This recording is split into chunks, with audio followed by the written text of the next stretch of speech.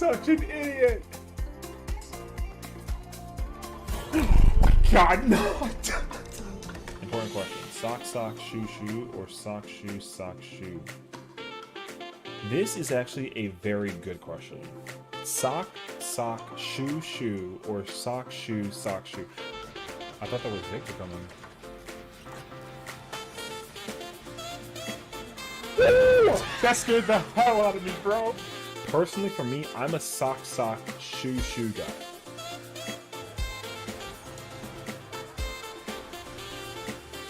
No, I can't do it. This is horse.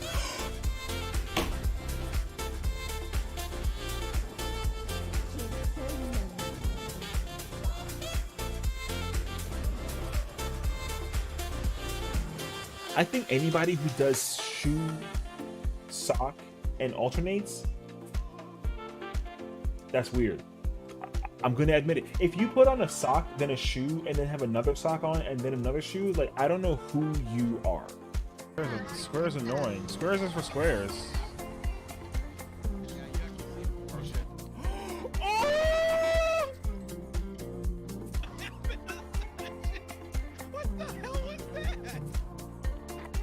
Because I feel like certain...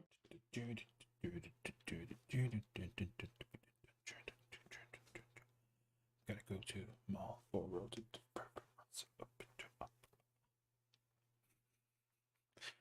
Okay.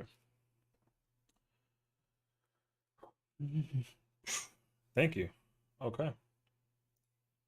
That was bright.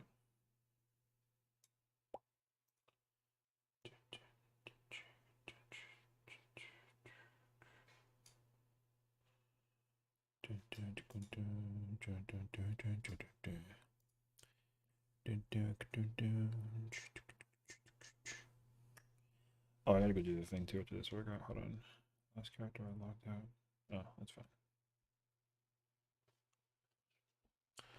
Basically, I was on my island and the game doesn't register the island.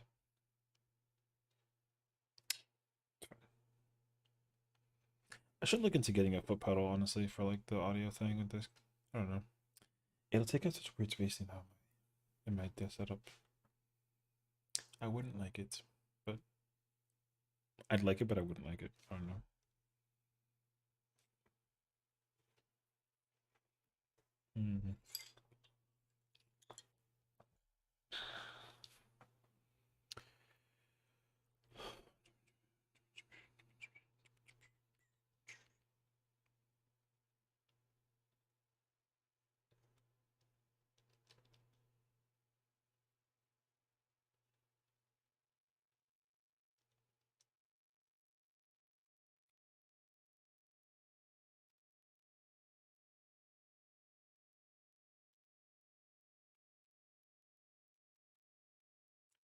Where do we go? Okay. This will be a good stream to test out the graphics for the sake of the thing with the game. During MSQ, I was running into an issue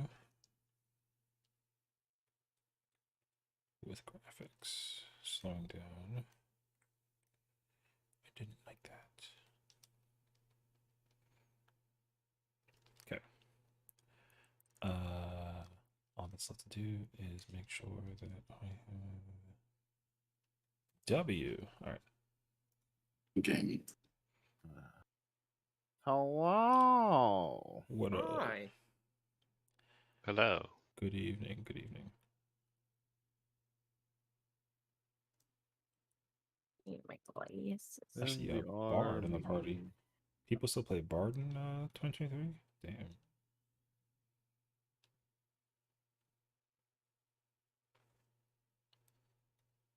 And then it got quiet.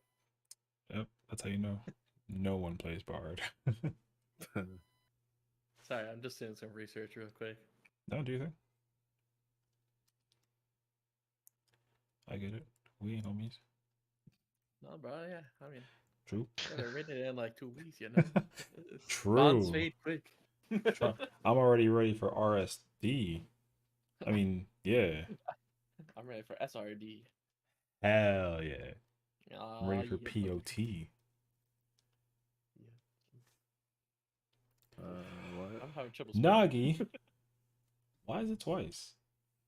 Oh, What's up, dude? Thank you for the what's up? 3 Hold on, month please sub. register. Good to have you, homie. Welcome on in. Don't mind me. I'm currently in the process of fixing some audio stuff for the sake of the game. I'm trying to figure out what's going Like, on. PTO. There's technically POTD and top backwards, but like, yeah. Yeah, I realized that like a little bit after, and then I was like, oh, that's Yeah, what it was hard to means. not immediately say POTD, but then that's not technically a raid. So like, Yeah, my brain went to Yeah, POTD, and I was like, what does that have my to do brain with also was kind of like, ultimate something is not correct. rating? my brain was like, the gears were turning. Bruh, they're gonna be turning during this raid, that's for sure. Oh, I'm thinking so. Yeah. Wanted to drop I'm gonna by be and trying to say remember what's up as since much I'm as at I can. work. What's up, dude? And I was then hopefully if I hope die, that work is that's going well fine, for and you. then I'm I hope that you're not dead as really, well. you know, too busy or But I again, mean, I know what you do, but you know, even still then I hope that it's not too bad. Don't worry, it's Mako's So- gun, not my gun. Hope you're doing well, dude. that's the gun I'm worried about. Yo, triple tank meta? I'm freaking down. Hey.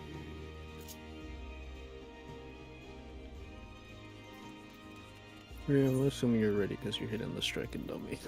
Good lord, yes, I'm ready, sorry. No, you're fine. You're fine. You're fine. I'm ready to. I'm just up tap. Bro, nobody asked. Damn, bro. Say, I'm not ready up, bro. bro, What? say who? What, bro? Who asked, bro? You. Sounds better than our No. end. Oh, okay. What? Just Yes, you getting started. did. I get You that. sent me a My message bad, my asking. bad. Hey man, kick back. We're gonna kick into some Thank- UCOB thank for you. some casual prog. It should be we should be catching up into doing the trios. So we had a teammate who was basically AFK. He was like away for like a while. So he'll probably need like a recourse, and so expect it to be a little bit memey tonight, but we should be chilling Yeah. though. So we'll see. But yeah, hope you have a good time at work. Hopefully it ain't too insane, you know, and you could just kind of enjoy. We'll be here vibing. I'm already surprised that it's already Sunday too. We're already being Sunday is just kind of like the weekend flew by. Hello. Hi. Hello. Hi.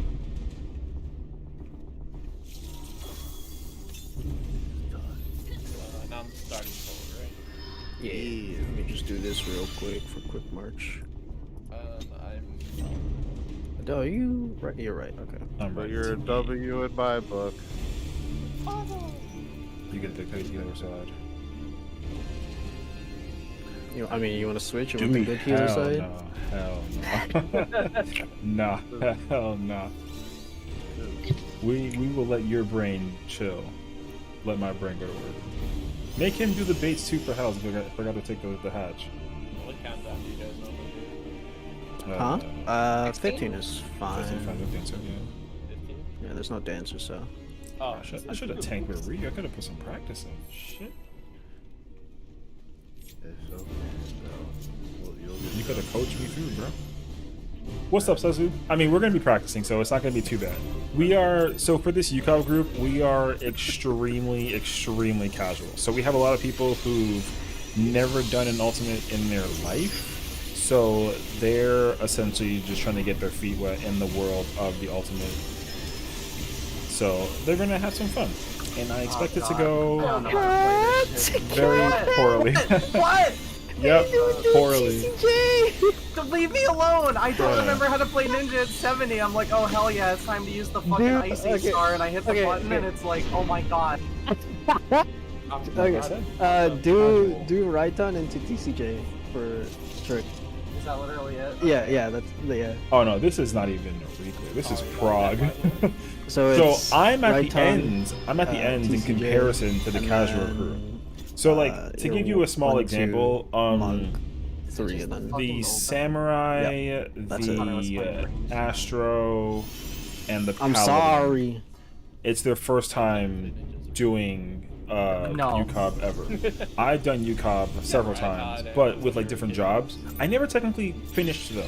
I'm really procrastinating when it comes to doing ultimates. But I'm already technically ready to go into like ad phase and clear the fight. So I'm gonna be very comfy and chilling while we work on this. good old fashioned. God Ultimate. fucking damn it. This job sucks. I'm switching a monk. Okay. Bruh. I might as well. It's just like, you know. Okay, One Piece on Red Range and B. Week I might- 7. I might fucking Adele find still out. wants to play Red Raid. Bruh, I'm literally- doing it now. All right, shush. I'm gonna commit. I'm gonna commit this time. I was like, oh, I kind of know how to play this at 90. It should be easier at 70, if anything. And it's like, oh, they took all the stuff that's easy away. You have to make this fucking like Frankenstein rotation out of garbage and spit. Bro, Frankenstein goes hard though. Frankenstein died at the end. Bro went soft as hell. That's You fucked up. basically Yeah, but just use still that- TCJ to set up Trick. Nah. I've only done it as I don't rank because wanna. I enjoy doing the base. It gives me something Okay. to do. Honestly, that's kind of how I feel. I That like it top the other way from better. Getting island to max. I mean, yes, I feel you. this but is the chess piece for the max island. I got know, the I but got it's the like, I got at the island 90, You literally completed play the job like in reverse. on Wednesday. Whereas I can just get Yeah. on fucking Monkey and So, play it the same. I maxed out. I literally woke up Tuesday Wait, morning. that's, I woke up Tuesday morning at like 9, and then I finished the island at like 2 in the morning, basically. I sped run the hell out of the island. It was a lot. It was fun though. You give her to go? Yeah. Don't let me tell you that I've already completed it 3 times, because that's gonna be really bad for the mental. You know what I mean? I got stance! I got stance, I'm sorry! I swear this. As the off take, he knows what's up. This is gonna be a lot of fun. So my stance goes off. Oh, I might have to. No, I have to take it with stance. Yeah, No, I'm I have sorry. to keep it on. No, you're. Wait, did I take that? Wait a minute, what's just happening? hurt me, just hurt me. Okay. Sorry. I'm Bro, pay for what you do if you want. Oh, he did jumping! Oh, All right, I'm- Twister I'm 2. so sorry. Yo, Oh, no, I'm what the wiping that. fuck are y'all doing?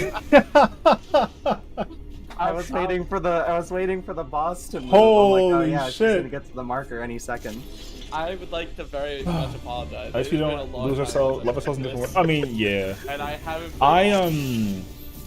My thing is like the thing is I really enjoy doing the island. Like I just actually enjoy it. I relate. And like in fairness, like From once you top to automate the bottom. island, it's really easy to do, and they made it easier as you hit rank 10 going up to 20. So like it's really not that big of a deal. But I really wanted to figure out like how many times can I like finish the island basically, and I gotta tell you, it's kind of nuts.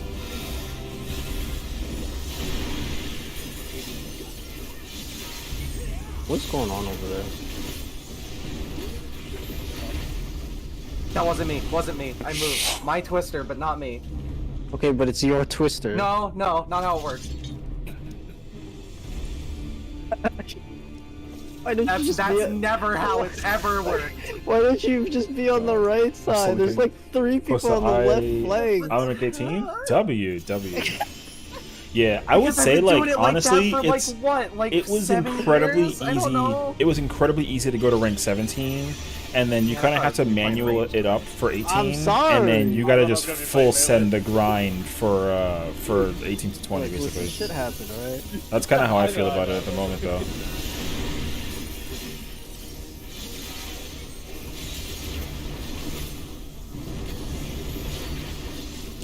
But I get that though. Yeah, the island thing is cool though. I actually really do appreciate how much fun the island is. That's Basically, good. it's been really fun. I also need to like what I'm going to eventually do though is maximize catching all the rare creature stuff because I technically haven't even done that yet, bro. I'm honestly just dumb. Hey, Sage, help me. When it comes to doing the workshops for currency and such, I was once we're done with 16.9. That's crazy. Oh, okay. Hey. I mean, that's not too bad though. Like, it do be like that, bro. Getting like 15k is a pretty decent chunk. You can definitely get more, but you got to really commit to like the nonsense with the island, and I totally get that too though. So they got to give us more animal space. True. Did you just run into the hatch? Hell yeah. Oh.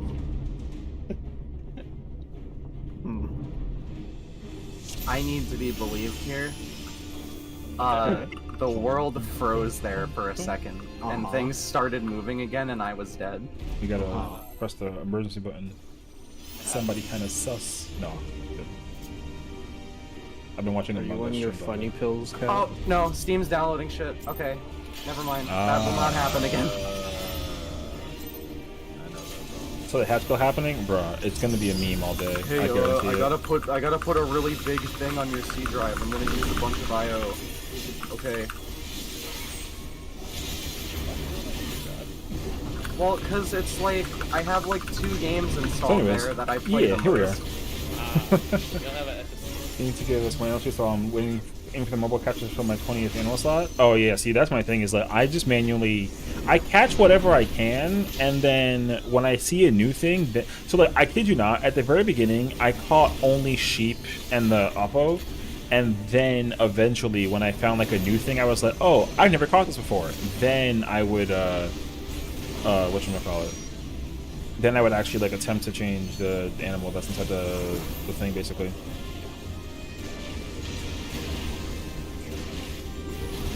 But I wasn't lazy about it, but you know, I wanted to max out the potential to do stuff when it comes to that. So, Also, Mako, I don't even get my funny pills anymore. like, I made it really easy for myself to just do that, basically. I sure ain't taking them But- during the day. But yeah, the thing is, like, as a result, though, I am lackluster in the acquisition those of funny pills. the stuff. Yeah, like, those funny I'm pills. missing Oh, yeah, so no, many of the good, I'm out of those for the moment. Oh. you know, the good and the rare ones. I'm just kind of like, I got the normal looking ones, nothing too special or crazy. Yeah.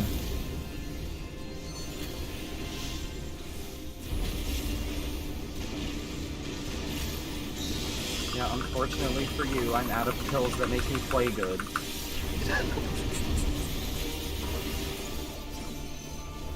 All I've got Where did I now get is a those? vape. I want to play better. That sounds like a dream. I mean, it only works if you're really bad at everything to begin with. Oh. That sounds right up my alley. Yeah, I can kind of relate to that.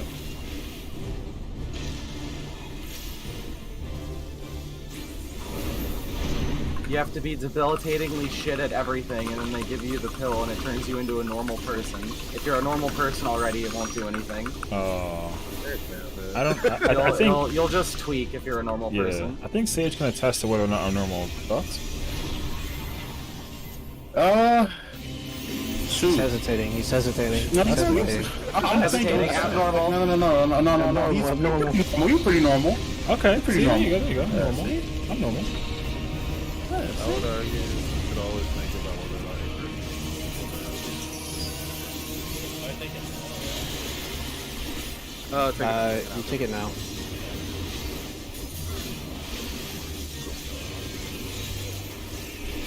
Watch your thunder. Oh, it's 120. It's In and Iris out. then, right? In and out. Out.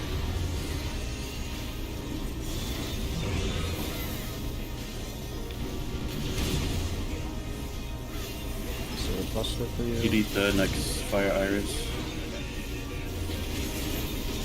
Fire out. Iris needs it. I've got this. Not the fire, not the fire. Thunder's me, Ryu. Thunders. Stack them in. What stacker? Two Yeah. stack. Okay. Watch thunder. Nah, you don't gotta stack. That's okay. You just relax. I thought Okay. I Fire in. Oh. Ryu is out. Fire in. Ryu is out. That's me. You know that far. Holy shit. Light spread. Light spread. Spread a little bit. Spread them in. In. I can't believe we're doing this here. Watch thunders. It's Cal and Adele. Yeah, you could have stayed in, bro. I got you. man. I got that. A, B, C for dives.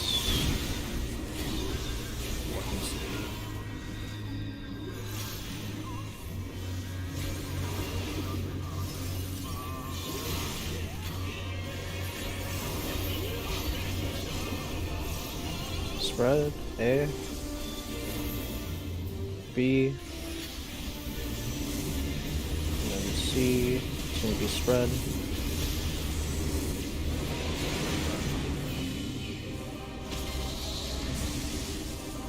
I cannot believe you didn't. Who made Oh, probably you. Whoever gets it first, but not too late. Oh, the video drop. Why'd you vote? Oh. I don't know why. I thought I was In supposed the to- In the now, in the now, in the now. Get him. Out, out, out, out. Oh, I'm gonna get them up if I can. Just don't raise yet, don't raise Yeah, yet. don't get up there. Oh, Do not. Oh, you are dead. You know, Bye, no, everybody. We're not dead. We're not dead. No, she's Dad, dead. get back. She's dead. She's dead, but we're not dead. true. And I'm thinking, Alright, all yours, Iris. This is Iris boss. Please don't cleave us. I saw my. No, you're good, you're fine. You're fine. Invuln. I wasn't sure if you had. I didn't think about if you had yet. please. Yeah. Okay. That was the farthest I It's tried to over. I do. have not enough mana to do anything. So This is a wash. Like, dude, keep going. Guys. Oh, shoot, I was so far. Yeah, I'm reset. God Sorry I'm about chilling. That, Is that this was your the game farthest stream? I've made it, so I didn't Yep. really know what to do there. Okay. Whoa. What's up, Larry? Good to see you, homie. You I might have see if I both can get this when you turned came on. up? Yeah, I got it. uh, Okay, so here's the thing with that. I think I freaking- did that one. Yo, that not turn you, on Ryu, not is you. annoying It as just hell. didn't go on Because when I pressed it. the first time I caught the turn on Oh, okay. was after seeing it like 4 times. The first 3 would not let me catch him. And I even okay, so like I assumed, right, like it was big, so I got the thing and I threw it at it and then I was like, okay, it missed. I had like 20 of them and I lost every single one. I don't know why I didn't stop after like 4 or 5. The first turn I saw ate like 12 of them before it disappeared. So I just like was like, F it, I don't care about it anymore. Let me just work on this island and max it out to 20. I was mid speed running the island to basically do the thing, and then it didn't. It wouldn't let me. Then the second time I saw it, I threw at it like 3 or 4 times, and then it was gone. It's up in 2-ish hours, and the mobile's been 6. Okay, I'm gonna have to like look into that then, because I haven't even seen the or no, is that true? I haven't seen the Morble, I don't think. I've seen the Grand Doblin in the underground. I saw that thing, and it also didn't like me. I threw like 8 of the things at it, and it just was like, no. It just left. It was annoying. Yeah, respawn rate of the Morble has been absolutely bad. Really? Is it because of what is the spawn rate for it? So here's the thing. When it comes to all the super rare stuff, I don't know. I don't know any of it. I only see them in passing. Like, I saw like the Tiger of Paradise one time, for example, and I was like, oh snap, and I tried to catch it, and then it just wouldn't let, it was gone. I haven't been actively checking when those things actually come out. I just kind of like just throw myself in there, and I'm like, okay, we'll see. So I'm not like a huge stickler for trying to like figure it out.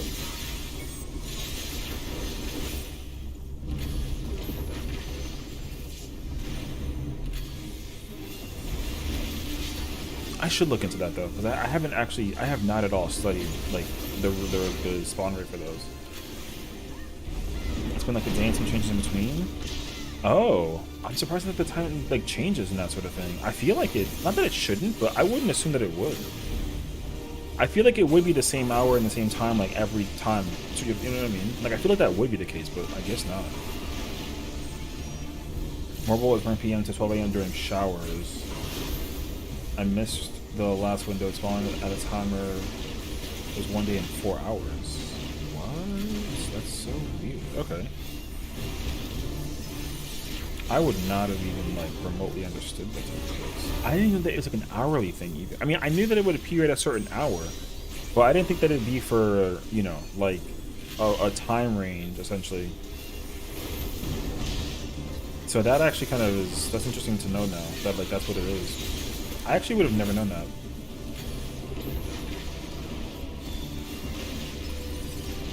Some also weather based. Weather I did know because there is one that appears.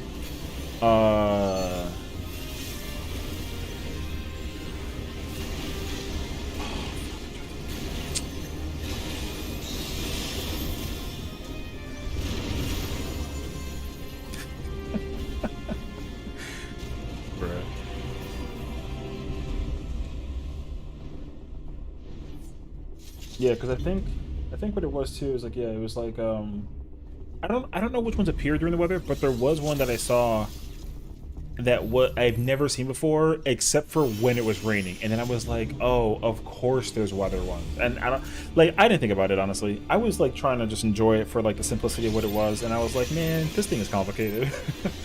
But I like it though. I still like because honestly for me like it's actually a really nice pastime for me to just enjoy. I don't really oh, oops. I almost forgot that. Yeah.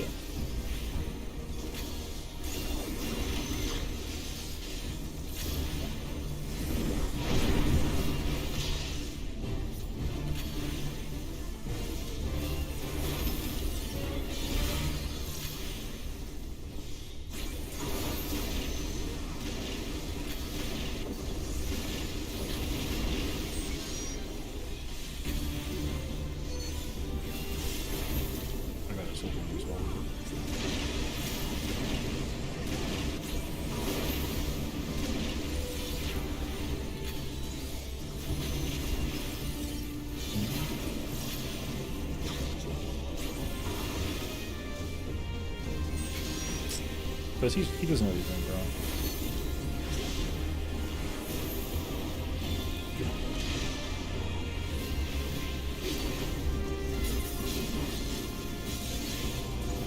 See, he gave me cardio, but I didn't question it, so I just let him give me cardio. I'm not had nothing else to do.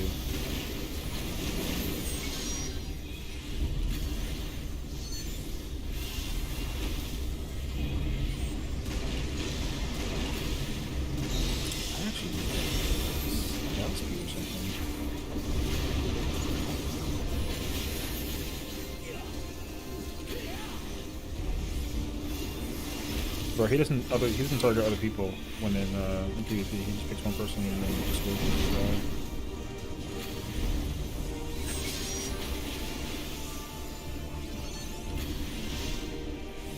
Yeah.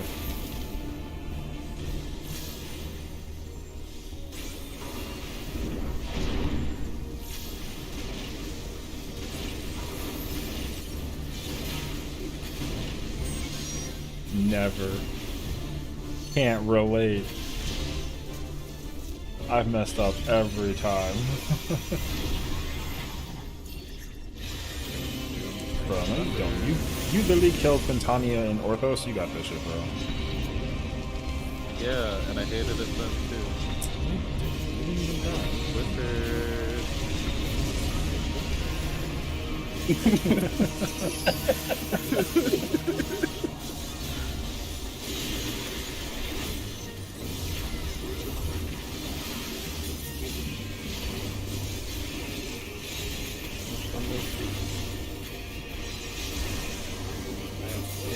Cow. Fire is going to be out. Cal, you need it.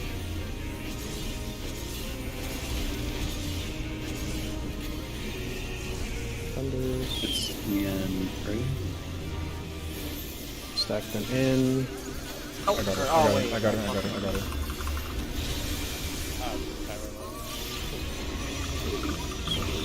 Oh, I'm dead. You Oh, can't. I didn't get hit. Actually, Watch wow. Thunders. Watch Thunders. I'm out. It's for you and Pat. Fire in. Adele is out.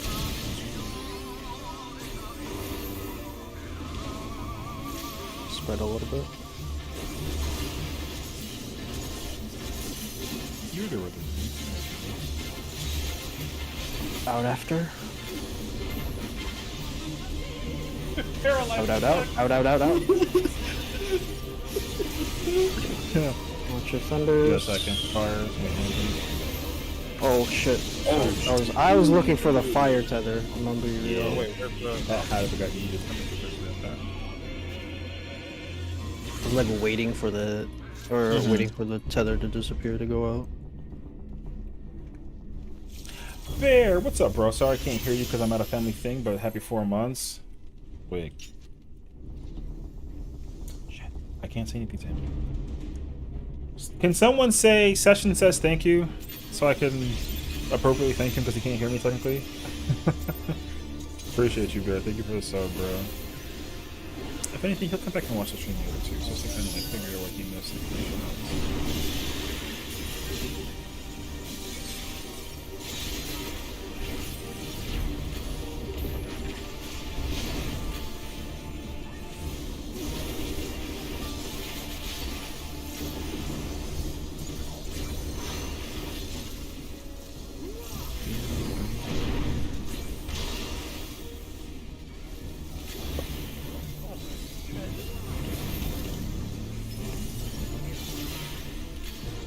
Thank you, Owl. Appreciate you.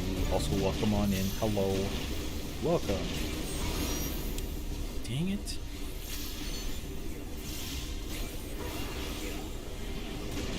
I really need to figure out how to, like, save my... I might have to look into that. I'm gonna have to see. I appreciate it.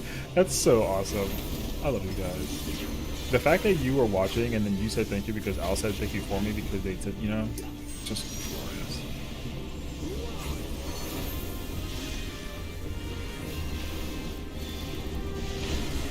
Oh! Oh my. What the f happened to me? The person who Thank you hit for the first booster got knocked into your booster. Jeez, I cried. I love him. Yo, I was so scared, dude. I was unsure. Alright.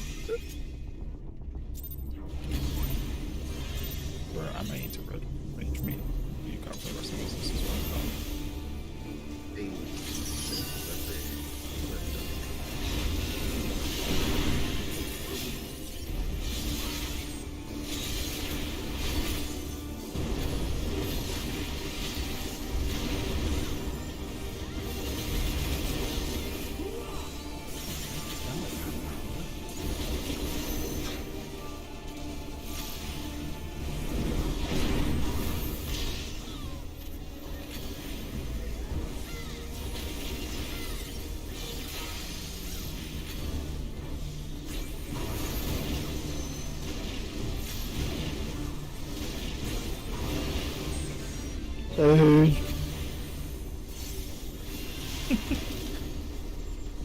Bro, he really did Happy you said that something, bro. Crazy, bro. Bro, crazy.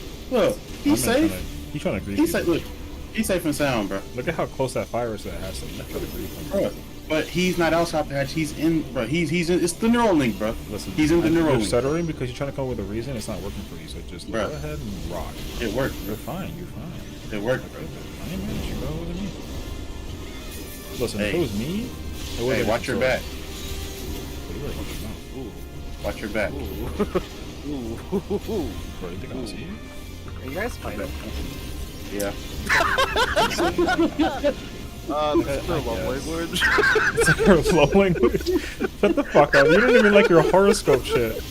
It's like, I don't like being a Libra. Hey, fact. So, there. Wait, how is love? No, wait, we need to have a conversation. If you Nah, think no we don't. astrology and love language is on the same level of thing. Uh-oh. Well, Love language is necessary to communicate with your partners properly. Astrology is staring at stars. Alright, I'll remember this one day. Man, I wish my relationship was better, man. Man, my girl, she don't get it, you know. Hey, have you ever thought about how you treat her with your love language? Bruh, you gotta hit her with her Love 3 magic language. words and she'll never let For you go. him, for they. Or it. An inclusive read. I like it. Wow. My man doesn't know what No. Capricorn are the corn that wear the capris. Shut the fuck up. True. Right. No shot that you're actually trying to put this into perspective. Thunder. In and out. It's on Cal and Pat. Yeah. Out, out, out, out. Wait. Don't worry about it. I know what you think. I saw it. Don't I worry just about didn't it. We'll believe talk it. Oh wait, maybe we are talking. Cal, you need fire. Thunder. Stack then out. I'm trying to keep you alive. Hold on. Out, out, out. I'm dead. Oh, never mind.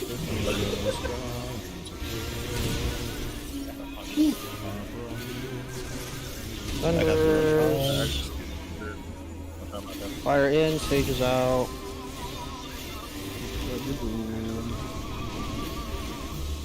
Spread.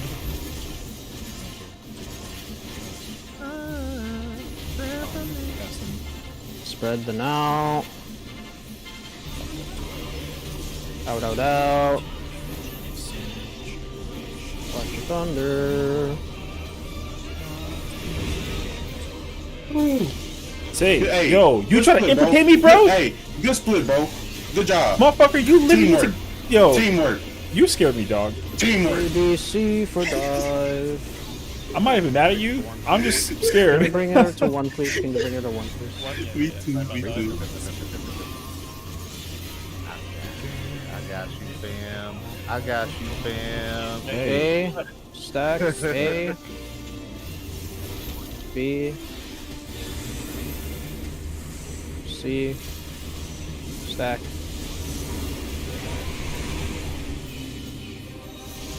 Oh, Yeah. That's how we roll.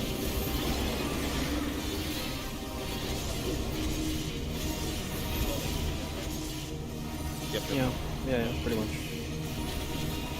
Spoke when Bahamut shows up. Okay, and 2. And then it'll be when we get knocked back. Oh, that number good. Yo. And that's when I'm at 1, right? Yes. Don't go in! Don't go in there! Oh, that was me. I was Burns. prepared. You get burns. You get burns. Oh, I would know wasn't personally. prepared.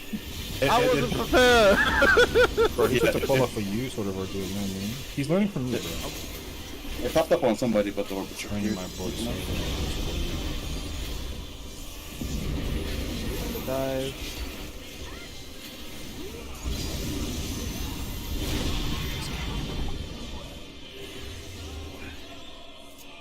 I just stand in front of a healer. Yeah, you're on website? Assistance. We clipped. Yes. Oh, shit. Pop everything for you. Wait, what happened? We got clipped by the Mega Flare. We were too close to the middle, preparing for the stack. I was the mega player. Yeah. Everyone I middle, I everyone hit middle. you with one. The Oh. spread. I hit you with the spread. Sorry, I don't. No. That was me.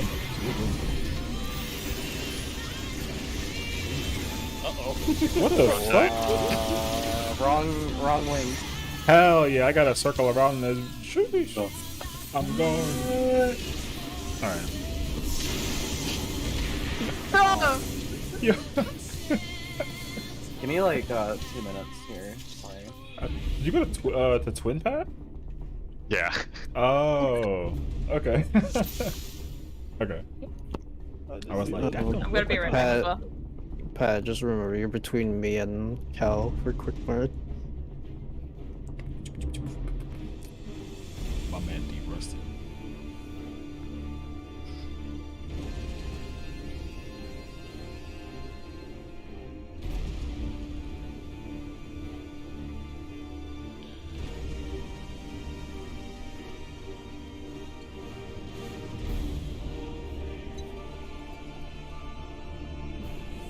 communicate that much.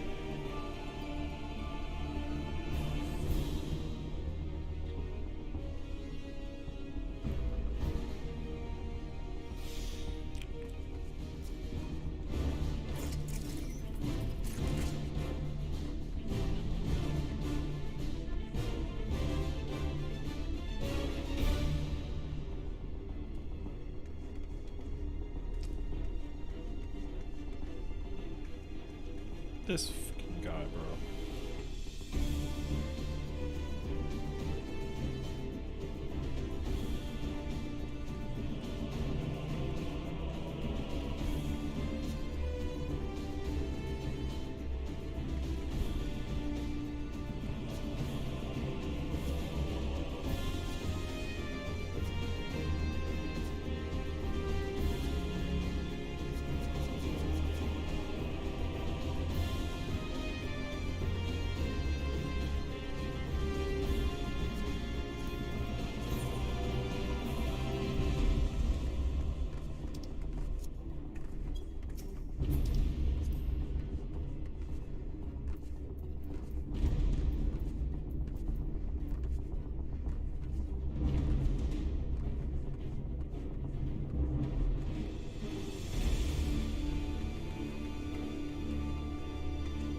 Alma LB did nothing.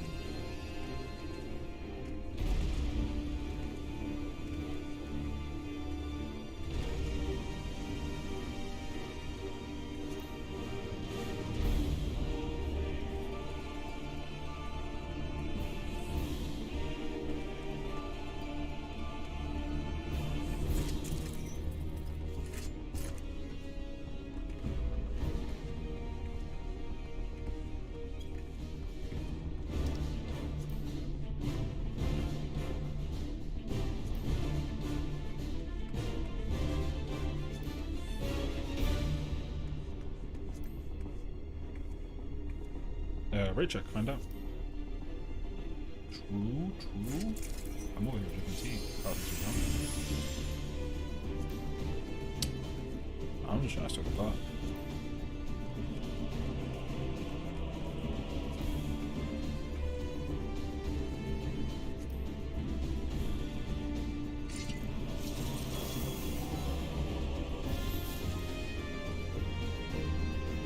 Kyle, why did you and Sage both coordinate outfits? Apparently. Oh, you didn't know about this? Oh shit. I gotta put the two away then. Alright.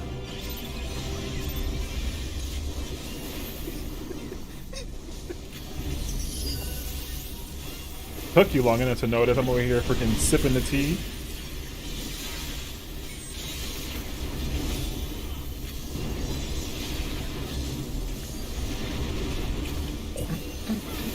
My god.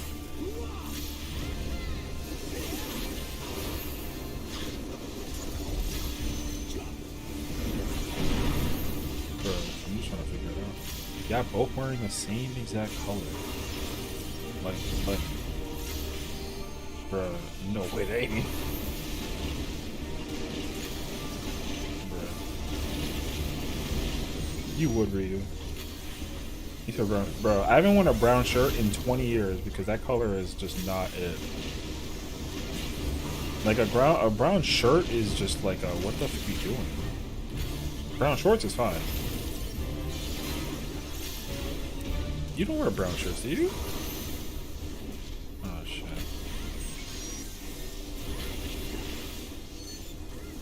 Oh shit. Well, that's awkward. Oh shit, true? Wow, that opened my mind. Bro, I forgot that UPS wear brown shirts. Yeah, but they pull up with TikTok all the time talking about freaking, you know, making all this money working at UPS and whatnot. Bro, the breadwinners are on UPS. Oh my god. No. Have faith. Have faith. The adult saved everybody. No.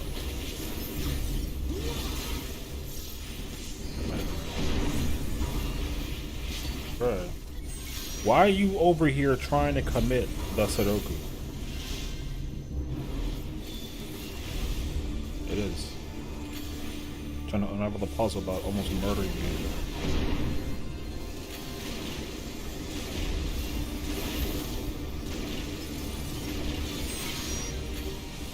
Kill it. I'm not moving. Kill it. Kill it.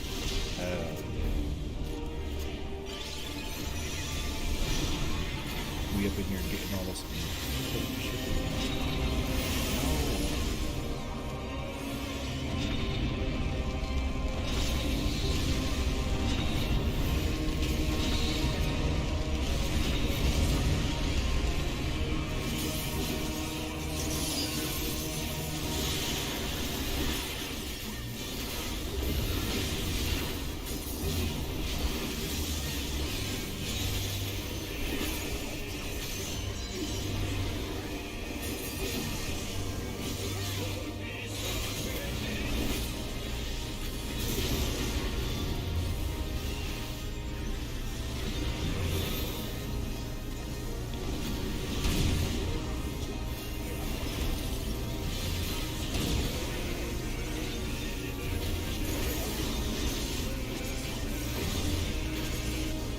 No, freak.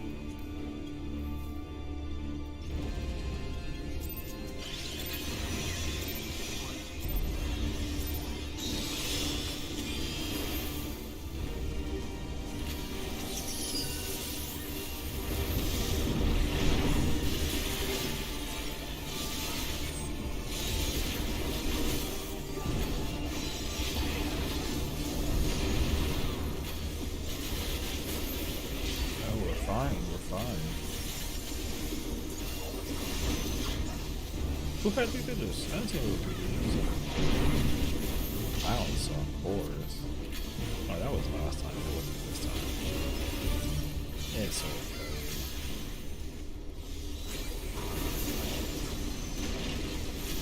That cat, who was that?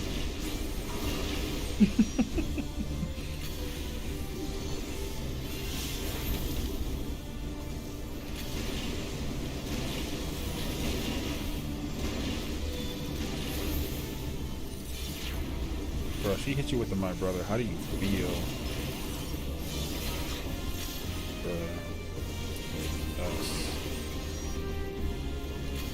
There's not even a purple card.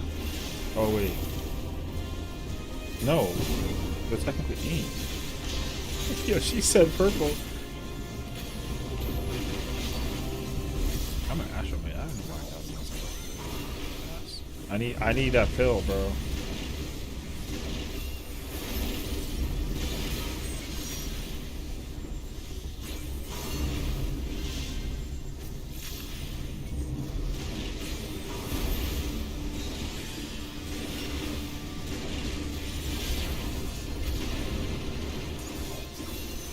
Bro, maximum uptime, bro. I'm in the building.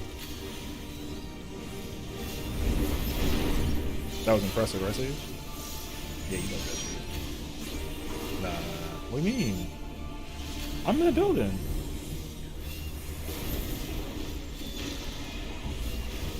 I've been practicing. Watch this, motherfucker. Watch this build. I love it when people are like, yo, watch this, and then they just fuck up.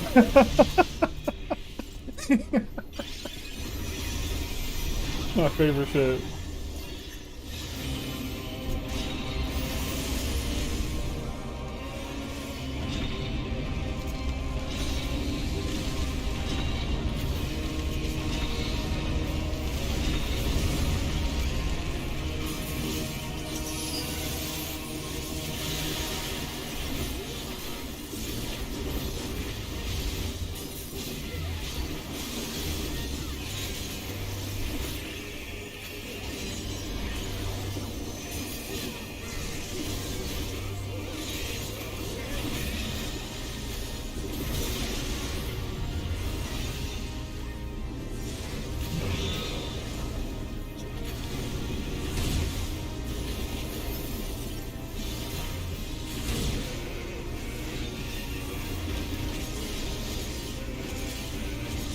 I'm southeast.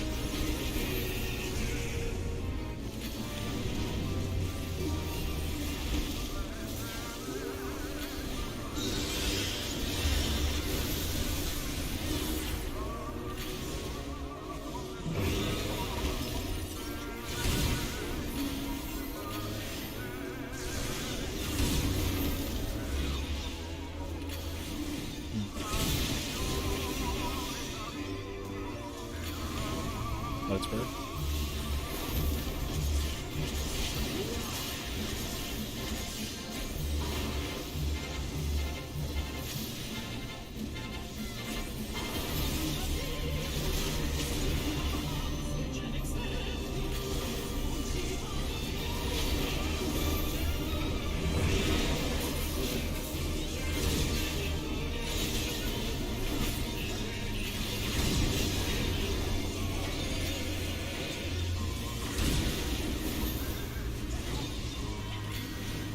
I got it. We're good.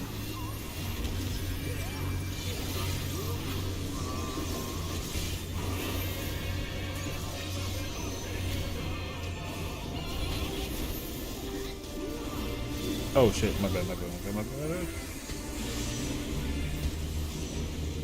We in business.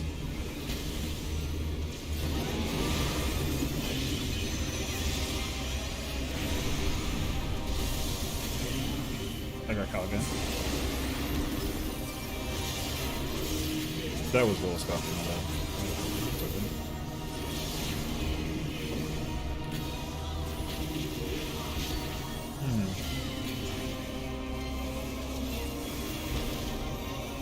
Let's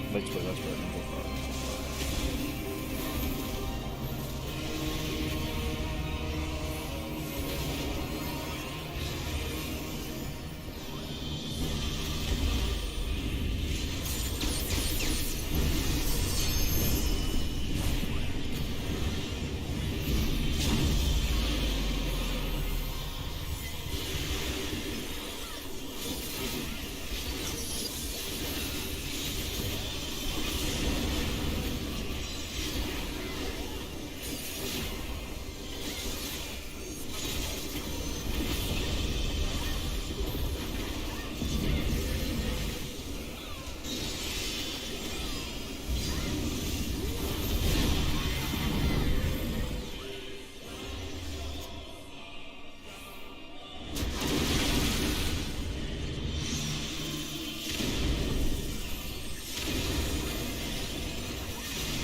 We might get hit with a random feed with this thing.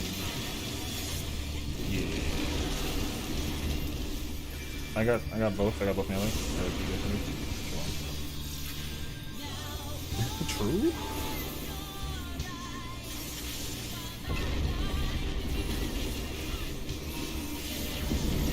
Oh yeah, so dude, that's Daddy, thank you for the sub.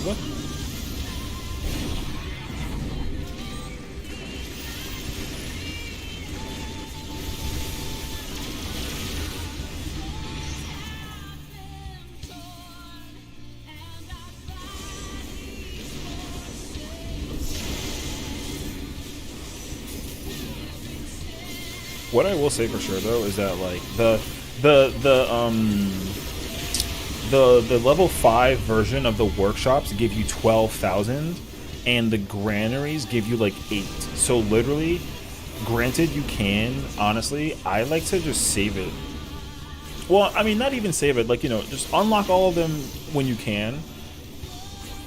But like, as soon as you're able to like complete the construction, I literally save the construction until I literally wait until whatchamacallit happens. Until I'm like almost max 20 basically.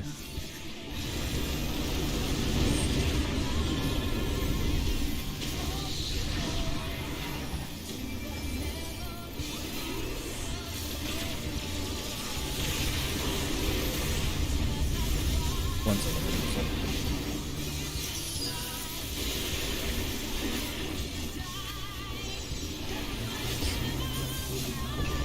My workshops are going up to level 4.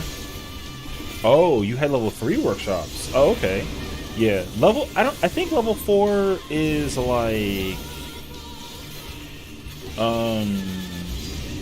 level 4 is like decently good amount too though. But like you definitely want to get level level 5 is like crazy good though.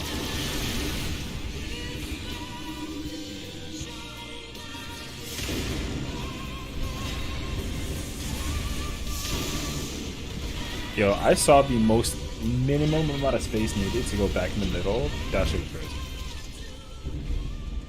Bruh. I had to build a dog.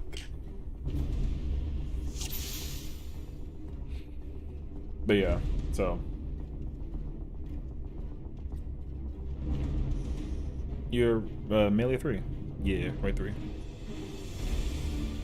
You should be between me and Sage for all the spreads.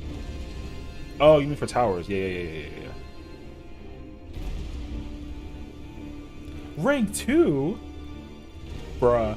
Well, what I will say though is like, thankfully, right? Thankfully, you're gonna experience. You're gonna get more experience now because you have so much of the stuff to upgrade.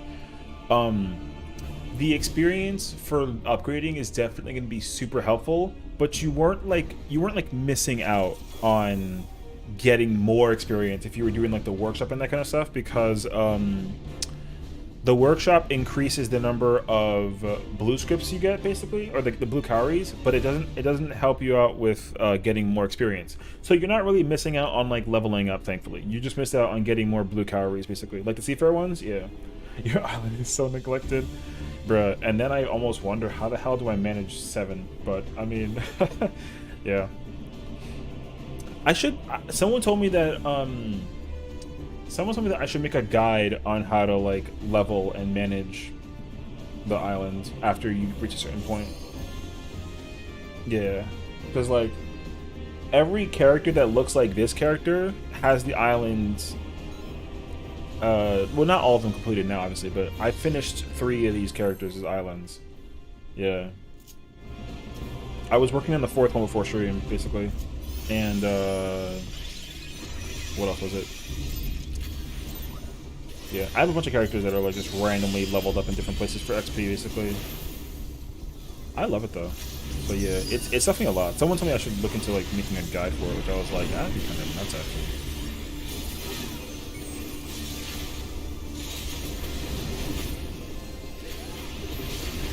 But I feel like people like, I forgot what it was on like Wednesday morning. I woke up to like check my retainers, and then someone was like, "How do you already have the thing?" And I was like, I just did it, bro.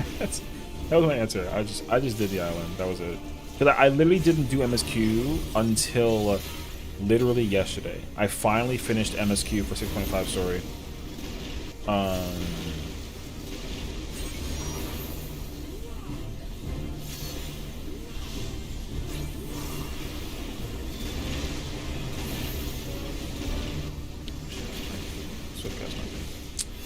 There you go. Now I can.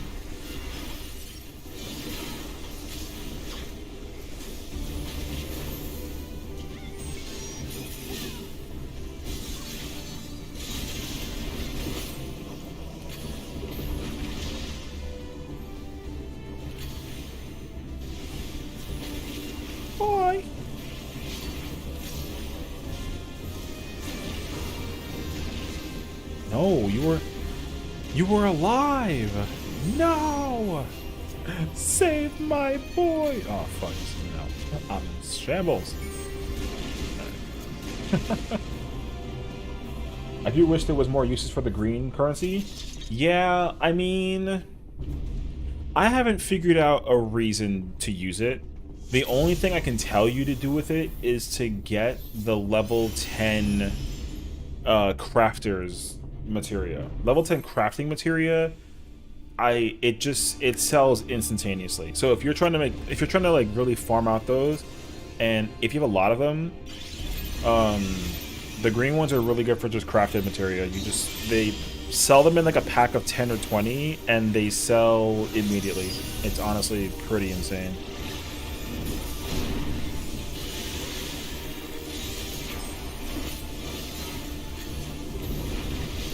That's the only thing I could possibly recommend, honestly, yeah. But I mean, I get it though. There is technically a new currency though too, because now you have the felicitous favors, which I haven't even started yet.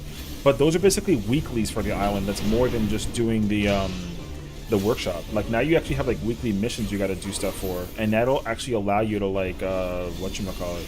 You can get even more stuff. But I haven't even like begun to look into it yet. They need to stop giving me this because I'm trying to cast.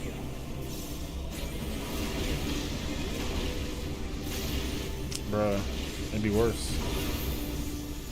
I gotta be baiting hells, and Mako be sitting there with a gun in his hand, he's not doing shit. Basically. Bruh. I might as well just bait the thing for hell in practice.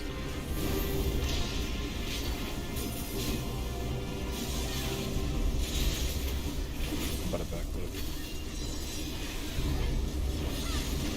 You think I won't? But I should.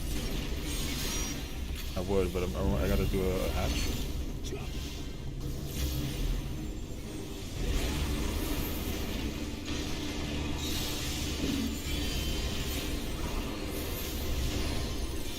God damn. I got him.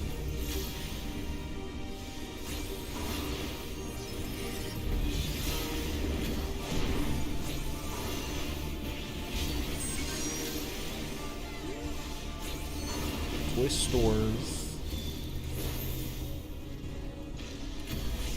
Damn.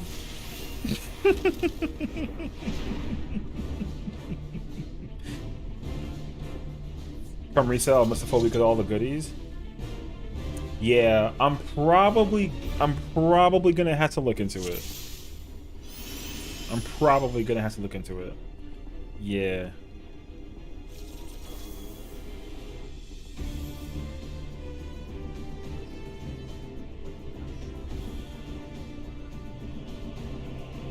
Isn't it you got diagnosed, then hatched, then Neuralink? No, I'm kidding. I'm kidding. Kidding.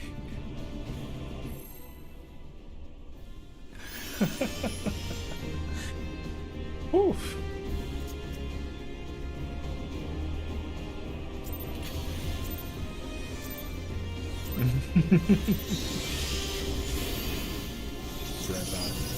Anywho, we're chilling.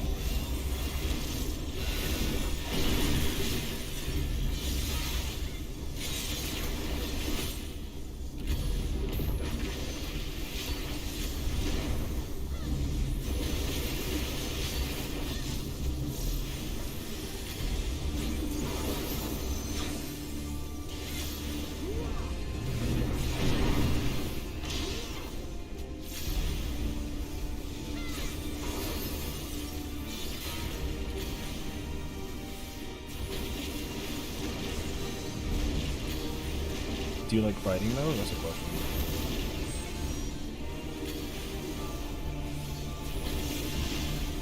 It's like a pit bull.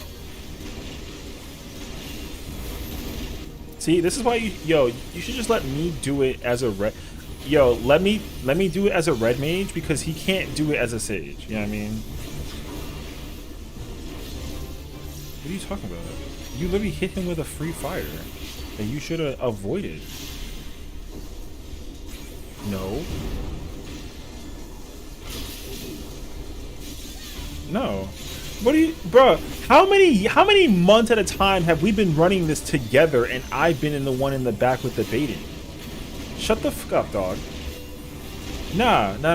You can sit there and figure it out, bro. I'm in the middle of dealing with the hatch. Shut the fuck up, dog. No. Like the freaking dragons in Nailface, bro. It's the same shit. Like, we're there for each other to kill people, but it should be twin. But now he's over here trying to. Exactly. So like, maybe we'll say you're doing God knows what. Bruh, undo the triangle just to make it align.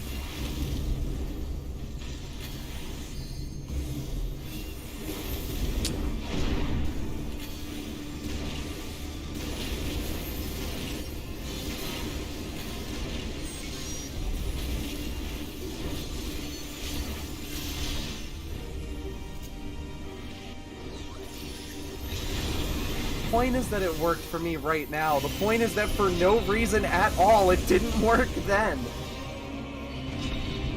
Despite it being the same. It's not my machine. Yo, I'm Marco. I have a computer. Damn.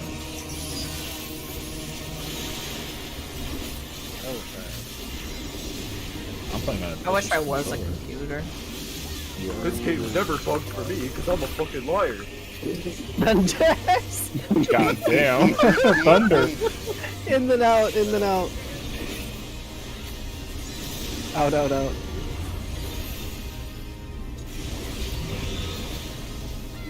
Why? Well, no. Fires out.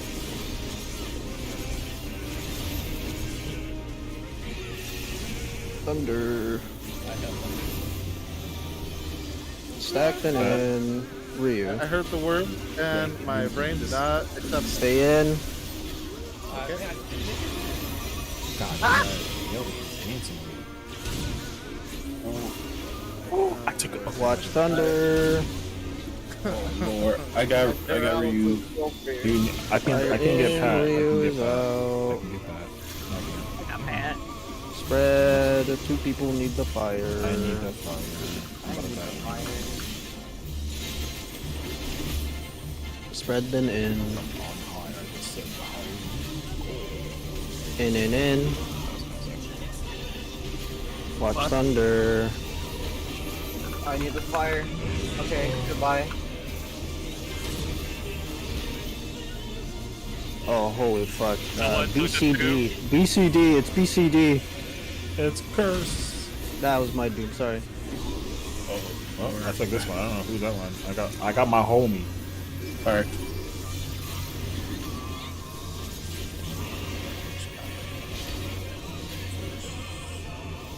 Spread. B. B.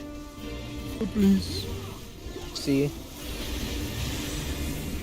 And then D. Spread.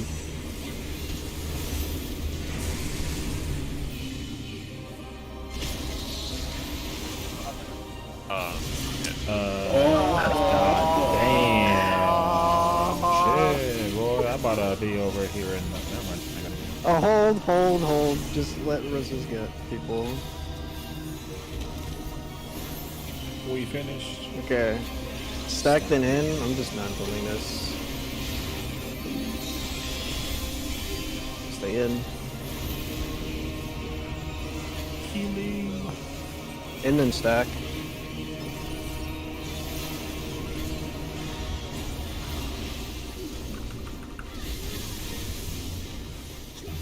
Okay, we need to do Damage. Provoke. Do we provoke here? Not that we don't need to do damage, but we don't need to pop. I have a. Okay, I'm too. Distract me if needed. No, do not. Sure. It's fine here. LB, please. Yep. God damn. We almost fucking died. I'm sorry. I'm fucking nervous. I'm in overdrive. Bruh, if you nervous, why you tanking? No, you can't be nervous. You must be confident in the tank.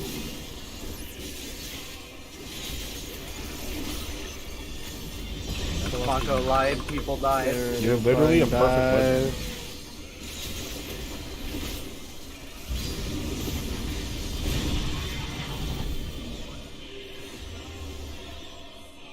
Grave Twister.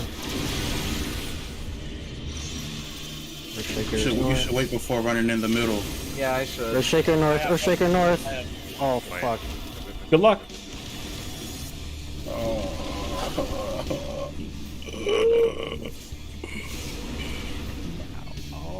We did it, Iris. Yeah. We did it.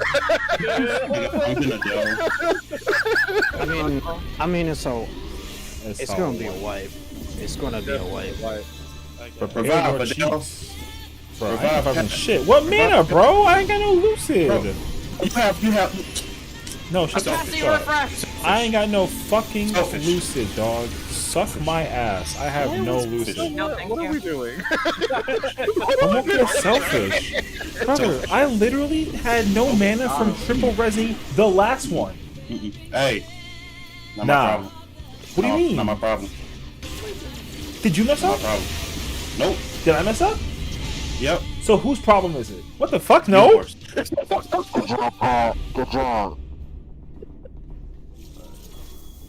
That's not how that works. What do you mean? I didn't make any mistakes during that part. You didn't revive. I'm sorry, I was a tank. I should have revived. I should use it. I think Mako could have res, honestly. You right. My bad, Adele. Oh, you're right. You're right. It should've been- Nah, no, he shouldn't have. What are you talking about, bro? Mako is in the building. Y'all need to all figure it out. Nah, that's my No, homie. it's an inside joke. It's an inside joke. I don't give a crap. Inside joke or not, somebody eating a twister. We're taking this joke outside.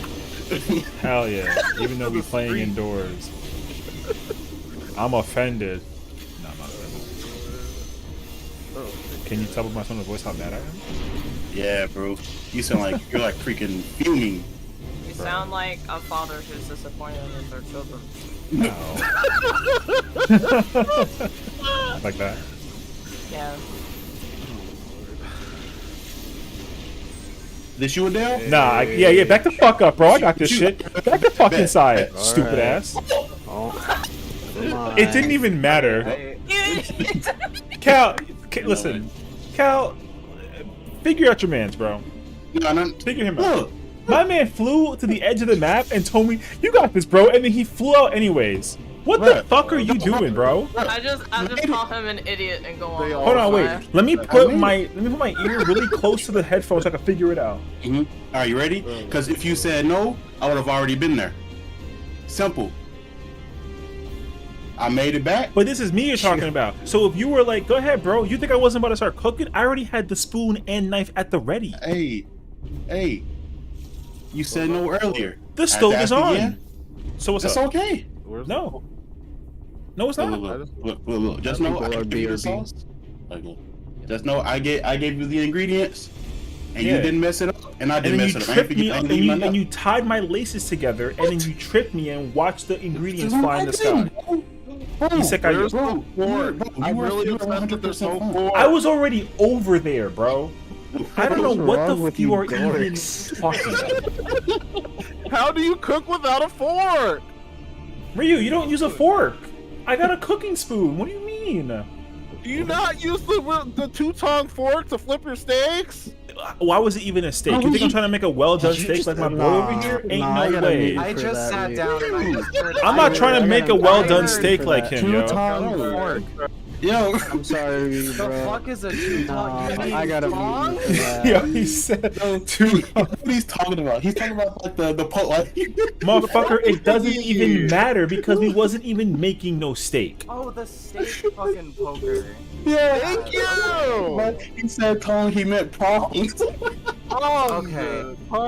Whatever. No, Bro. not I when thought you we were about to also play use with some paint. tongs to interact with steak. That's not Yeah, like you it's do too use tongs. confusing. Yo, what? Like, So, a two-tong frog. my man uses a fork, a dining fork, but I flip the steak over. crazy. Hey, if you ain't fancy, True. Hey, if it's just flipping, Bro, both Ain't y'all sound complaining. like y'all like I your don't steak know well if I done. I like how Ryu did you even call it like the utensil name? Just I have no idea what two I'm prong real, fork. I have no idea what that's called. You know what that means, though. At one point in time in his life, he tried to eat with that, and then it didn't It's work a out. carving fork, Ryu. Oh, you know. carving fork? Okay. I don't know that. You know why you don't know about it, bro? Because you eat well done steaks. Thank Shut the you. fuck up. I was gonna say, Sage, I don't know if I went back up on the steak. Oh fuck! Crazy. You know what, Ryu? Yo, Cal is over there laughing so hard. Chill. Thank you. No, wrong thing. Bro, don't kill my boy Iris, bro. My boy Iris is in the building, yo. I'm gonna bake the fucking liquid elves differently. Get ready. Okay. Oh, did we do this right? Yeah. Yeah, we're fine. Yeah, He's going the other way. He's going the other way. That's fine. Okay, we're fine. Everything's That's fine. Sage, stay your ass in lane if he gets that shit. All right, bet, Bum ass kid. bet. No, I got this shit. What you mean? Hey, 100% every time. Who's cooking now? Take your motherfucking well done steak and put that in the trash. Woo, I will never. Yes, you will. You Well, I would doing it never. starting tonight. I know you're Ain't no cooking in way. the background right now, bro. Turn the stove off. Dang, some steak Uh, would be kind of good right now, huh? No, that shit about to be as dark as the night sky That's crazy. because it's And I'm gonna burnt. eat it. Oh, because it's burnt. Yeah, not even well done, bro. My man trying to play Sage so hard right now that he forgot about his own food. My man didn't even eat. I just want to point out too, a well done steak does not necessarily have to be burnt. There's my defense for steak. I mean, that's up for questioning, bro. But I'm gonna let you cook with that 2-prong fork. Then. It's called a carving fork. Thank you very much.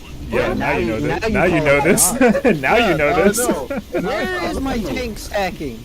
He's over there cooking nipple with his steak, Number bro. one. My boy has the steak. It's LB generation, bro. Come on, get It's LB LB generation. generation. We already got almost LB2. We need 3 though. We need 3 to live. Shut the fuck up, bro. He's not wrong. Oh! Not wrong. Oh, that sounds like somebody had no faith. Yeah, I thought that too, and I was going to act like nothing happened. They're not like you didn't even know it was there. Actually, no, I was in the middle of also like still like in defensive mode on Yeah, carving fork. you were thinking about the carving. Carving fork. Yo, I need somebody to change his name into Discord to Carving Fork Ryu. Do it. No. Carving fork. No. Ryu the pirate. No, hell no. You're not a pirate. Just that pirate. Pirates know what a carving fork is. Ryu, after raid, I'm gonna give you pictures of kitchen utensils, and I want you to name them. Oh no! Oh my god, study utensils now. That's Like great. this. This is the only way to learn. Only Wait, you way. get to give all of them names? Yeah, Jimmy, Timmy, Sam, and Alright. Nancy. Heck yeah. Watch your thunder. In and out. Yeah, muscle. Out.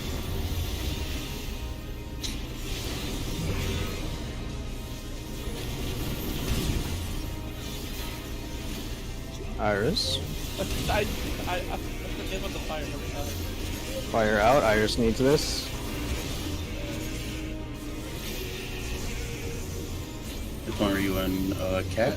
Alright, well, get ready. Stack the now. Get ready to pick up Iris. I'm sorry. Out. Oh, goodbye. Wait, I thought you got hit by that. Alright, well, let me just. Wow. I'll get Iris. Iris is gonna die though. Watch your thunder. Nah! I have no idea. As do I. Fire in. Oh, fuck! Alright, That I is got all out. these fucking schmucks. God damn, bro. It's a good thing I came in as a red mage and nothing. Am I thinking bad now? Yeah. Yeah, might as well. Yes. Spread. Spread them in. Spread them in. In. Oh, it's a good thing that. Watch your thunder. Bro, oh shit. Stop it! Yeah, whoever that was, that I was forgot my. glorious. Oh. I can't revive.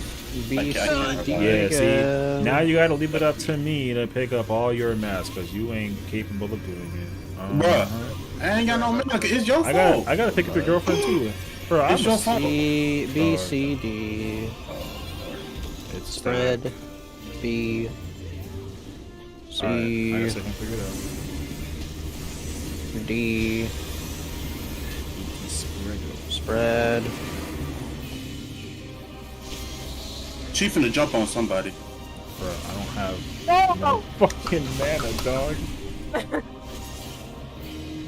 Don't worry, I got it. Bro, I need you to go back to the default sage weapons if you finna get killed like that. I'm so sorry. Bro, what do you mean? You can't be glowing out here looking like an Omega yes, I weapon can. when you over here getting Bro. shot by bullshit. Listen. I got a relic. I cleared It don't matter. Omega on this. I didn't clear UCOB on this class. That's my excuse. Can't even get a sage weapon from this fight, but you're over here playing sage. Yeah, bro. That wasn't even fucking real. Don't I don't even count. even like the It don't count until you can get the weapon from this fight with that class. I see. That's what I'm doing.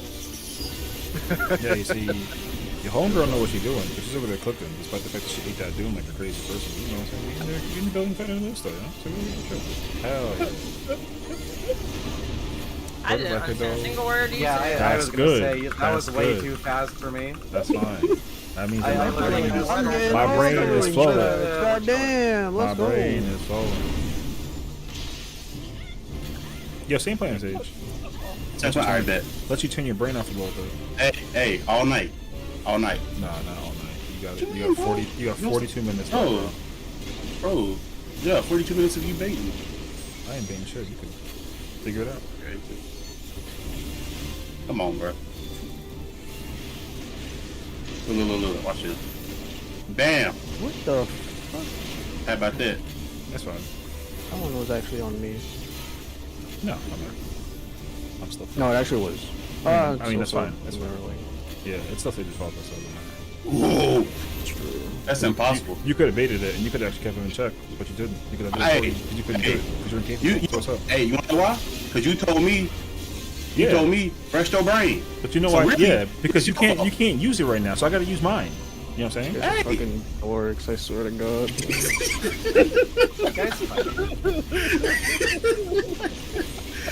We're like the two uncles at the barbecue that always go to war about nothing.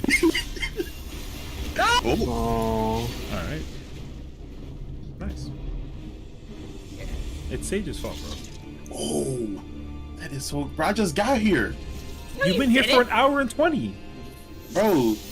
Shut just got your, here, shut bro. the shush. Bro, I just got here. Put the weapons away, bro. I'm tired of seeing it. Bro, Adele, you wanna know what people in PvP call him? Hey, let them know. They call him the police officer. Police officer. Why the fuck? I just say What is the context? I made it up. I didn't do div because I'm mad now. You almost yo. They also call him the pincher. Which I have You be very pinching people in strong PvP? words about. What job? Any job, pretty You can't much. pinch with any job. When they see me, they say, "Watch out, y'all! The pinchers in the game," and they gotta have their camera turned on. Bro, Time. that Stop.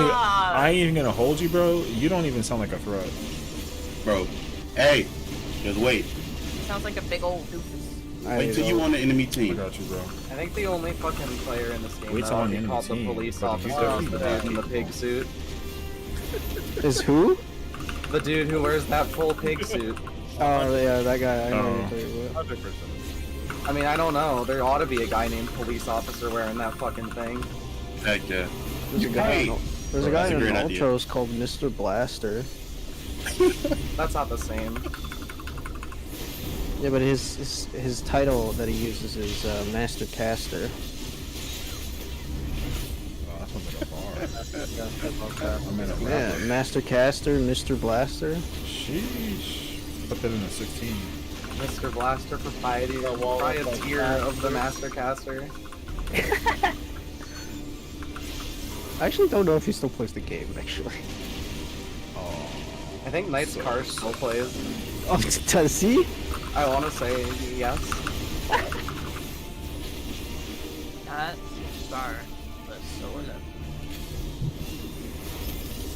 My uptime is lackluster. I know fucking Trinity Skies got bullied off the game. Like, I don't think they play anymore. Oh. Dang.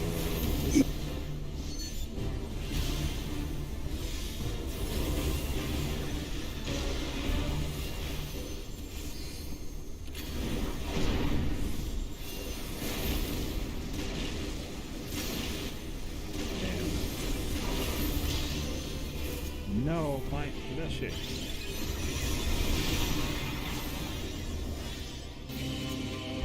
Bro, we don't like those machines. Get them out.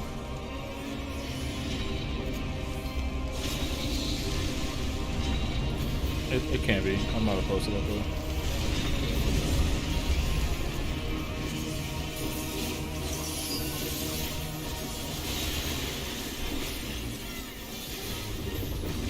Gaping.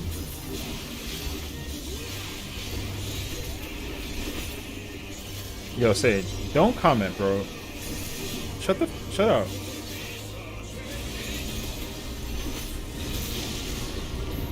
Cal!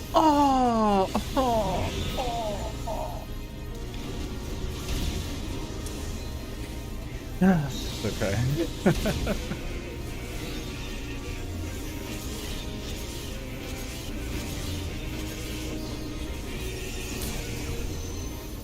Bruh, literally hit him with the clemency and that shit.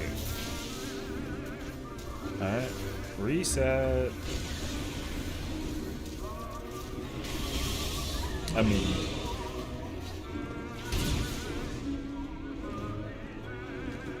I'm gonna respectfully say that I killed Cat, or Cal, my bad. No, Cal didn't kill me, I killed Cal, you know. You're not Shaggy, bro.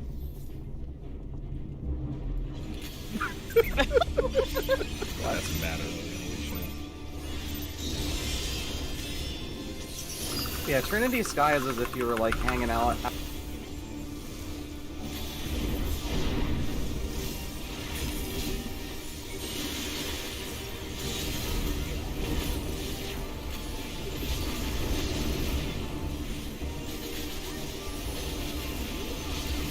sounds.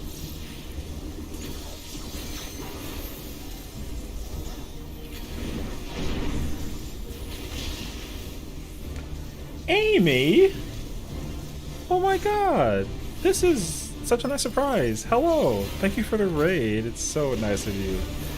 So sweet. Hi, Amy. Hi, raid. Hi, friends. What's up, everybody? Session here. Welcome on into the stream.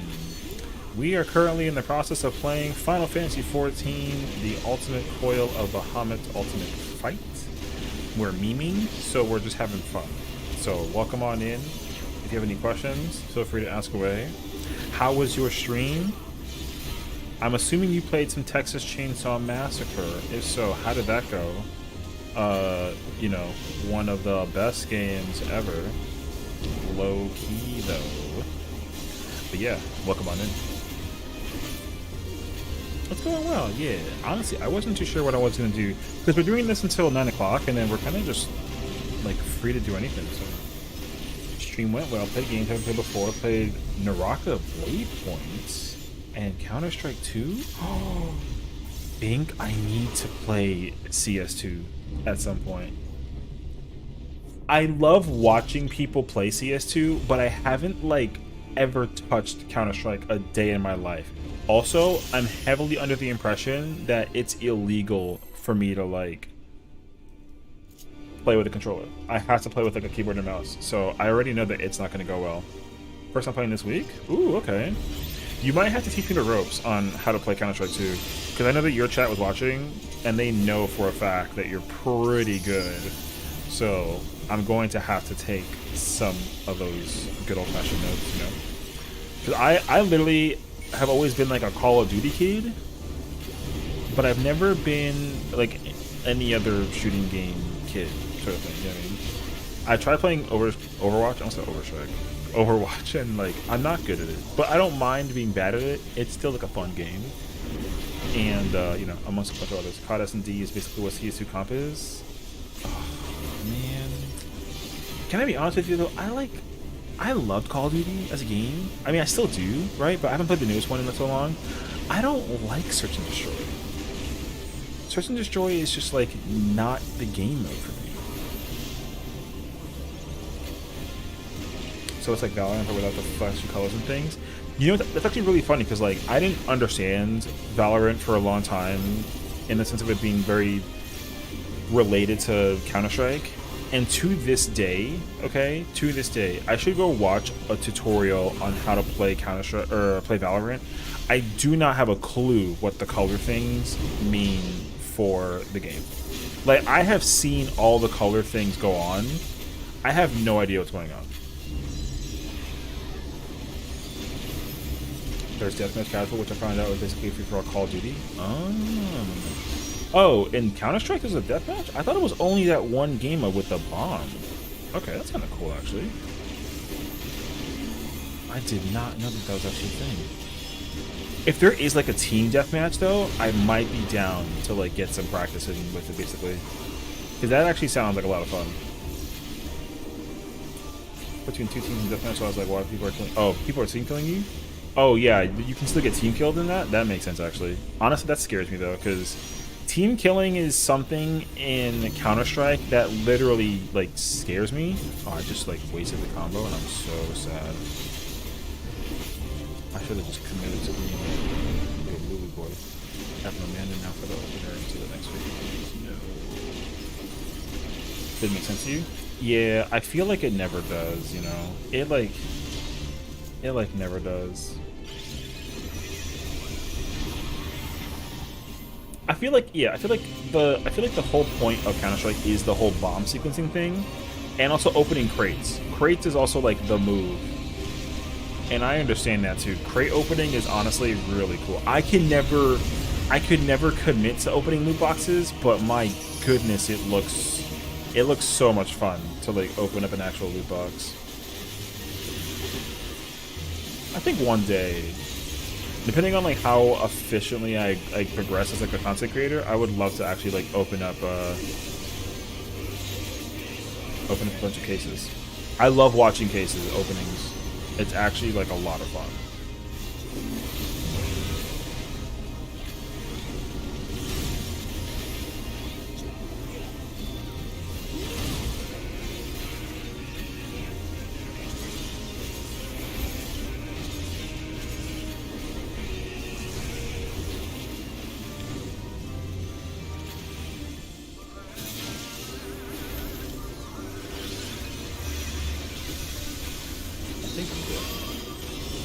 I lied. I don't have confidence, bro. I'm so insane.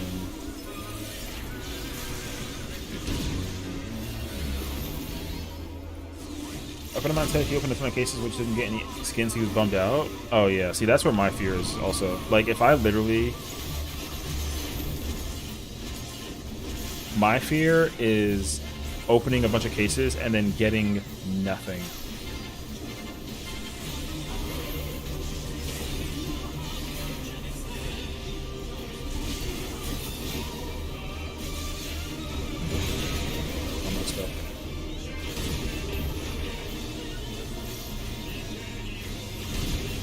I'm surprised. I tried to mess with the window of timing with that stuff, though. So that's my fault, honestly. I was trying to like figure out the flexing.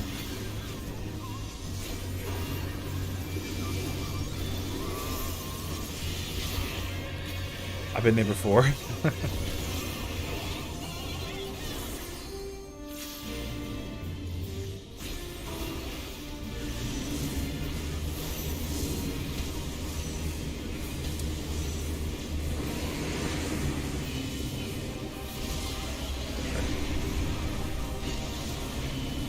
Testing the waters. Testing the... I'm testing the water. Shut up. Help you with that steak, bro.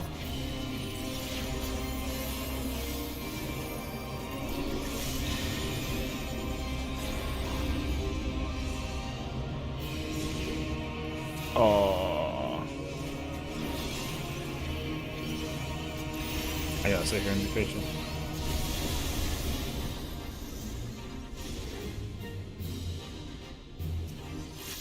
I have.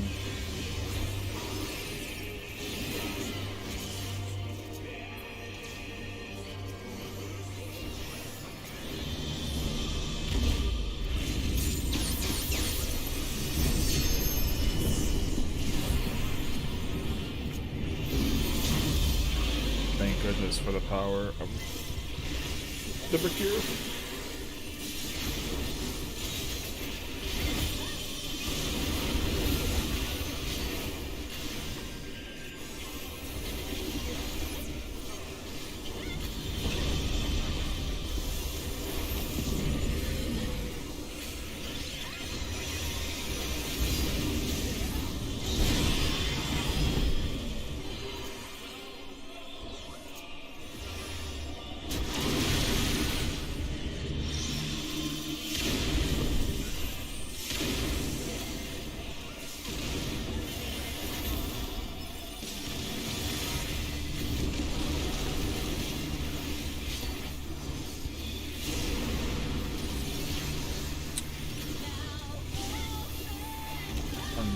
I'm working on it. I got everybody.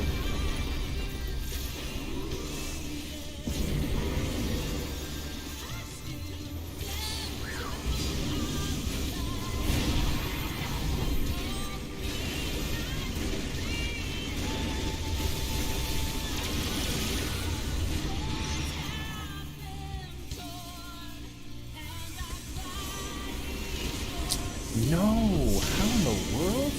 Why is that so? Like, all right. There's no addle. There's no addle on this, so it's gonna hurt like hell. Must be killing.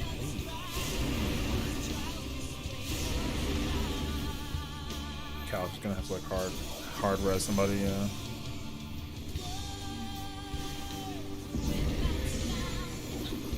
I think Phil's possible.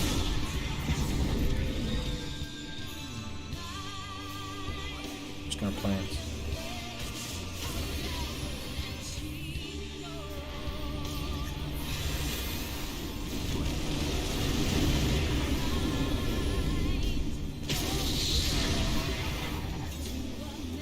Just sure, I just potted this. I did not. Holy shit, bro. Alright.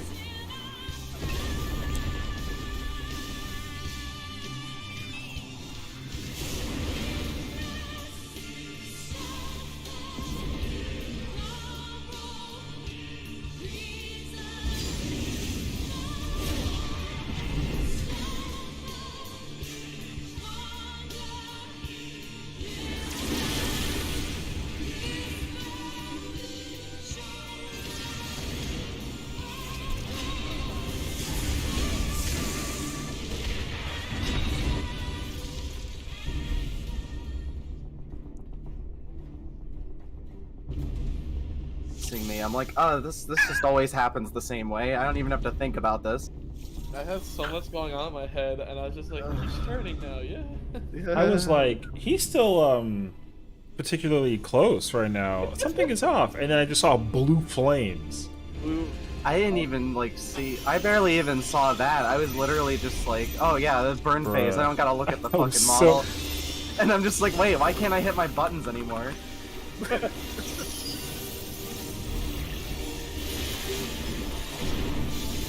In the middle of perfect balance. What the fuck happened? I will take full responsibility for that. You like that movement to do? I know you're looking. Know that. I'm glad this fight still has more to give because I've never seen that happen before. Yeah, that's a first if I've ever seen. A flare breath as a stack attack. Hell yeah. Oh, I was gonna say no, it's not. No, it's not. No, you just know. That's a good answer. It's good to know that. Yeah.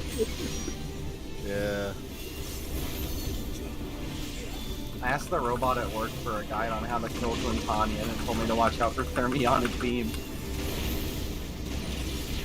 This thing doesn't know shit. Hi Val, what's up? Thank you for the lurk. I appreciate it. Hope you're doing well. Enjoy your evening, Wait, you whichever asked that an is AI? going on. Yeah. I work doing QA for an AI, and I can ask it whatever I want. It only matters if it's wrong. And it was wrong about Quintania. You never get tired. It was pretty good until it said that she can cast thermionic beam It below goes. 24%. It's just such a good fight overall in every way. You know what I mean? And like fucking missile barrage. Going back and forth with streams. Fucking missile barrage. I don't know. It literally gives like a perfect Twintania guide, and then at the end it's like, oh yeah, watch out for below 25%. Oh yeah, for sure. Honestly, I always It's like, appreciate also the okay. same kind of vibe. Honestly, being able to have just people like lurk and watch in the background, because sometimes you don't want to chat. You know, I think that's actually like a really important aspect of streaming that like really does come into place. Honestly. Just being able to chat is just nice enough versus having to like expect it to be like, you know, you shouldn't always expect everyone to be constantly talking, because like for me too, especially like people just have to just watch me just like play a video game, you know. I believe. I trust him. So sometimes you just want to play the video game and just like kick back and watch. It's like when you're at home and you watch like actual television, you just want to watch whatever is on the TV. So I understand that entirely. Put me in, coach. Seeing this.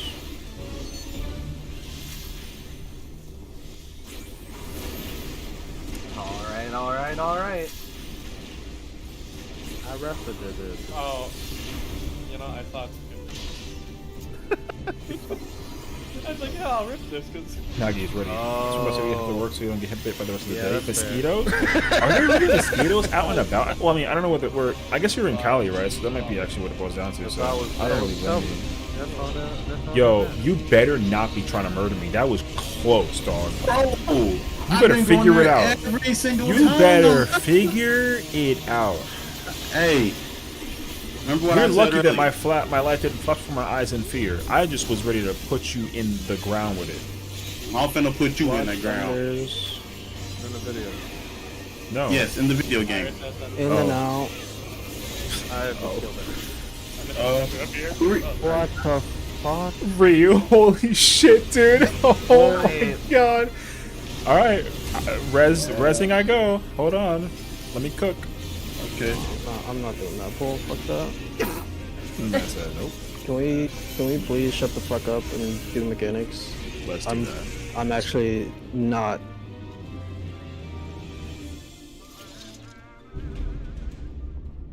Okay. Not till 11. Out until 11 tonight, so no time to get it because I'm out and I want to go home. True.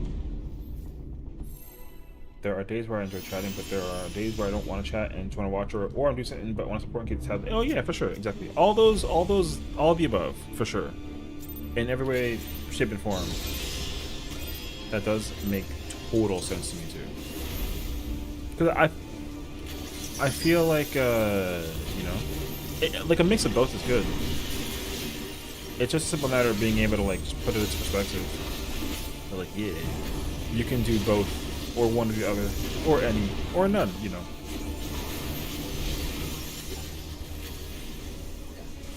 So, I mean, yeah, I'm fully vibing. Cali, shit, I need to winter. You need the winter. But like, even then, like, isn't it still gonna be like 70 degrees and like still sunny outside? You know what I mean? I feel like that's the case scenario for it too. Yeah. But I'm also in the same boat though. Like I'm very glad that I can be like indoors and, you know, wearing a jacket and like pants. You know what I mean? It's 70. Where am I at? I'm in New York. So right now, well, I mean, it's not winter time yet though. You know, it's like, I don't know. It's probably like, I think it's like 57 over here right now, I want to say. Because, like, it was 70s throughout the weekend, but this was the first day after the weekend where, like, the temperature was going to actually drop pretty well. It's currently 55 outside. The high was 61. So I am super happy and content with it being in the 50s right now.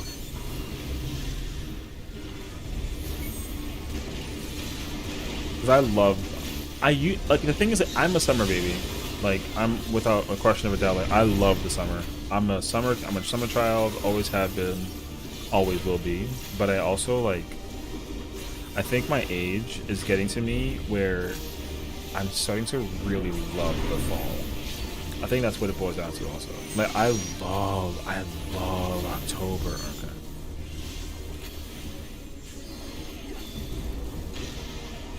I love it. Not even October. I just love fall.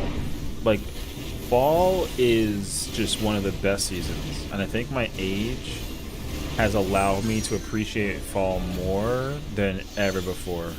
I never appreciated fall to the same degree that I do now. Absolutely. Like in my mind, like back when I was younger, like fall was a cool. It was a cool season. Like it was cool, but it wasn't like a favorite. Like I think I would have put spring over. I think my order was, my order used to be like, summer, spring, winter, fall. Now it's definitely summer, fall, winter, spring. Like I do like spring, but I just the thing about spring that's so weird is that there's a slight difference from spring and fall, because like the weathers are very similar to each other, but with fall you're going from hot to cold, and so to go from cold to warm, it doesn't really like feel the same. So something about it is always spring is garbage. I'll make it not worth. Oh, that's the other thing too. People like have a ton of allergies during that season too, and I understand that also is like a huge issue for a lot of folks. I have been lucky to not really worry too terribly with like allergies. My allergies are more like animal related than it is like the air, I don't have like a dander or like a pollen thing. For me it's more so like like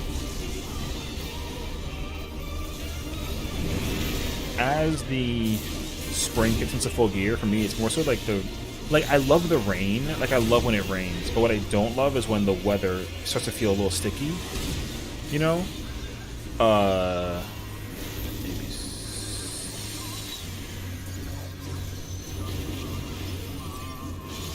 Oh no, that's not. Oh, there's two dragons that are over there.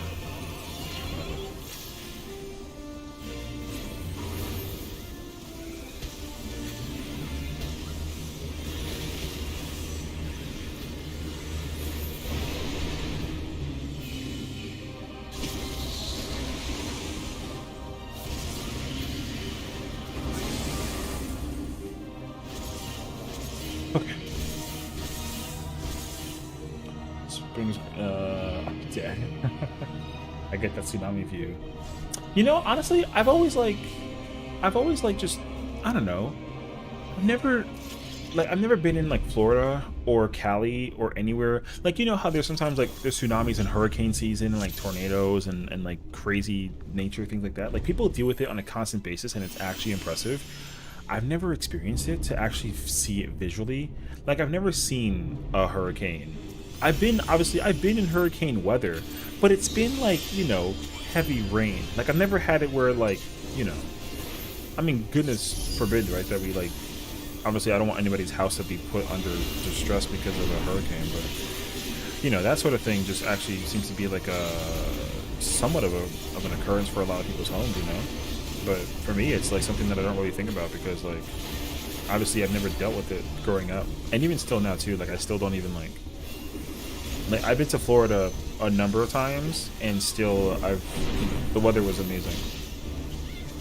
Hurricane Hillary never showed up. I'm born and raised San Francisco, and I've never seen a tsunami, hurricane, or tornado. Earthquake, yes, but not as much as people out of CM, I assume.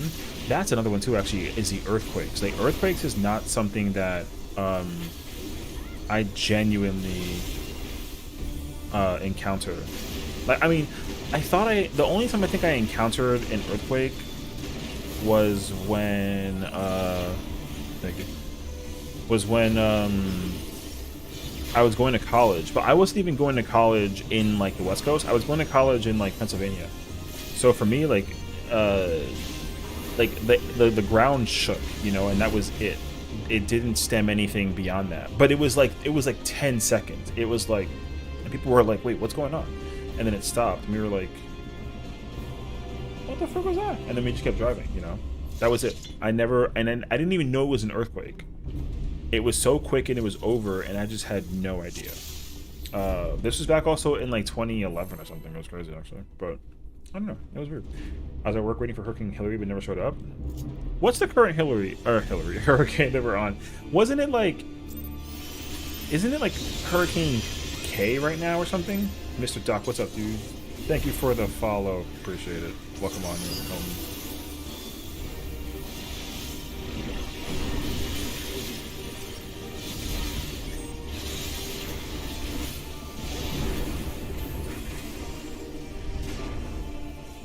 I was waiting till we just got that human push, but that was it. When I'm asleep, she stood me up. I'm like, oh, that's annoying. Oh, wait. I mean, isn't that fine, though? Technically? I don't know. Hold on a second. I gotta... Oh, my nephew just sent me a Discord message telling me that he's him.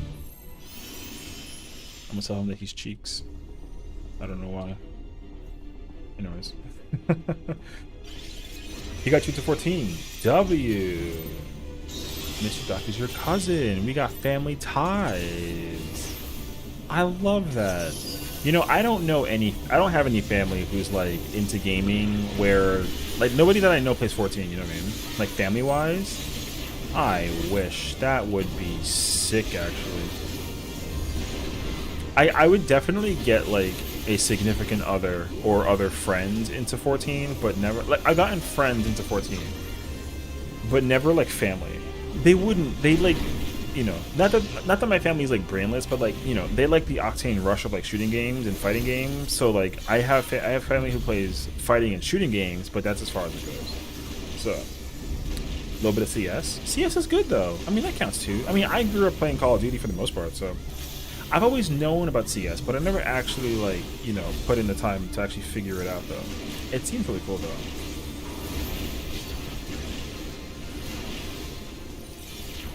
I remember playing this fighting game Titan and an earthquake happens. Oh my god. I played FF14 seasonally. Well, unlike seasonally, I played this game too much. I was telling people earlier how bad of an addiction I have to playing 14. The amount is excessively very, very, very, very high. But I love this game though, so it's not a bad thing. The intervention is necessary, but you know, I love this game. I have actually been doing pretty good though, swapping around other games though, which I want to give myself more credit for because I didn't think that I would. My bad, bro. I got him. It was my fault.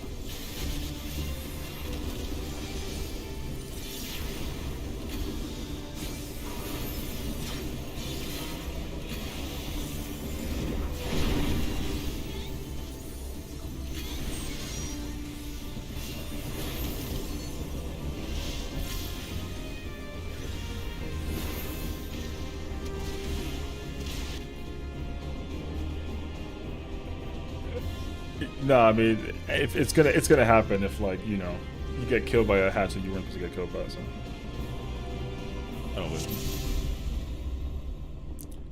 I was on my bullshit outside. Oh no! I mean, you know, I mean,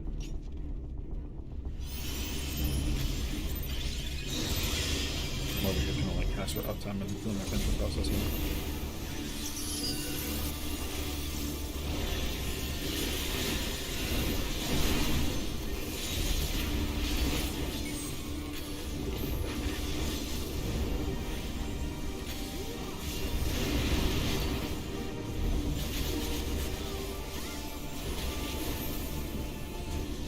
My cousin Ani got me into this. Way to hang out when he's at work. Oh, okay. Yeah, it's funny because like I feel like even when I'm at work or anything, if I was at work, like I mean I'm not working right now, but if I was at work, then like I would literally also have this on in the background. Basically, I used to try to find 1,000 different ways to play this game at work while I was basically working, and you know, it was really bad actually.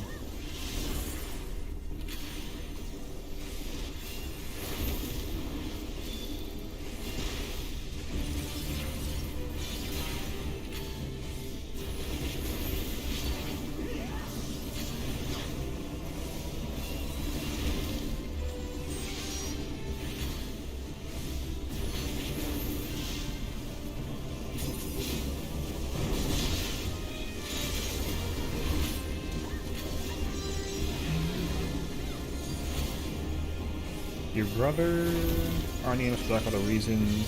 Oh, you have a brother in here too? But you brought the family to the stream. That's incredible. Alright, make sure I don't do this time. Region Pay 14 on PC, so said console 92 on Twitch. Ooh, okay. Love that.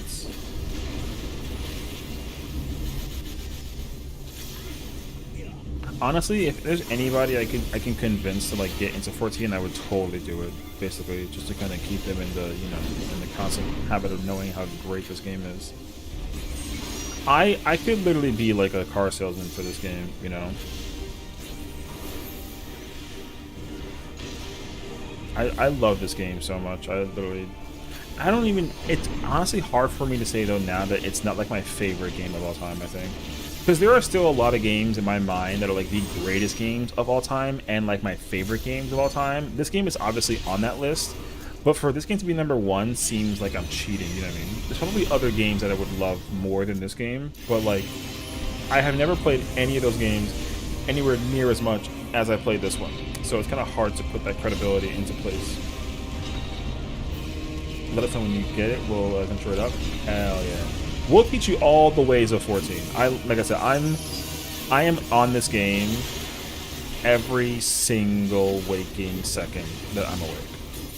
Every single one. I literally, the second I woke up, this game already turned on and I was on. It was just like that easy, you know.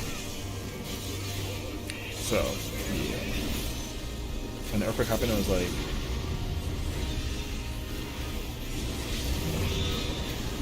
I gotta get two.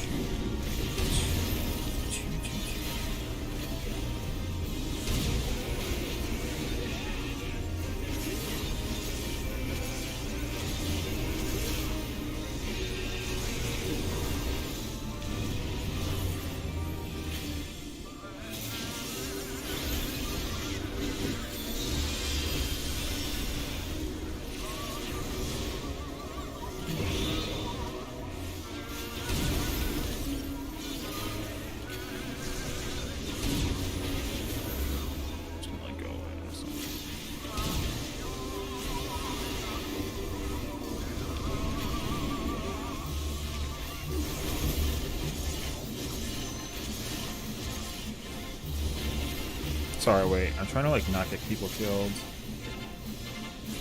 Almost driving, so I actually gotta start cooking dinner now. Ooh, okay, sounds good. Enjoy dinner. I would love to know what is on the menu. Let me know, bruh. I mean, my question is how good of a cook is Amy? You know what I mean? She's probably like a fantastic cook. I would like to think hopefully one day in the long distant future when I'm magically in California, I can meet Amy in person, and then whatever she's cooking, I'm freaking down. I'd also bring ingredients myself and cook something as well, you know what I mean? Just to kind of like keep the hospitality in check. Yeah.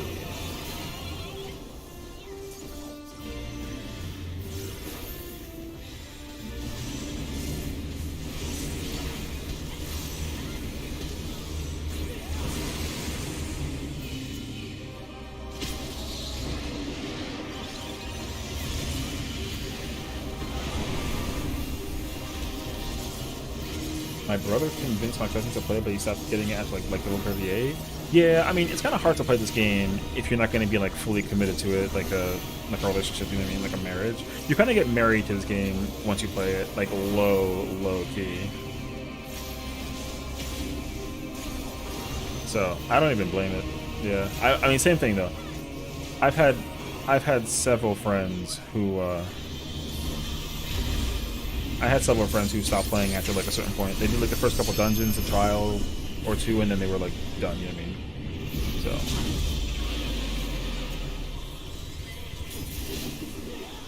Need to start cooking more often. You know, I literally said the same thing to myself, Nagi. I'm not gonna lie to you. And then the next thing I did was order pizza. So like, I understand that. I actually do like cooking though. I'm very the same though in terms of what I cook. Like I usually cook the same thing. So it's not the worst thing ever, but yeah, if I could cook different things, then I probably, you know, I totally consider it. But like, I'm just really like mad about it. Hold on a second. Let me make sure I don't get killed in the process of this.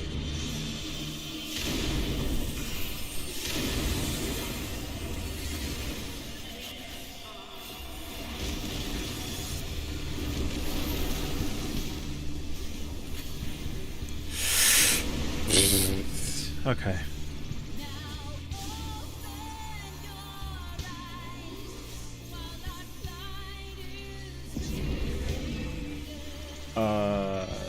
My brother came this one. Okay. He's calling sick for working on expansion day. Oh man, it's funny because I used to also like. So I can tell you exactly what was going on in many case scenarios. So okay. When Stormblood came out, when I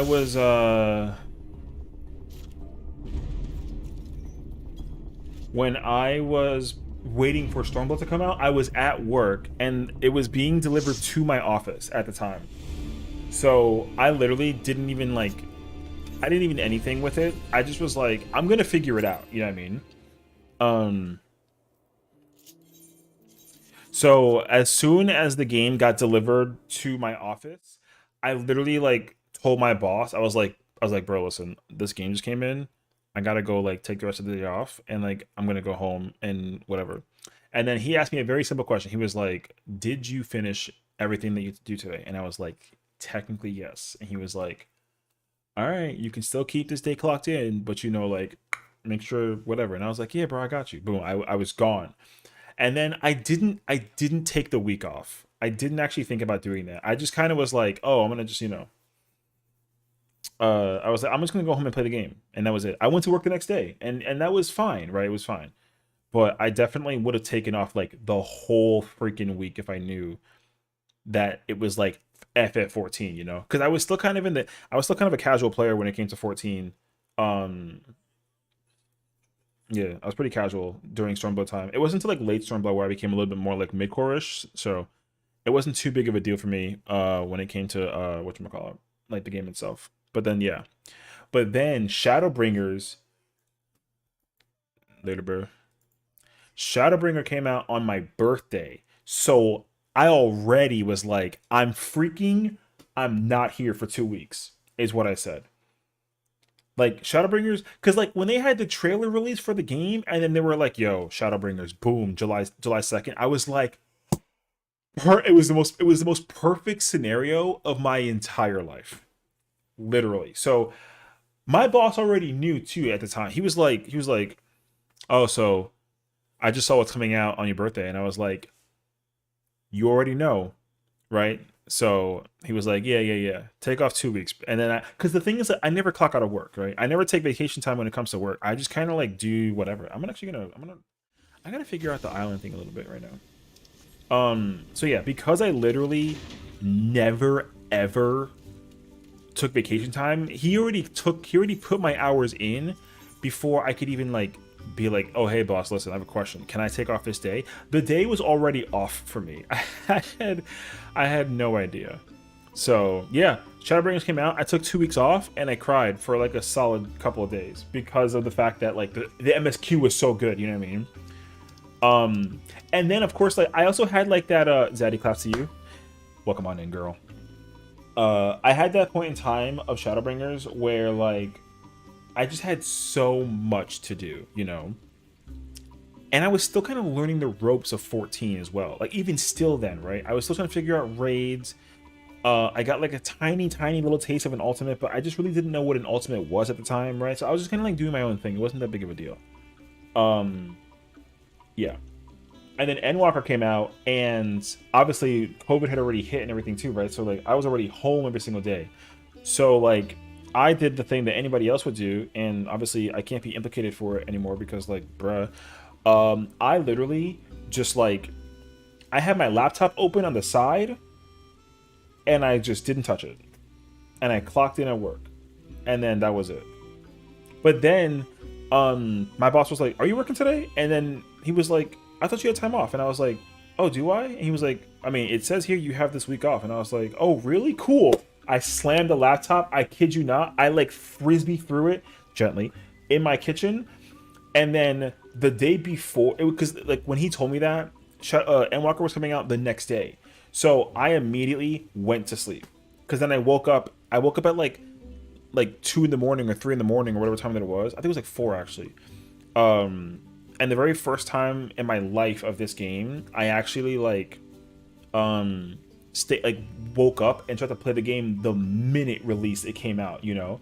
And like I like it. But I'm not doing that again. I was up so late and it had me exhausted. So wait, let me catch up because I know that I'm on like a huge story. Korean fried pork belly with Chinese broccoli, kimchi, and rice. I just ate and I'm hungry now. Instantaneously hungry. Amy, ugh. Okay, I need you to do me a solid favor, Amy. I don't know if you're on the Discord or not, but if you are, take a picture of whatever that it is and throw it in the Discord. I think there's a food section of it. I need to pray to God that there's a food section in my Discord. There is. Perfect. Throw it in there. And then if not, DM it to me. You know? I need to see what the end result is. Your friend has done AR twice and quit before getting really into HW? Joseph, that's unfortunate, man. Bruh. I've tried to convince people to just deal with A Realm Reborn. I think, in my personal opinion, I think A Realm Reborn, not because of anything bad, I think it's the worst expansion out of the entire game. But it's only because it's the first one, right? Not technically, you know, it's 2.0, but like after the revamp of the whole game, right? It's the first one, right? So it's not, I don't think it's the best one. I think it's the worst. It's still up here, right? But I think every other expansion is better than A Realm Reborn. I think everything else just, you know, blows it out of the water. But like, you know, even Endwalker. I know that right now the internet is going nuts over how much they don't like Endwalker, which is stupid, by the way. Like, don't do that shit. Yeah, but you know, once you get into Heaven's Ward, you're kind of like smooth sailing for the rest of the story. You know what I mean? And the content that follows suit as well. It's incredible. So like, massive chef's kiss for the game. So yeah, it'd be awesome. I'm down to have dinner. Hey, you know, we'll try to figure out something in the future. You know, I don't know when I'll be traveling anytime soon, but if I get that opportunity, you'll be the first one to know.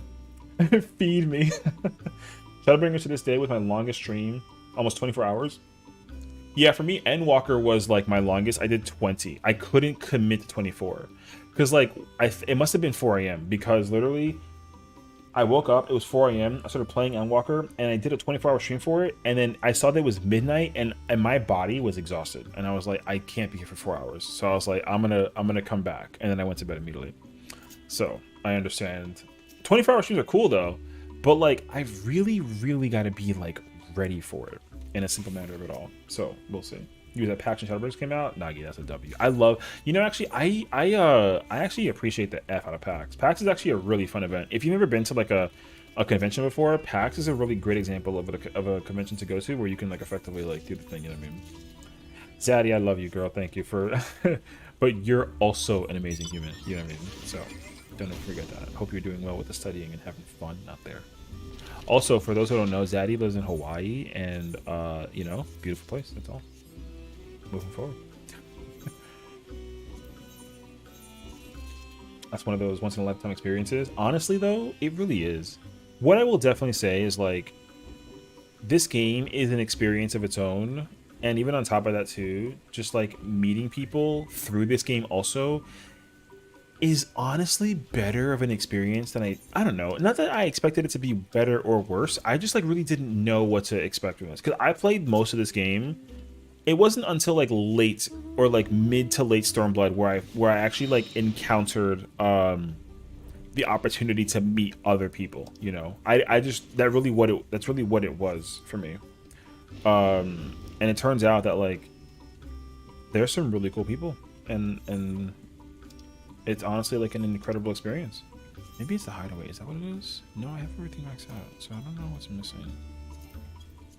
Unless it comes out later. It probably comes out. Oh no, wait. Okay. Corn on the cob. We just finished some corn on the cob. It was delicious. What's up, Lance? Welcome on in, bro. Where is that? I don't know. 1 second. I'm trying to figure it out, actually. Oh, it's stroke up and straight. Cool.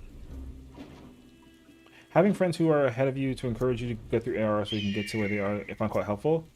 Really? Okay. I actually really enjoyed that advice by the concept of it, because that was the same thing I told one of my other viewer friends who also was like, you know, into 14 conceptually, but wasn't too sure about whether or not they were going to like commit to it all the way. And I was like, I gave them the warning, like, listen, the content that I'm doing is really cool and you too can do it. You just got to get here.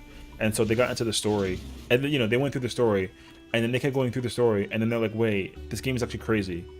Wait, I'm addicted. And then they've been playing the game, and now they have almost like most of the jobs like maxed out, you know, which I think is super freaking cool.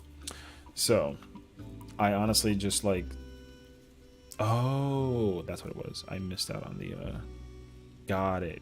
Okay, cool. Yugiri is best girl. True. I mean, I honestly love her. I wish that they I don't know. I want them to use her again conceptually for something in the future that like not that they haven't used her in Endwalker or anything like that, but like not, you know, to like avoid spoilers, but I hope that she has a presence of some sort in Dawn Trail. I don't know how they're gonna do it, but I hope that they figure out something for her. Because with Endwalker, they did a really good job of having like every character kind of come back in some way, shape, and form, you know. So there's a lot of characters in this game that have done like phenomenal justice has been done. Honestly, that's really what it is. So yeah, currently going through Stormblood at the moment. Ooh, okay. Trying out up in 7. Okay, I gotta I'm gonna check out. Wait, what is this? I'm not gonna lie to you. There's another quest over here. Hold on. I'm gonna skip the cutscene for spoiler's sake, so you don't gotta worry about it. But I think I get another piece of glam. It's over here.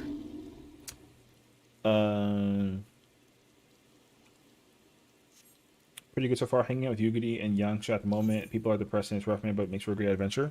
Oh, okay. I know exactly where you are. That's cool. Her and Y'shtola, very well done. You know, honestly, Y'shtola in...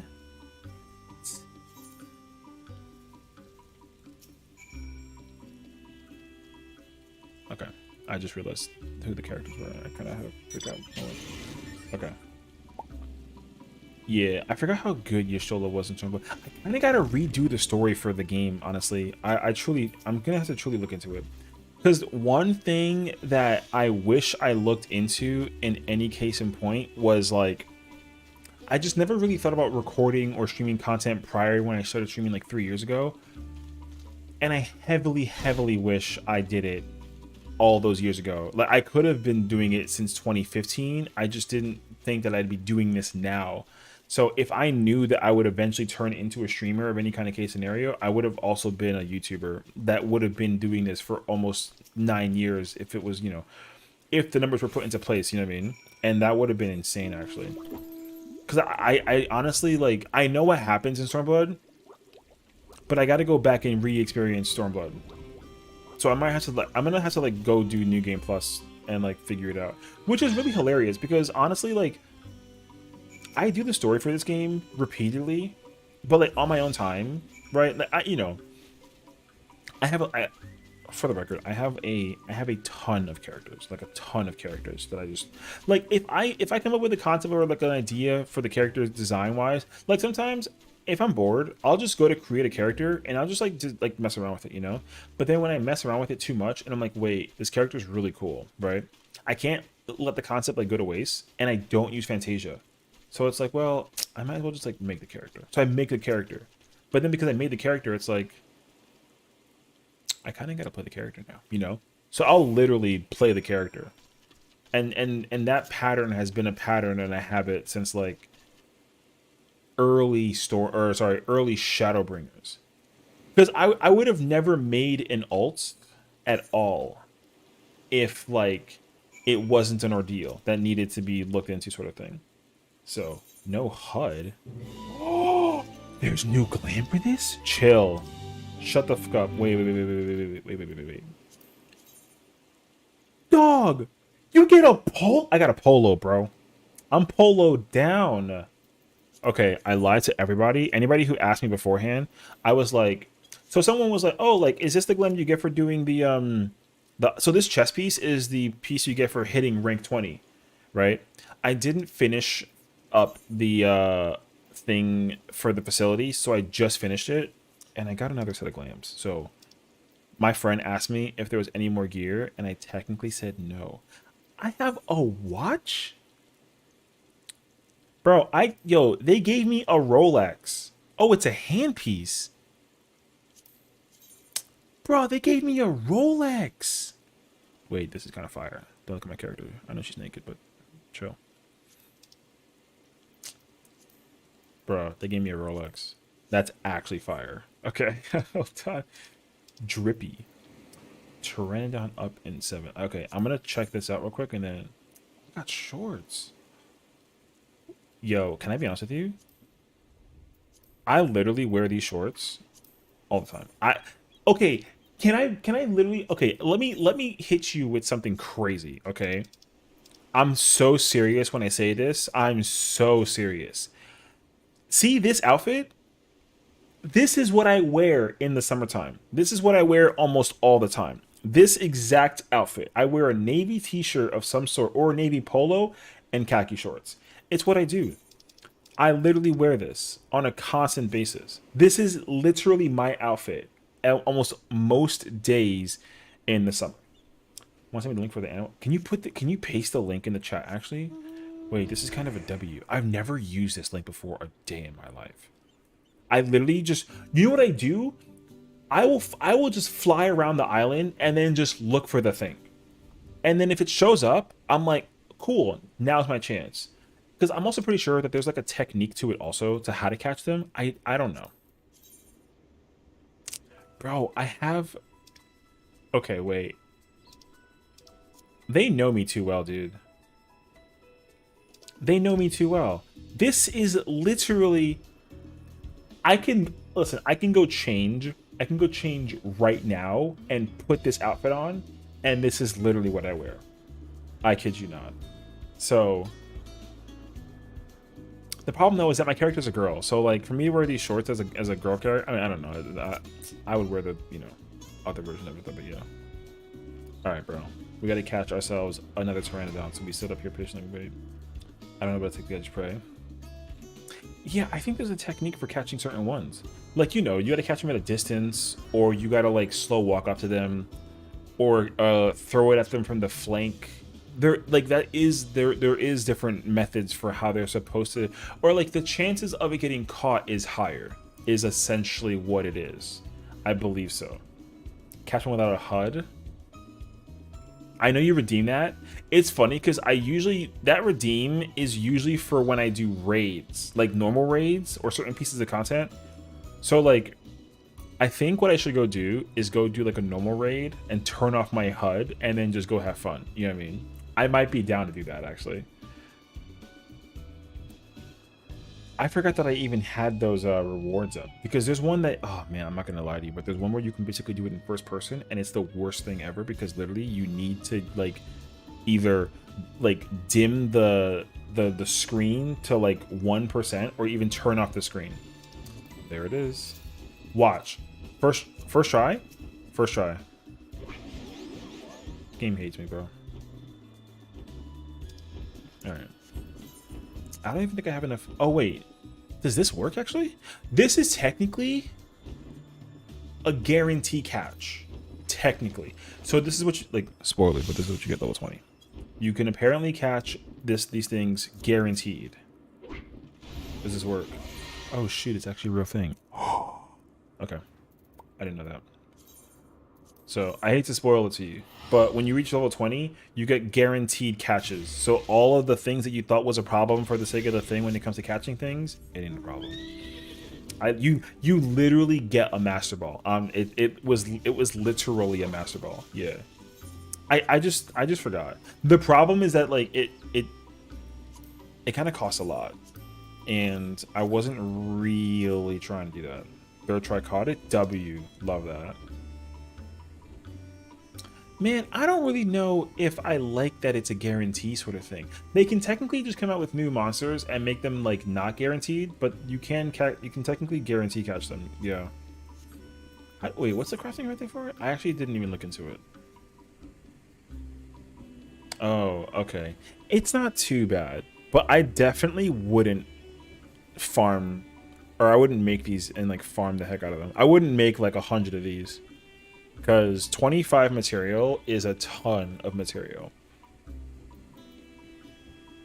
But it is technically good if you want to try and master ball catch it, you know? Like, I mean, I get it though. So this isn't too bad, but yeah. I literally got the Master Ball. I did not actually think that was going to be the case. I thought it wasn't going to guarantee work against, like, the rare ones. I thought it would work against, like, you know, the non-rares. But obviously, like, I literally threw it once, and it worked. Screws in the false one. Where's the fun in that? True. That's how I feel also. I feel like it's not fair if you, It's not fair if you, whatchamacallit, Mary Poppins. Yeah, I'm a mount collector. Talking about Pokemon, I've been opening lots of cards. It's another expensive hobby. I used to do that, and honestly, there's like one stream where I basically did it, and the stream was okay. Like it was fun, but I don't know. There's something tough about opening PTB boxes. Is that what it's called? Or PTR? I forget what they're called, but the boxes, yeah. 4 hours and 2 minutes of the one you want? I don't even know. Okay, I guess we gotta come back and figure it out then. The 151 set came out and it's an OG Pokemon. It's so cool. The ETB. Okay, it's the, oh yeah, Elite Trainer Box. Thank you. I knew it was not PTB. It's an ETB. Okay. Wait, so can you get like the super can you get that super rare Charizard again? The one that's worth like $1 million? Or is that no longer a thing? Or is it only new versions of like, or you know, new printed copies of the old cards? It's different art. They knew what they were doing. Okay. Wait, I kind of want to go look these up. Wait. I'm kind of curious actually, because I know what the old ones look like. I don't own a single one. I used to. I didn't own Charizard though, and I know that Charizard is like the crazy one that people go freaking nuts for. The full art Zapdos you pulled yesterday? Full art Zapdos. Oh shoot, wait, that's kind of fire actually. You already know that like that box of cards is going to be worth $1 billion in the future. I already see the market price of it for it being like $100 and something. What's that website called where I can see what all the cards look like? You know, there's a website for it. Hold on. Pokemon SV151 ETB. I forget like what the website's called. But there is a website where you can go to. It's not TCG Player, but there's a very specific website that it literally breaks down and tells you every single card you could possibly acquire. And the price of it and like all that fun jazz too. I don't know what it is though. Because honestly, I'm not in a position of my career and streaming life where I can like tell people to send me things to give them a shout out, to have me open it for them sort of thing. You know what I mean? But like if I had like 20 ETBs, I could open a stream and then just, you know,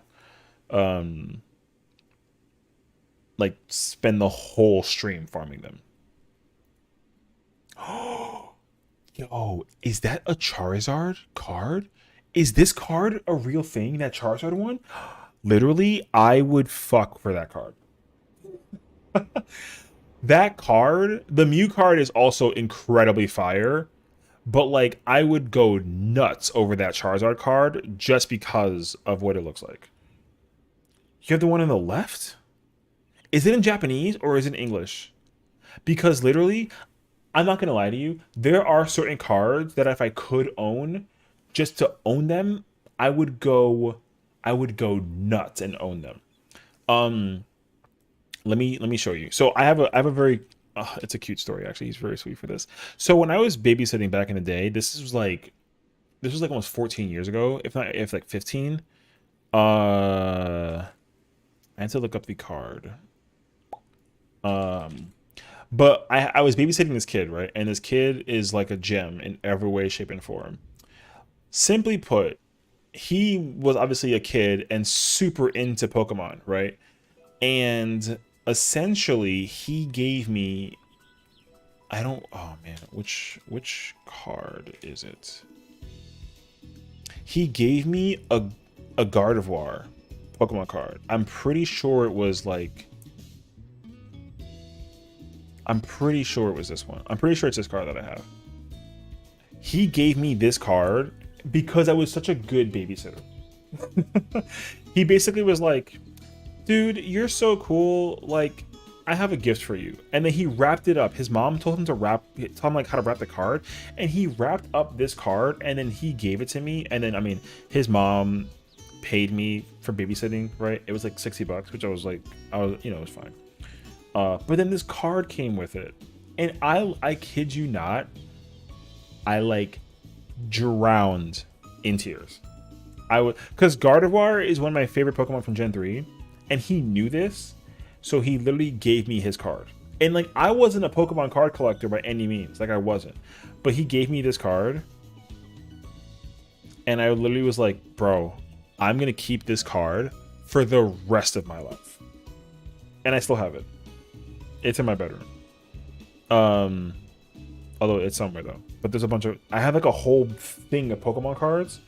They're like lost in my bedroom, but like, I literally have the card that he gave me, and I still have it to this day.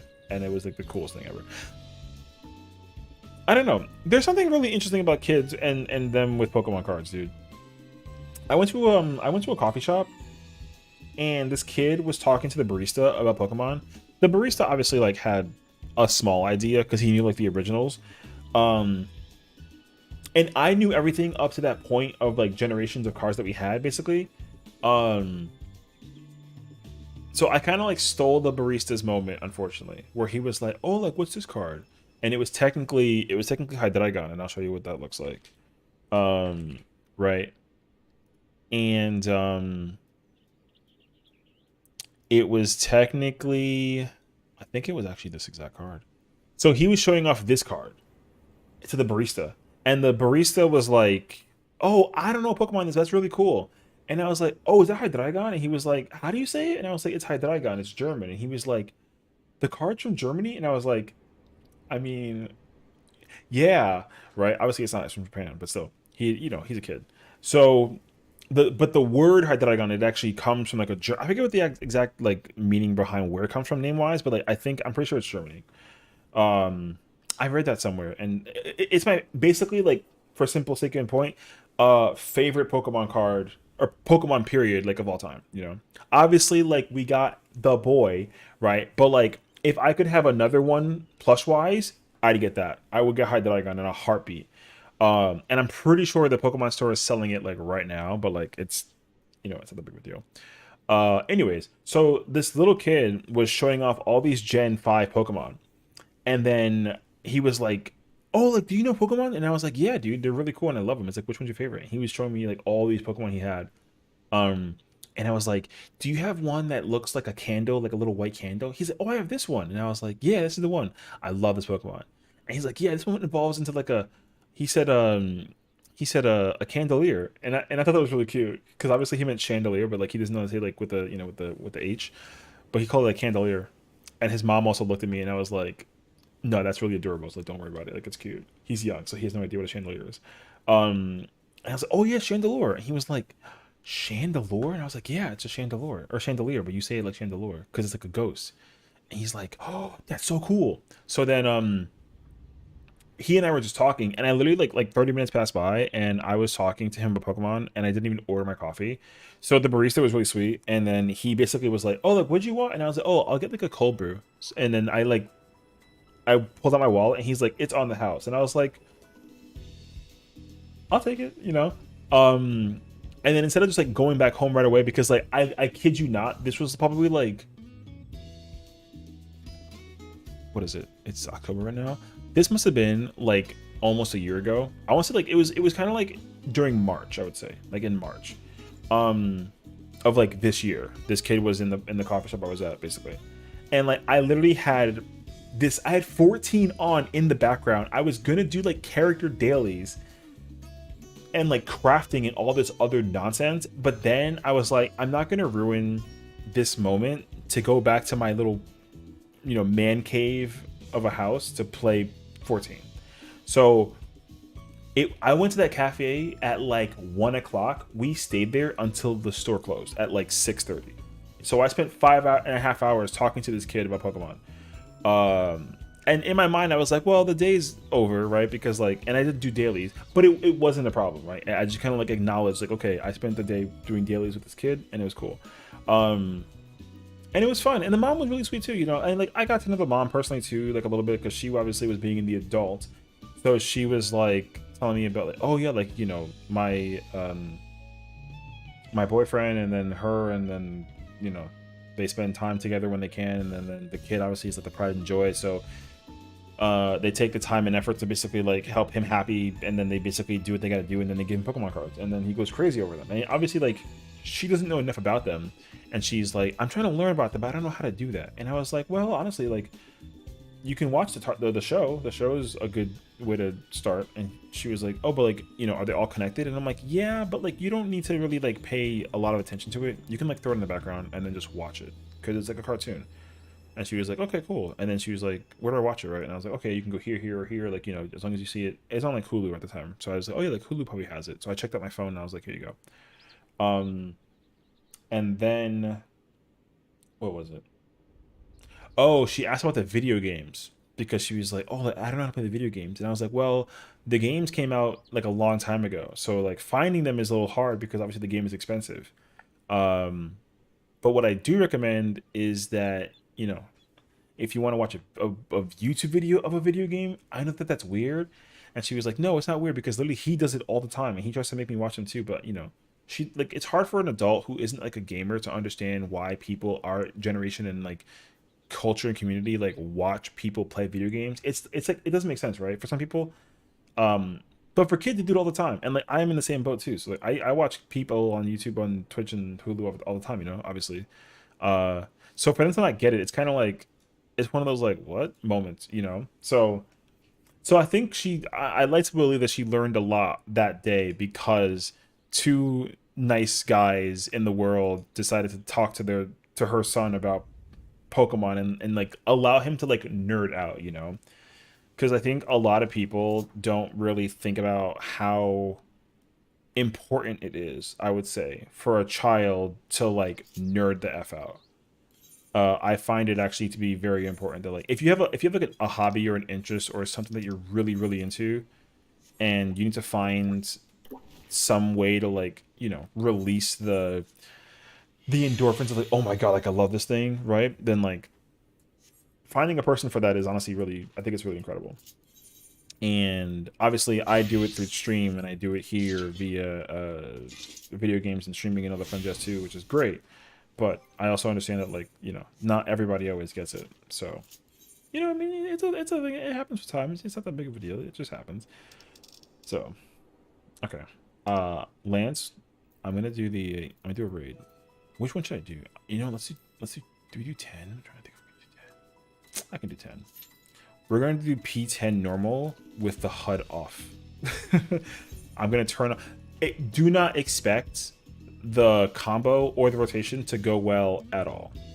So I'm not going to do anything correct at all with this shop, but we'll find out how it goes. I got called annulled today because I have 4,300 hours in Destiny. What? I mean, look, I can easily make that humbled to a high degree. I have quintuple that time in this game. So 4,300 hours isn't that big of a deal. I mean, maybe it is because it's Destiny, but I don't know. I feel like it depends on like what the game is. Because like I had 3,000 hours in like Pokemon X and Y, which was insane actually. Now that I think about it, that's a really, really high amount of hours to have in a Pokemon game. Having 3,000 hours is a high number. Wait, my whole game just crashed. Bruh. Alright. That was cool. Love that. This fucking game, bro. Can't open your mouth. Well, honestly though, I don't even blame you, dude. What I will say is like, usually when it comes to anything with the video game, I'm usually really quiet and humble to the experience until someone says something stupid. Usually. Always until someone says something stupid, I'm like, bruh, you know? And in this game, same boat. Like, I'm usually really quiet and really chill about it. Even when I'm doing an ultimate or savage rating or trials, dungeons, story, it doesn't matter. But when someone starts... One thing I hate in any game, but especially in this game, is when someone tries to point the finger at me and then say that something was my fault when I know that it wasn't. Very specifically. Like, if I know it wasn't me and they were like, yo, Session, and it's like, get the fuck out of here. In what place? How do you know? What made you figure that out? Oh, cool. I just literally spawned into the instance. Alrighty. No HUD. I don't even know what attack it is right now, so we'll figure it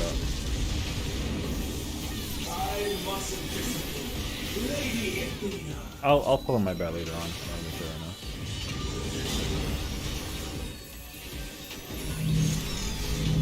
But yeah, so content. So much what I'll do when I run out of content. I told them I would lead to my characters and make new ones. Dude, well the thing though is like that's literally what I do now, dude. I literally make this I make content with this game and I just like bro, I just play this I kid you not, dude. I literally make this. I make a character and I'll play the game and I'll just replay it again. And like, some games like don't really require that, you know? Like they don't. But like sometimes you like a game so much like you don't mind playing it over and over and over again. And that's how I feel. Like I love playing this game over and over and over again. That I don't have any issue playing this game on repeat. Please don't let me up there. That's gonna be crazy, actually.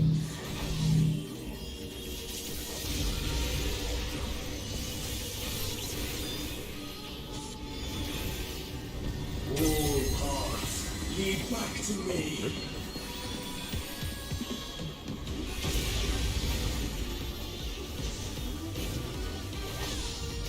I'm trying to remember the button rotation right now. Where's the Dark Knight at? I don't even see where the Dark Knight went, bro.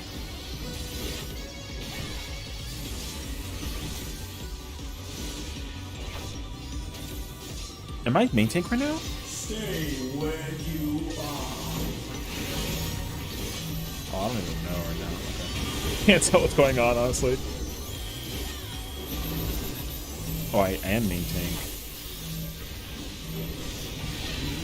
Okay, sure. I'll never run out of content because people always need help with raids and dungeons, which is not, to be honest. Okay! You literally took the words out of my heart. I don't know how you did that, because that was actually really crazy. But that's genuinely how I feel with why I play this game. I literally play this game specifically. So that was the whole reasoning behind why I made my characters an alt in the first place. Because, oh, that was hardcast. That was sad. I don't know where my buttons are. I literally only played this game as much as I ended up playing this game because I did it to help my friends in terms of doing stuff. Because I wanted to, like, I guess, gain from it as well. Because, you know, when my character is maxed out, right, when my character is maxed out, then, like, if they're doing a dungeon, it's like, well, I don't really get much for doing a dungeon with a maxed out character, right? And then if all my characters are maxed out, then it's like, well, like, again, like, same rules apply to you, right? So I literally made, I made the alt for the same reason. So this is like back in Shadowbringers, I would say.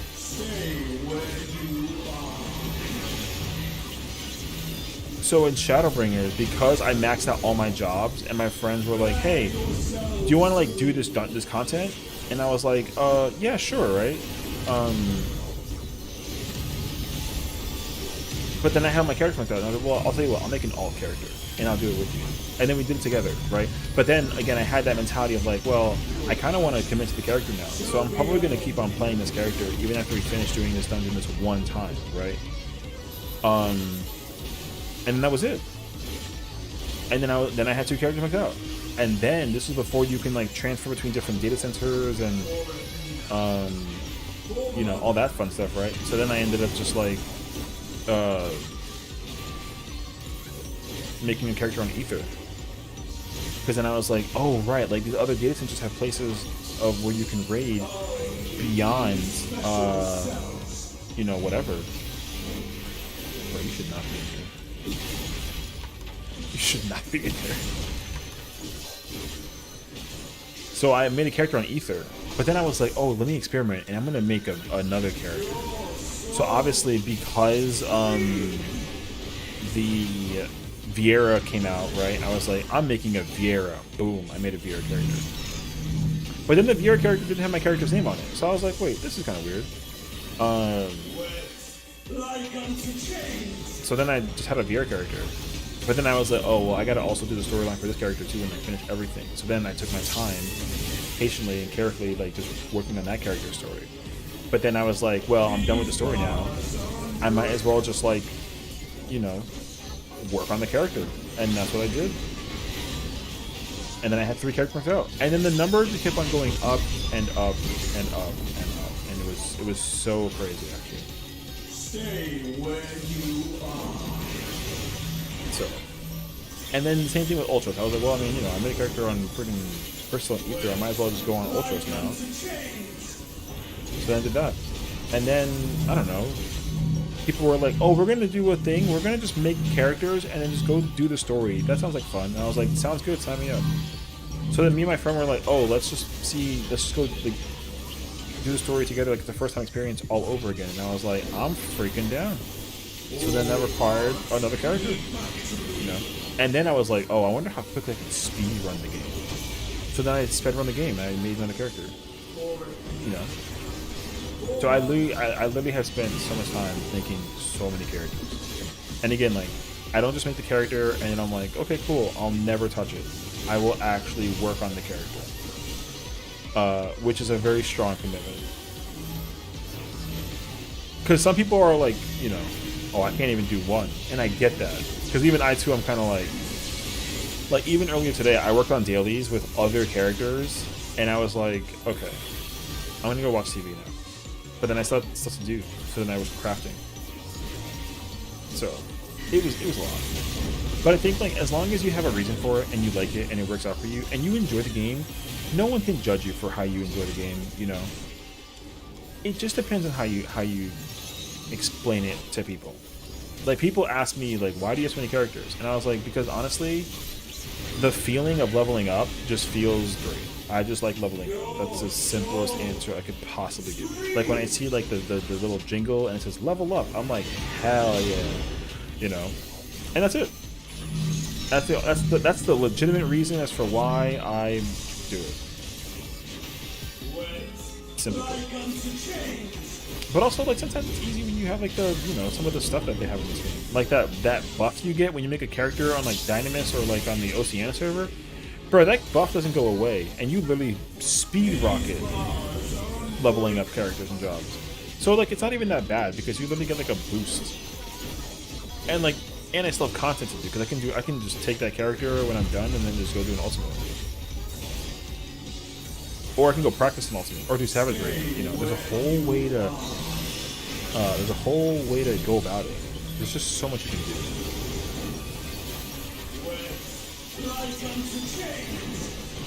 Can I be honest with you? I don't even know if my rotation is good or not. I have no idea. I don't even know how much health the boss has. I have to assume that they just LB1 with a caster class that, like, we're almost done. Okay, I say, dude. I had no freaking clue. Alright. I'm gonna just leave. Oh wait, let me say GG might be on the DC. And then I'm gonna con the Dark Knight for doing a great job. I think, I don't even know, man. Someone said agree to do it. You don't have any connections. Oh, okay. People were talking about the things to do to not do in the game. It's actually cool. Alright. Hold on a second. Let me, just make sure that, like, it doesn't crash on me again the way it just did, because that was so weird. Okay, good. Man, I don't know why the game crashed on me. That was crazy, actually. Okay. Good job. Nicely done. GG's. Yeah. Honestly, that's the much more milder version of being able to, like, do content. Because, like I said, like, I can do it with no HUD. It's not that terrible. I don't memorize the rotation with hiding the screen, obviously. So I definitely didn't use, like, my intervene or my, like, circle often enough. And I definitely hard casted my Holy Spirit. But playing in first person is so much worse. Because I have all the effects on, it's just like a light show the whole time. It's really, really bad, actually. So that's why I was saying before, like, I just don't recommend anyone try to do try and do it in first person. It's a lot. It's actually a lot. Wait, didn't you? Wait. I did the quest. But then she talked to me about the Felicitas Rebel thing and I forgot. Oh, there it is. I'm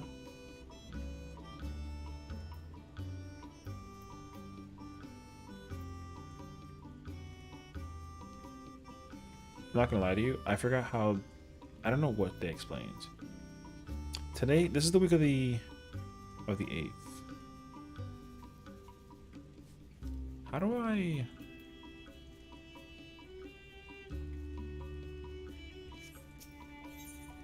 We're gonna just sit here and spitball it real quick. How do I do this? Because the game crashed, the text that was teaching me how to do it, I have no idea how to do it actually. Do I do it to you? No. I could refill these though. So let's refill. Let's do this one. And then let's do this one. Gotta pick them at random, you know? Is there a... Nope. Export.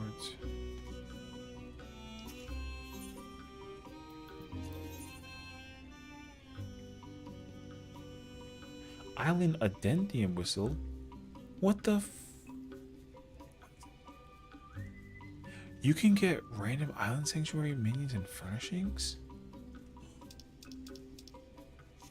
Wait.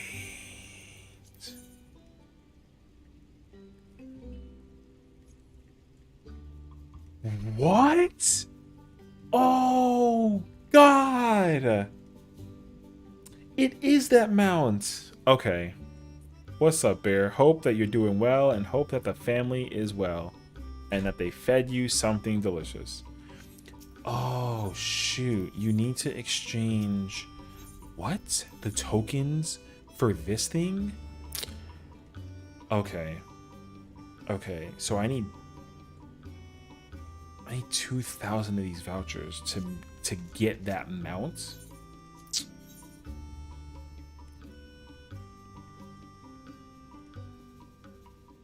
Karen hasn't fed the basement in like a week. Bro, where is she? Is she okay? Have we, like, I've been checking in the Discord.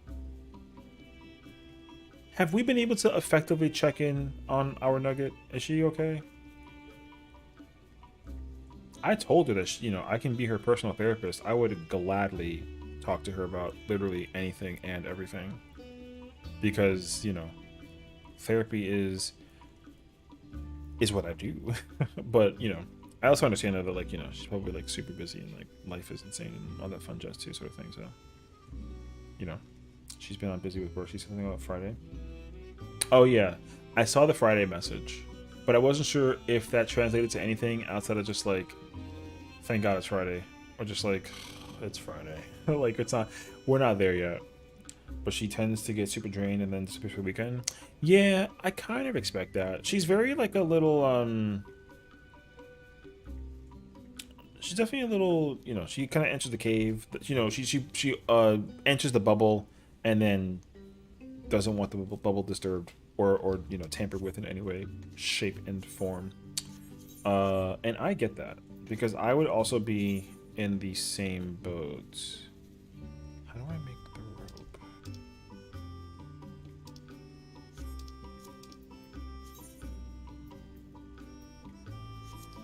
Wait.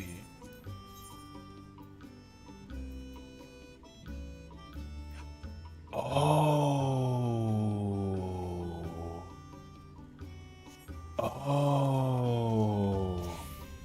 The workshop has to make the thing.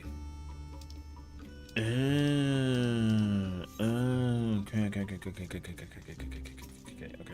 Got it. It took me a minute to figure that out. Wait. Okay, so but the thing is, like, this won't be up and running until next season, so I gotta make the powdered paprika. I need. Oh, I see. I have some scheduled, and I need to make. Okay. Bro, I gotta take a picture of this. Wait, I'm gonna forget. Glad she's doing good at least. Yeah, I think that's most important though. As long as she's doing well, then, you know, we don't really have to worry, obviously, too much about her. It's just a matter of checking in with her. And, like, you know, she definitely, obviously, appreciates it when you reach out to her to check in on her also. Because, obviously, she'll like, message you and, like, apologize. She's like, I'm sorry I haven't been around. And it's like, girl, like, you're busy. Like, it's fine, you know? Like, we're not really gonna get mad at you because, like, you're not around. But, like, as long as you're okay, you know? I feel like the mentality of just being healthy is obviously much more important than, like, literally anything else. So, and the beauty behind it, too, in respective fairness, is that, like, because she's able to you know, create a community and have other people like myself, you know, live through her community. Like, you know, people can come in and check on with me and we check in on her. Like, it's all like a big togetherness thing, which I also really appreciate. Because again, like, it's not just like a, oh wait, I gotta redo this now. Okay, I'm gonna actually just clear this agenda. I'm gonna just clear this whole thing. I'm gonna make the first day just require the thing. I wish I literally did. I sped run to 20 on Tuesday and I was done Wednesday morning and I haven't touched this all week. I was like, I'm done, and that was it. So wait, I have to do the rope, the paprika, and then the other one was the wait, I gotta go find it again. I lost the photo. I took a picture of it though. Man, if I knew this, I could have already had all the favors, but I mean, it's okay. It's not the worst thing ever. I just need to, like, figure it out. Oh wait, the rope is current, but I'm already finished with the season until the next one. Okay, so I don't care about that. Okay, I gotta do the next week stuff. Okay, so we need the paprika, which is, oh god, it's preserved food. No? Okay, wait. This is worse when, like, I'm supposed to know. Oh, it's ingredients. I'm done. When I'm supposed to know where this stuff is, and then you just don't know, you know? I promise you, I've done this enough to know where it is. Promise. Let's do relish and paprika. I'm cool with that, actually. Okay, so let's do that. Paprika and relish. I don't mean, it doesn't matter to me what I put in there. It's just a matter to make sure that I have what I have.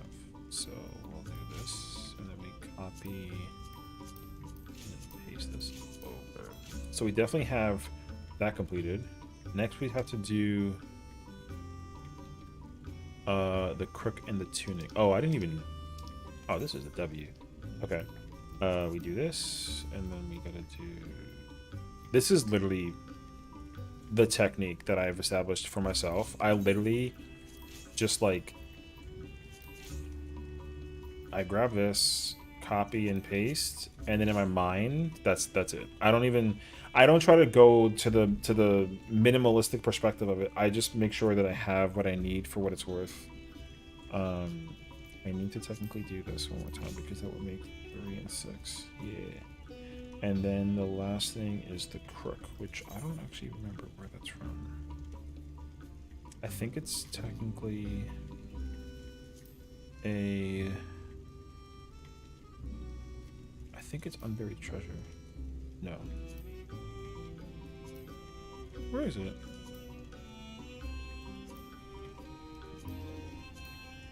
I actually don't know where this one is. Is it an arm? It's an arm. Okay. What's it related to? Oh, woodworks. Oh, okay. I thought I knew. I definitely didn't, though. Okay, so now we have... I need to make 8 of those. So that's 2.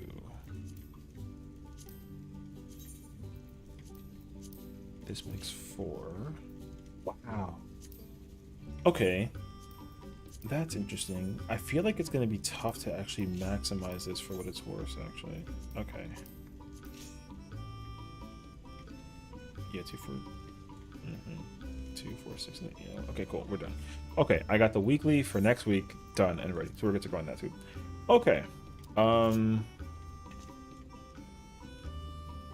I might as well just crack out some dailies. How much tomes do I need to cap out on? Oh, okay. I'd be surprised how close I am to tomes. Who's finished MSQ for 6.5? I just want to make sure. I'm not doing it because I've already done it on my other character, but that will be up for tomorrow's YouTube upload. I skipped upload today because I forgot, which is fine, but you know, I have the my goal was to do... I did the Alliance Raid already, and... Ooh, Fresh Prog Blind Party for the sake of this thing. It's actually really cool. I've already cleared this fight this week, so I'm already good for this too.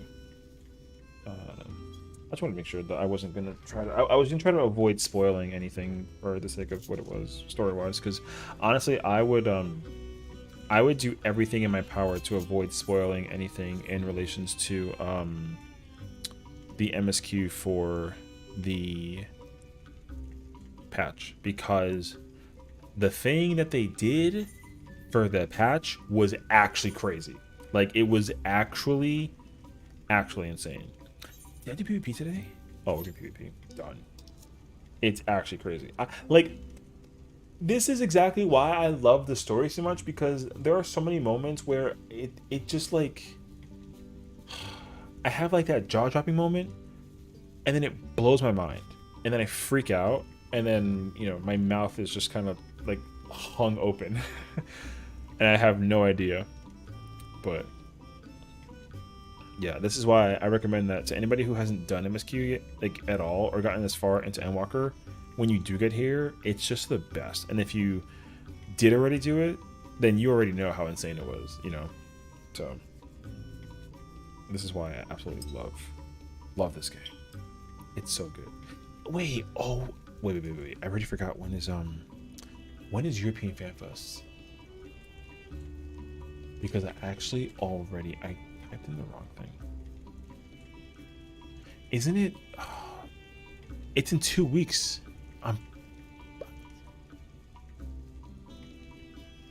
It's not in 3 weeks.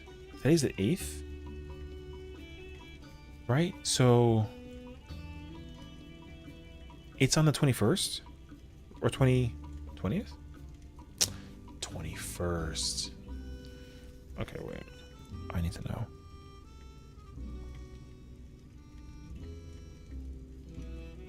Oh, that's the weekend after this one. Because this weekend's Friday the 13th, so it's the weekend after. Oh my gosh, dude. 2 weeks? I need the 2 weeks now. Because already the keynote for Europe is going to be... Oh, it's going to be so good, dude. It's going to be so good. I can't wait. European keynote is going to be so crazy. I think, though... No, I can't say that. That's a spoiler. Never mind. I think what I was gonna say is I think I know in confirmation for sure what the job is going to be, but I can't say it. But I think I know what it's gonna be actually, and it's because of something that happened in this game, but I can't say it because it's a spoiler. But they should reveal it when Dawn Trail keynote happens in 2 weeks. So. Not that you need to complete the game in 2 weeks. Like, still enjoy, you know. Like, I know Humble, you're going through Stormblood at the moment, so keep on enjoying Stormblood, right? Obviously, but when you get to Endwalker, we can't wait to have you. You'll be with us. It'll be phenomenal, you know. Yeah.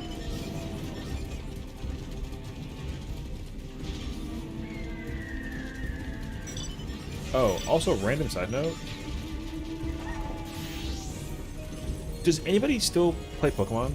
Like the new one? Like the Scarlet Violet, right? Is that the new one? Man, I haven't played still to this day. I didn't even do Sword and Shield. I bought the games and then immediately skipped them, and I was really like devastated by it actually. Because in my mind, I'd actually like to think that like I can play it, but I actually have a hard time. What do we have? 2 darlings and how many warrior? I'll say no.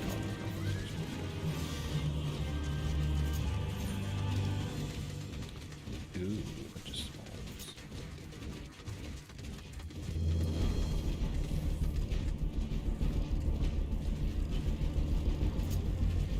I should actually.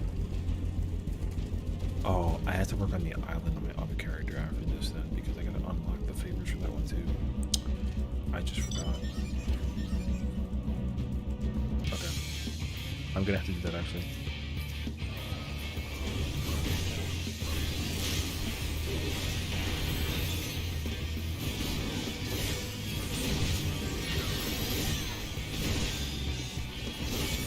I'm trying to chase him in a bird?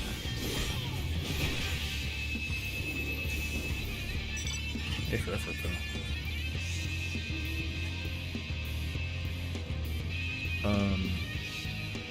Oh, I see. Most of our people are currently working on the other circle. Bro, you're not gonna hit me with that circle. I don't care.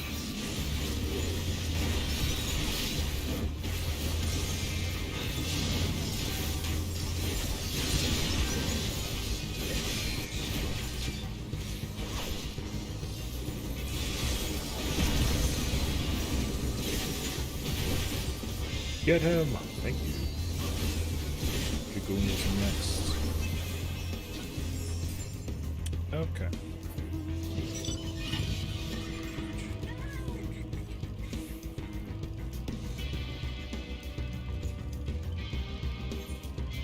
Oh, that's yellow base or red base. Alright. We're going in. Gonna go break some smalls.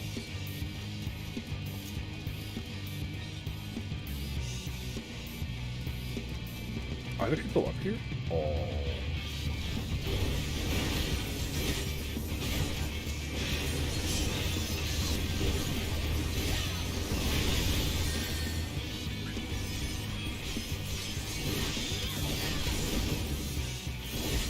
Wow. Getting the 3 KOs back to back. I should have done that.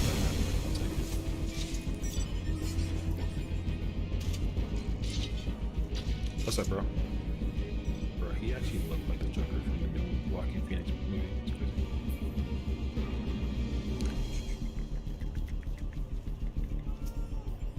Oof. Alright, goodbye. We're going up the ramp.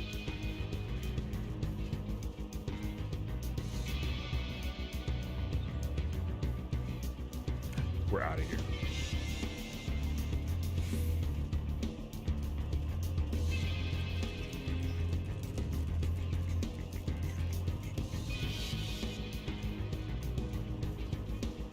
I don't think we're going to be able to like effectively go down there. There's so many people down there.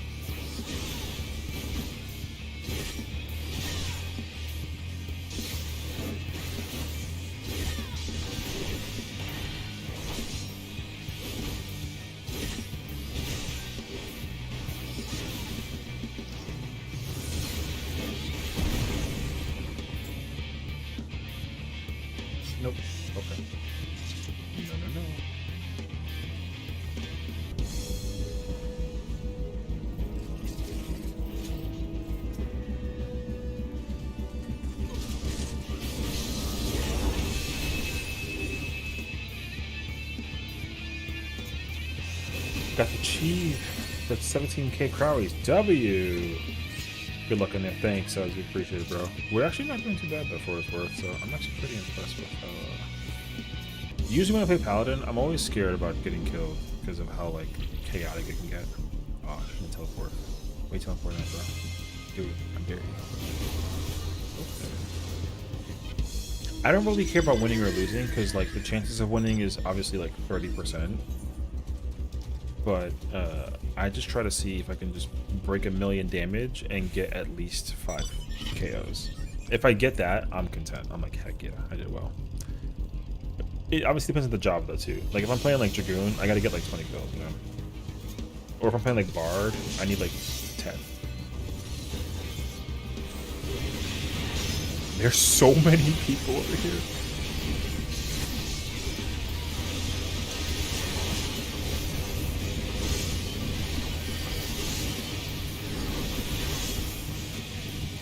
Yeah, this was not a good idea. There's also a random blue paladin here, bro. PvP is Bard times is so much fun. You know, I don't even blame you. Bard is so good. What's this, baby o'clock? Hell yeah, bro. 100%. What's up? What's up, comrade? But yeah, I try to play PvP as Bard like once in a while. I've slowly been gravitating towards tank and like the occasional dancer or Astro. Astro, they did Astro incredible justice when they buffed Macrocosmos. That job is now the most annoying job in the game for PvP sake because of the unexpectedness of death that you just randomly deal with. How about the new EX? I technically haven't done it yet. I finished the MSQ yesterday, and the MSQ was incredible. I'm probably going to look into it at some point tomorrow. I've been honestly just working on all the casual stuff. So like I've been like farming the island offline like crazy. Like I finished like 3 alts islands to level 20 basically. And I did the Alliance raid. Oh, and we're prepping for ultimates because like we're doing DSR, so. But I'll probably try and crack at the new EX trial sometime tomorrow before we do the thing. What I will say though is like the normal version was insane. I definitely thought that how they did the normal version already like if you I'm probably gonna upload, so most likely tomorrow I will upload my playthrough of the story for 6.5, and I was supposed to do it today, but I just missed out on it, so I'll probably do it tomorrow. But I absolutely loved the storyline for this patch. I think it was one of the best ones that they did for this expansion out of all of them, like post Endwalker, you know. So I just loved it. What they did was really, really cool all the way through. So I just really appreciated what it was worth. And then for the trial also, like the trial, I mean, that fight went hard. I just thought it was such a good trial. Oh, I didn't get my... Oh, I did. Bro, how in the world, bro?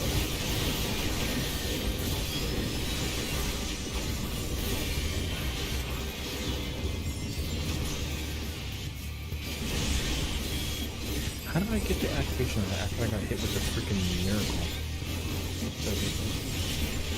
Yeah, you know what the meme was? The meme that I was hearing about was that people were actually like hysterically talking about how like it's not a spoiler per se, but like it's kind of funny I think. But the background, the music for the trial is very reminiscent of like a Pokemon battle. So if you did play any of like the Pokemon games, when you do like a boss fight in Pokemon, the music for the new trial is basically like a Pokemon battle theme. Which, like, as I heard about that, I was like, there's no freaking way.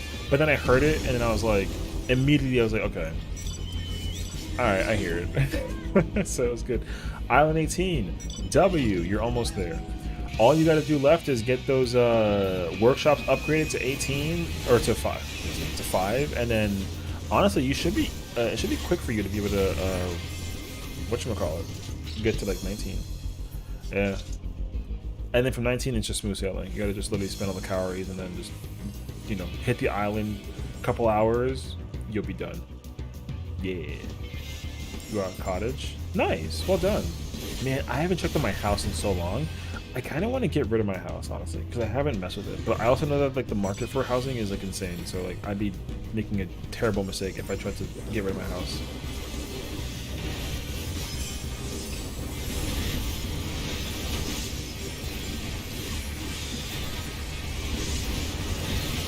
Oh, I'm gonna get killed. I'll see the ninja. Oh, and blue's coming up behind us too. Oh snap. You want to go medium? Yeah, I think that's my thing too. Is like honestly like so my small little house is technically on Marlboro, and like you know that's where I was. You know my home always has been and always was Marlboro. It still is to a degree, but like I just you know my character is just you know retired. Took a you know hangs out at the beach, does all that fun stuff. You know all that thing. You can't say ew to Marlboro. Well, the thing is, like, you gotta remember, when I was on Marlboro, or when, you know, even still, Marlboro used to be on Primal. So that's what it was. Like, I was originally on Primal back then, and then they put me on Crystal, and then that was what it was. So, you know new Marlboro, but, you know, you don't know about old Marlboro. I used to be, that's my home, the Primal version. Yeah. But you gotta remember, though, like, you know, Crystal is a very casual-esque. Sev, what's up, homie? Welcome. Crystal overall as a data center is pretty casual. So, I mean, it doesn't matter though because even some casual players are on Ether and Primal. I mean, they're definitely on Ether like crazy though. But like Sargentis has a ton of them. There's so many casual players on Sarg, and now I have an established home there too. You know, so. And if anything, that place is also becoming like a second place for me. Ultros is now like the place where I'm at. And that sort of thing. But you know, it depends. There's a whole bunch of ways to go about it. So yeah. I think that like as long, I mean, here's the thing though, right? Everybody goes to Ether now to do content. And I'm also in that same boat right now. I get that, but I kind of wish some Crystal didn't bring that casualness to Ether PF. I mean, you know, it kind of, like, yeah, but also, like, no, because if everything was PF'd on Crystal, then it'd be backwards, you know? Like, Ether casuals are coming to Crystal. So, like, it's just a matter of figuring it out now. Because now that everyone is doing it in one place, obviously they have that new cloud data center to test the way to do stuff with like cloud data basically for queuing in and doing content and all that fun stuff, which will be phenomenal when they actually work on the magic for that. But you know, at the same time though, it's like kind of complicated to like not immediately think about casual when you think about you know, like it's hard to not think about casual when you think about Crystal, you know, like when you think about Crystal you immediately say casual, which makes total sense. And again, I used to also consider myself to being in that boat as well. Like I was never like not a casual player. I think to some degree I still kind of am. So, bundle to 6 in Theraflu, big chillin. Oh, well, definitely feel better, Sev. And Theraflu kind of comes in handy. So I'm glad that you can take something to kind of get that energy back up there too. You know. So hopefully you feel better and definitely kick back, relax, and enjoy some of the coolness of the stream today. Yeah. So here, but yeah. So, because even with Primal too, like in Primal, like same rules kind of apply, you know. Like in Primal, there's a lot of players that are casual players, and it's kind of hard for the casual players to stay casual because they will also do content. Like if you're truly super casual, then you'll never do content. You know, you just sit in like Limsa, Ul'dah, or Gridania, and then you just talk about whatever. I think that's like the true ultimate casual. But you know, sometimes those players also are like, I'm gonna try and do a raid, right? Which is fine. Nothing wrong with that. It just depends on how you like. Here's the thing: if you go into raiding in this game and you have an ego about it, and your skill doesn't like back up the ego, it's kind of hard to like take you take you seriously. You know what I mean? That's why I think it's more important that if you do raid, then you either kick back and enjoy it and try to learn it, and find some of that consistency while you're at it, and that way you can like do the raid and then be fun. To the homeless AFKing in Charlian. I did that at the beginning, but then I had to gravitate back to Limsa. So, you're understanding the appeal of AFK? Yeah.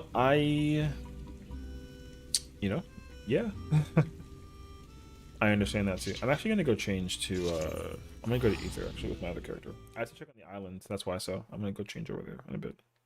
I gotta just real quick send my retainers over and figure out if I sold anything. Like, here's the thing though, for me, I'm not the AFKer. I don't AFK. Well, like, I do, but like with the intention of like doing something, Like, if I'm gonna go AFK, then I'm also going to do something in the background while I'm AFK in the game. Like a really easy example of this is like crafting. Like, I don't just sit here for 12 hours and then just listen to people have conversations about stuff in the game. I don't do that. I never have. Like, I'll chat. Like, I think it's different to like chat with your FC friends, right?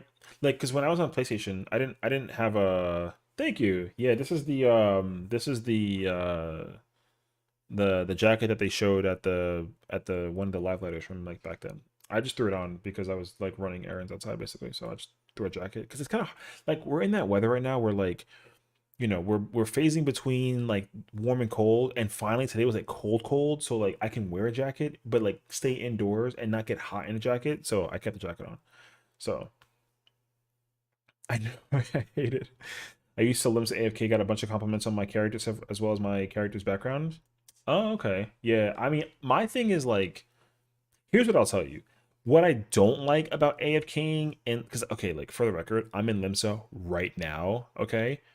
And again, it looks like a flex, right? It looks like a flex because I finished the island and like I totally get it. But because I finished the island and I'm using the glam from the island, people stare at my character and then they examine the chess piece and then they don't say anything to me. Part of me gets so annoyed by that. It's just like, bro, if you're gonna stare, like, it's like, because there's that whole concept of like it being impolite to stare, that kind of thing. I hate when people just stare at me. It really does. There's a very small part of me that hates when people do that, because I don't do that to people.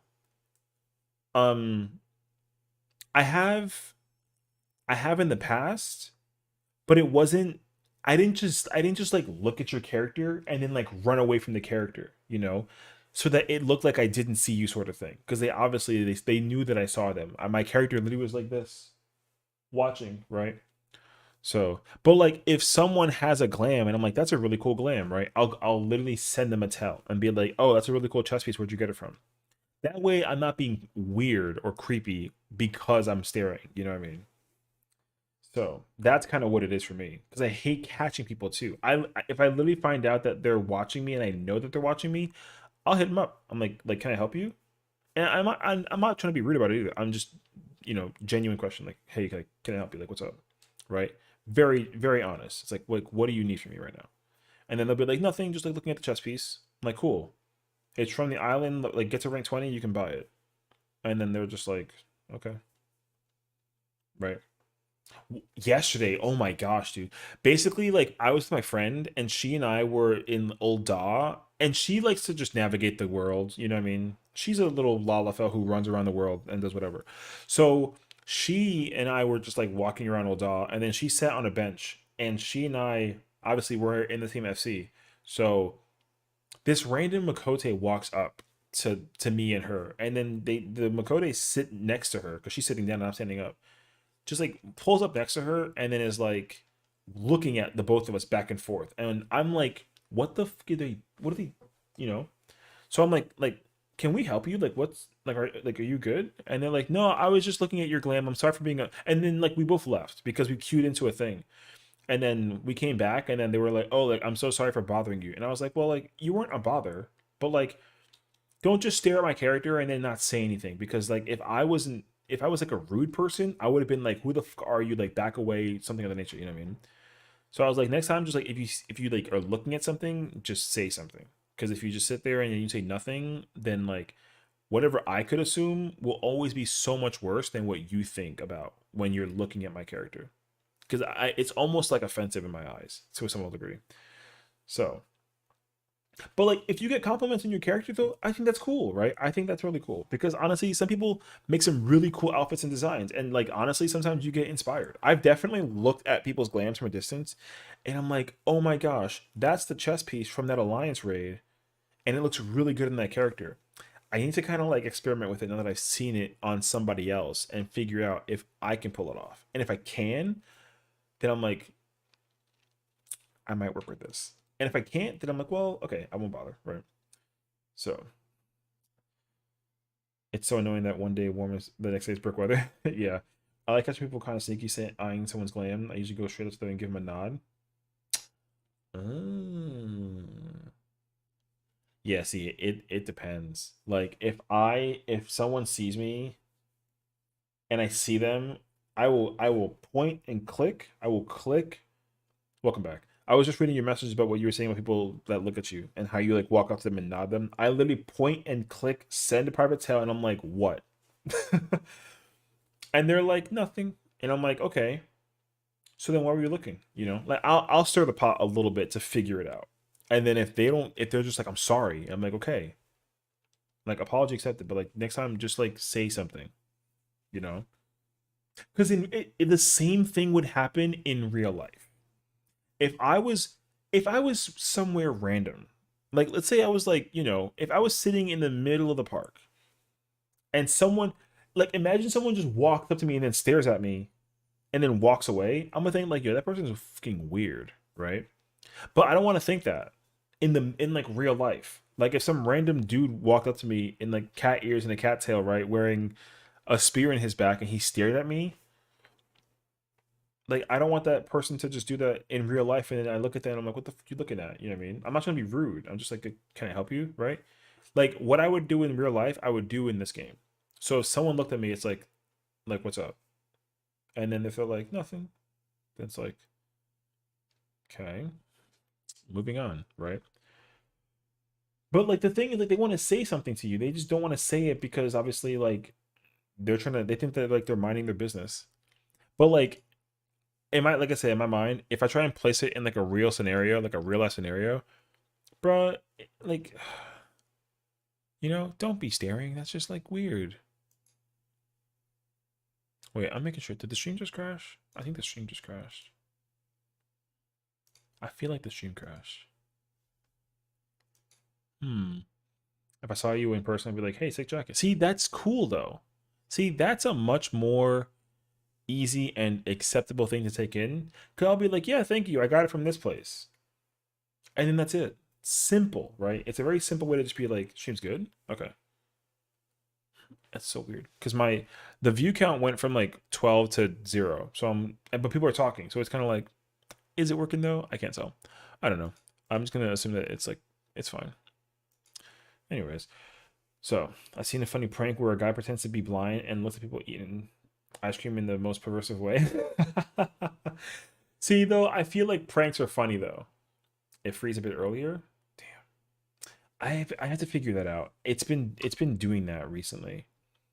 I don't know what happened or what caused it, but it's been basically like for simple answer, the stream like internally crashes even though I'm not recording it right now, it's just streaming, right? But it just magically just stops working for a moment in time, and I don't know why. So I'm sorry if it did freeze earlier. I don't know what it did, why it did that. I will have to get to the bottom of it because I think it does interfere with the stream quite a bit. So it's okay though, we're here though. Oh, I thought that I was kind of lagging actually in the game. It might be like a me internet thing actually too.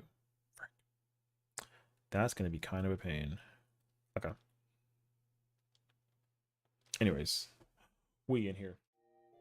So yeah. Bro, she just basically naked. It's crazy. Anyways, it just boils down to that, you know. You get called handsome in game mostly. See, that's nice though. At least somebody looked at you and told you something. Like, people just look at my character, bro. People just look at my character and then they run away, and I'm looking at them like, yo, what? So, and again, I'm aggressive now because I'm just making it very dramatic here because I can, right? But like in the game, I'm just like, yes, or like, can I help you, right? Simple, very simple, quick to the point. Like, what do you want, bro? And if they say something or respond, they're like, okay. Then it's like, all right, cool, good talk. All right, have a good day, bye. Boom, and I'm out. Simple answer, you know, nothing more insane than that. So, so with this character, I did finish MSQ. So I'm not gonna do anything MSQ wise, so I don't spoil it. So like, we're gonna chill for a little bit. But I gotta go check out the island and see my stuff basically. So we're gonna go figure that out while I'm since I have to go eat and come back to someone sitting on my face, bro. See, my thing is like, you know what's another thing that starts happening that I'm not really a fan of now? It's, I don't know the context. I think some part of me is like, bro, I'm not okay with this, okay? The simple point to it is that people, when I craft in public, people sit down next to me and watch me craft. So I stop crafting, and then they run away from me, and I'm like, what's up, bro? You know? And then they're just like, oh, you know, just watching. Like, okay. But like what? You know? So I'm telling you, man. Like, again, sometimes it's not usually a big deal to me, but sometimes it's just like, because the way how I see it is I try to think of it in a real life scenario. If I was in the middle of like doing a puzzle, like let's say I was playing like a crossword puzzle in the street, and you just sit next to me, watch me do the puzzle, I'm like, bro, like, who are you? You know, like I will genuinely stop what I'm doing and ask you, like, what are you doing? No rudeness. It's just like you just randomly decide to sit here and then you're watching me just work on a puzzle. Like, why? And then they don't give you any answer. So it's like, okay, I guess I'll just go, you know, finish what I was working on and then just pretend like you're not sitting next to me. Bro, so that's crazy actually. So yeah, most of the time, if I'm AFK, if I'm crafting, if I'm just crafting, like if I'm watching TV and crafting, I will just go to the inn or go to like my FC house or just, you know, somewhere where I don't AFK straight up in front of a bunch of people, because I don't want people to just stare at my character while I craft. What's good, Brody? What's up, dude? Welcome on in. Good to have you. How are things? We're talking about a bunch of stuff I have no idea. Yeah. So I need to also do the thingy for that too. Actually, I think about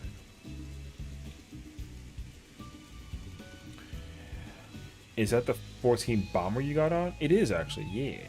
I have the dark side on. There is like a, oh, you can't really tell, but there is like a light side of it also. But I just when I took it out of the packaging, it was on the dark side, and I haven't even like touched it too. So love the fall weather.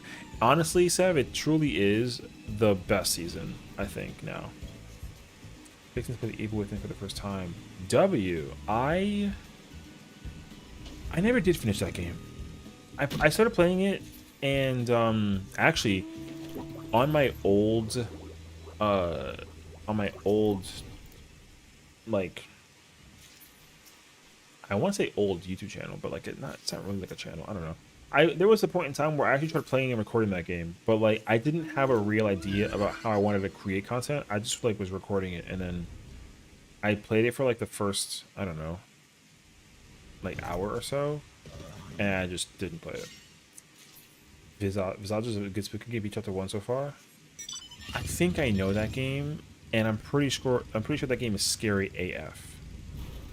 I definitely have heard. I know this game. All you know is supposed to be scary AF. Yeah, it's a real. You know what I will say? Evil Within is definitely a very spooky game. It's very, very good for spooky. I can tell you that for sure. I know that for a fact. It's a very spooky game. It's very good. Yeah. Because it just, you know, certain games that have spookiness to it, they kind of add a little bit of like that disturbing vibe.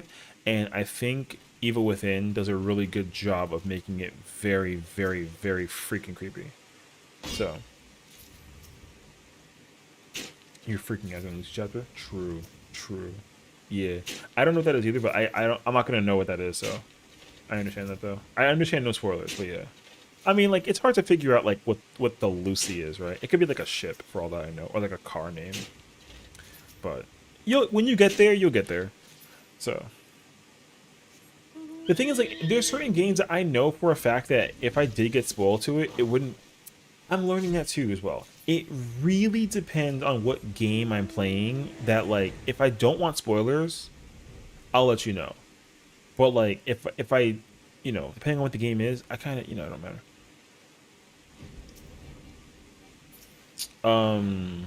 Because, like, for example, anything Final Fantasy, Resident Evil, Metal Gear, BioShock, or, like, I don't know, something with a storyline that I'm, like, a big fan of, like, yeah, I don't want to know. Comrade, Brody doesn't play 14, bro. Yeah. I don't think he plays 14, so he doesn't know what. It's really funny that you like try to think that Brody was a 14 player in Party Finder. Brody would never be in Party Finder, bro. He wouldn't even know how to, like, manifest that. Yeah.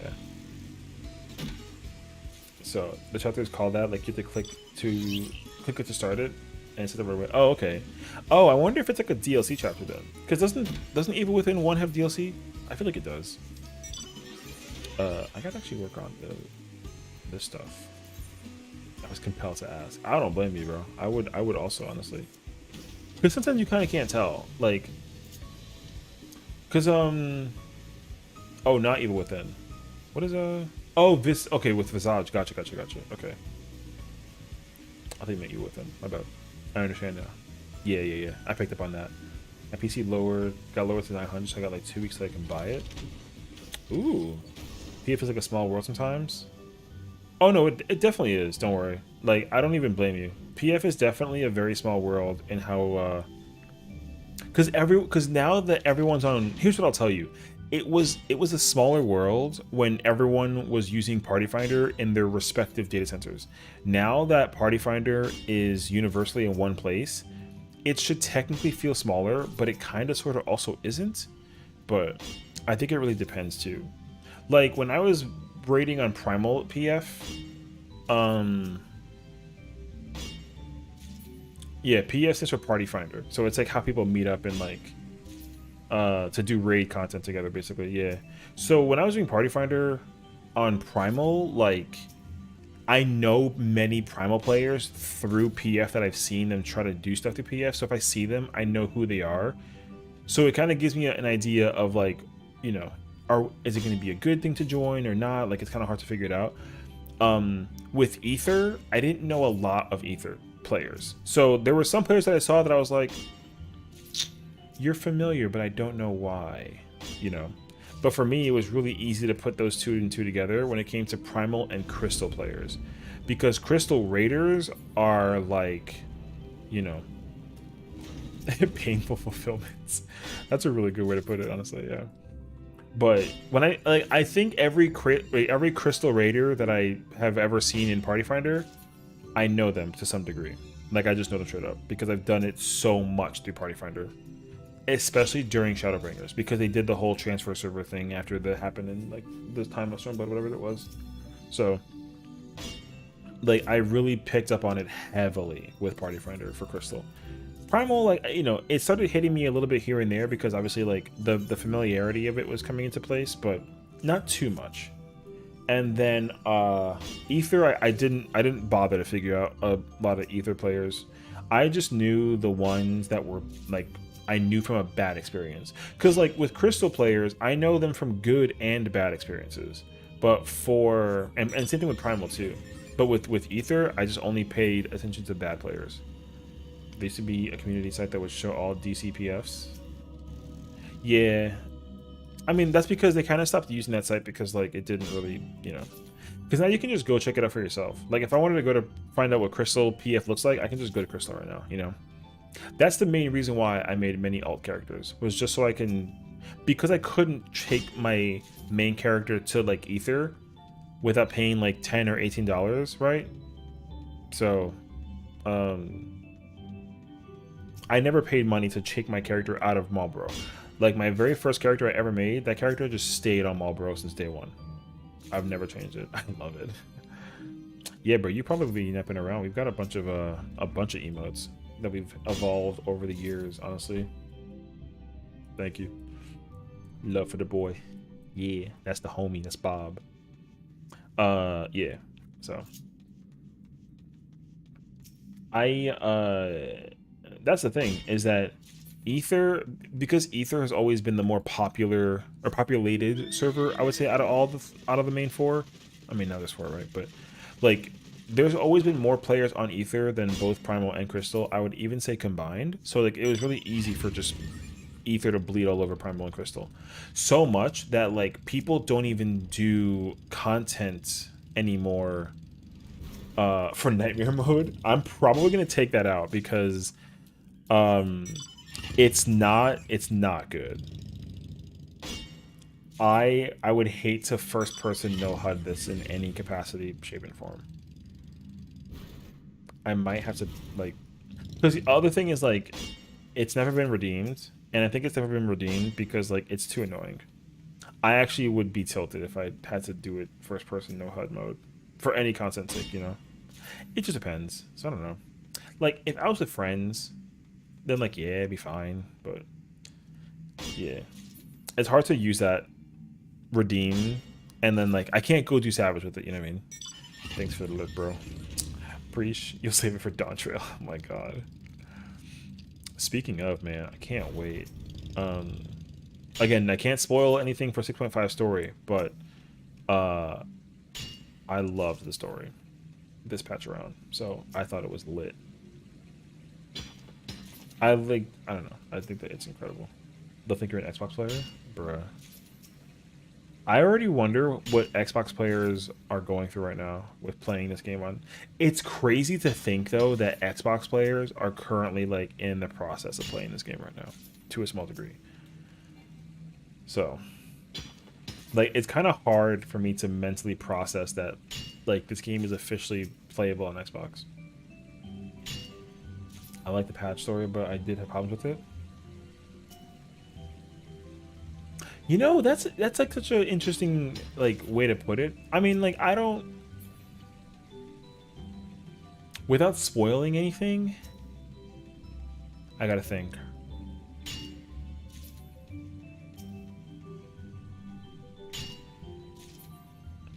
There's nothing that I didn't. You was narratively annoyed? Narratively. That's interesting. Okay. I think I can understand what points you might be referring to. But it's funny because I think I was so blind to it because of the, like, I felt it was hype. There was only one thing, I would say. There was one thing that the game didn't do that I was like, wait, what about this moment? You know? But what they did towards the ending, I was really surprised by. I wasn't disappointed in it or annoyed by it. I was just like, they really did that?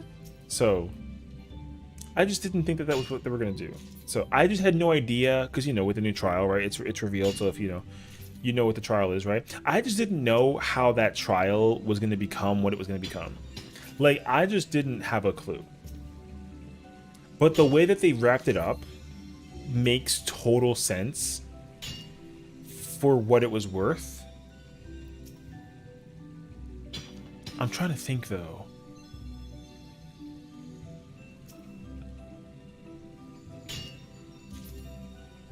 No, it kind of works actually. I don't know. For me, it like, you know what I will say, I accept it.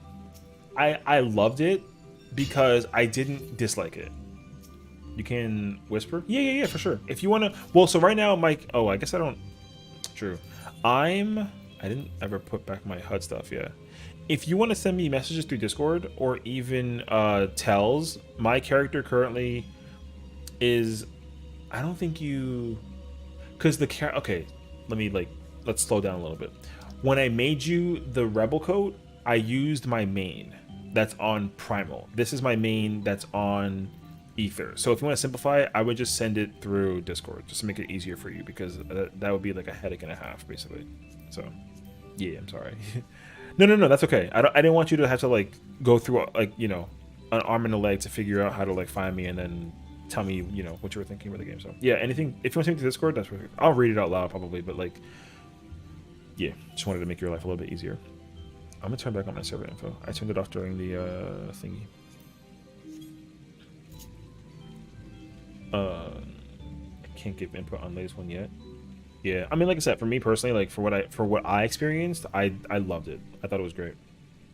Like, I didn't, like, what I will say is like I didn't have any issues with it, except for one small little thing. It was like a brushed over moment, and either I must have been so marveled by it, either that I didn't see it, but I'm like 90% sure they just didn't do it, and I was like, where is it? So, you know, it was this. Why is O10S poo poo? Nah, bro, O10S is crack. What do you mean? O10S is incredible, but good luck with that fight, because that fight is hard. That fight is a rough one. But it's a great fight. That fight is not poo-poo. That fight is incredible. I miss Midgar Stormer. Great fight. Yeah, bro. You know what that fight teaches you? That fight teaches you uptime. If you really want to showcase how good you are at the game, you figure out uptime for that fight. If you can't uptime that fight, you gotta practice. You have a lot to practice. I'm so serious. There's that fight teaches you a good amount of fundamentals. It's not though. You literally gotta know how to uptime if you want to be cracked at that fight. That fight was so good. Gosh, I missed that fight. And we're not gonna get it in the ultimate, which just makes me sad.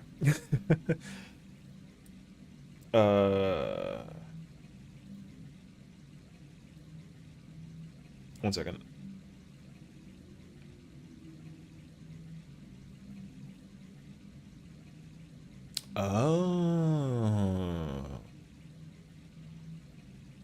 Oh, you see? Okay, interesting.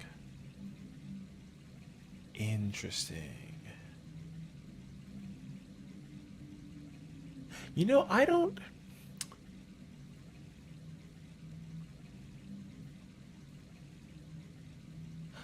know. I mean, I'm not technically disagreeing.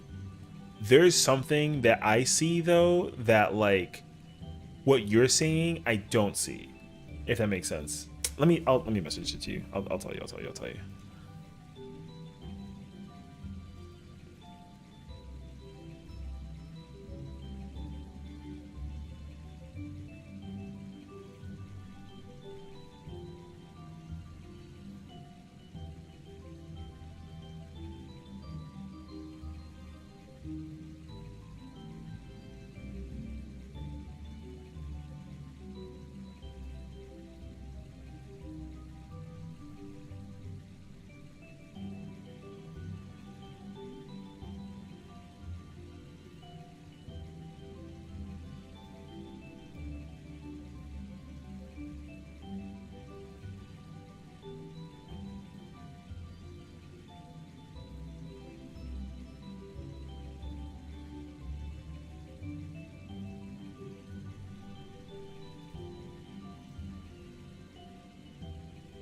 Oh, I cannot spell. Yeah, that's what I think. There's no big mechs towards the end though. All repeats except for add and midi phase. Half of the fight is downtime. I mean, that's not the. I mean, that's fine though. Like the fight isn't got. It doesn't have to be. It doesn't have to be like intensively heavy the entire fight. Because O10 is not the the hardest one out of the three, you know? Like 09 is basically like mid intensive because of how it works. Like in once you get to the halfway point of 09, you're clear ready, basically. You know what I mean? Like in 010, like you technically still got a good ways to go, but like the beginning and the mid portion of the fight is the hardest part for 010. So yeah, 09 is not that crazy. Like once you get to the halfway point of 09 and you figure out the midway, the ad phase or that part, you can clear the fight. So like 09 was a very easy introduction. It wasn't an easy fight, but it was an easy way to get you into the raid tier basically. 09 was a very 09 was definitely the easiest fight out of the first three for sure. 011 though is chaotic because it's intensive the entire time. So like it's not mid or early or late intensive, it's all intensive. So 011 is where you'll probably be like, bruh, this fight is freaking wild. So because yeah, 010 is like fine. Like 010 is good though. I want first turns and literally every other turn that's not 4, 8, 12 to be like 9 and 10. Oh, like P9 and 10. I want first turns and literally every other turn that's not 4, 8, and 12 to be like P9 and P10. Oh, I see what you're saying. I mean, like, it's kind of hard to get that, honestly. Because you got to realize that, like, here's what I would probably say. When the Stormblood raids came out, right? When the Stormblood raids came out, like, with like 01 through 4, 05 through 8, 09 through 12.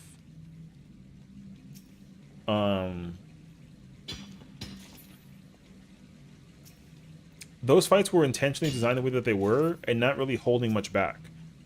But with every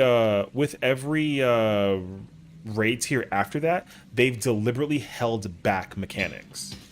So why they gotta make first turns easier than most EXs? Because the first turn is okay. So here's the thing, right? The first turn always introduces one new mechanic, or usually two, but it repeats other mechanics, and it kind of like swirls it up in like a soup. You know what I mean? So like with P9, the newest mechanic introduced in P9 was the ability for the display. No, actually, what was the first mechanic in P9 that actually came into existence for the first time ever? That's actually a good question. Hold on a second. What's the first mechanic that was introduced in P9 that was like a new mechanic? Because every raid tier every single turn introduces a new mechanic in some way, shape, and form. I don't remember. There's a new mechanic in P9 that's never been in a previous fight before that like they showcased. But the thing is that with P9 though, in that point though, most of the mechanics in P9 you've already seen in the past. They just mixed it up. So that's why it's easier than most extremes for the first turn. They usually do that on purpose. But the thing with the extreme is that the extreme has to be harder than the first turn of Savage Raids because the whole fight introduces a multitude of new mechanics. It's not just one or two, it's like 4 or 5. So with like Endsinger, they brought the actually, let me not say that. What's another one? With the Wind EX, they introduced several mechanics, right? A lot of hair stuff, which was cool. And then same thing with the phantom hitting, the double phantom auto. That was another new mechanic too.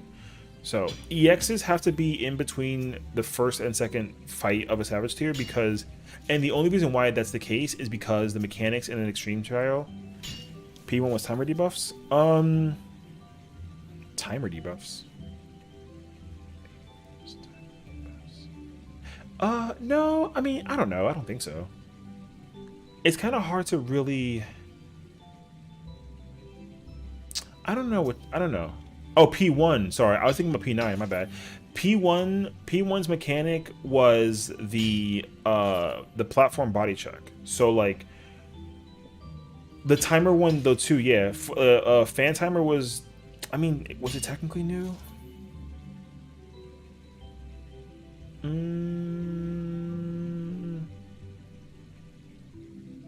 I guess so. I guess so, because P1 also had temperature, and temperature that wasn't the first time. So we've already seen temperature in the past. They just brought it in a different way, and they introduced like a variance of that mechanic. But temperature was the same thing as we've seen before. You want to be neutral. You don't want to overstep your temperature thing. Yeah.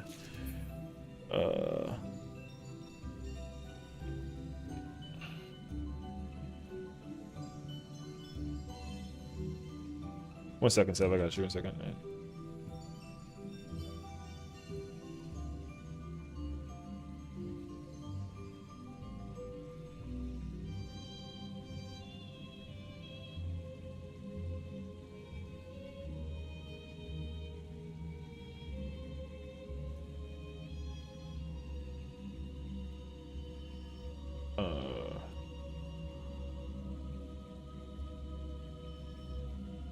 I can see your view. Honestly, that's probably how it's meant to be perceived, and I was just salty being like, "But what about my character?"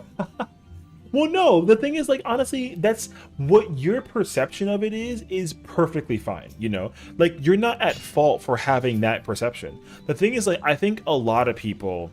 Here's what I will tell you. Here's what I will tell you.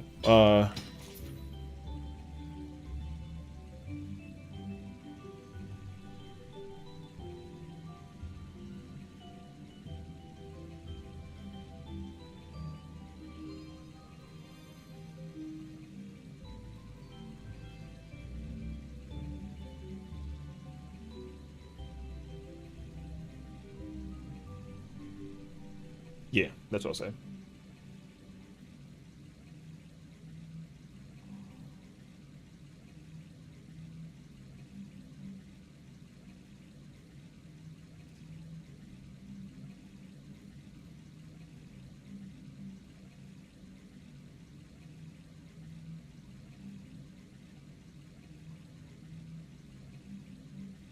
Yeah, yeah.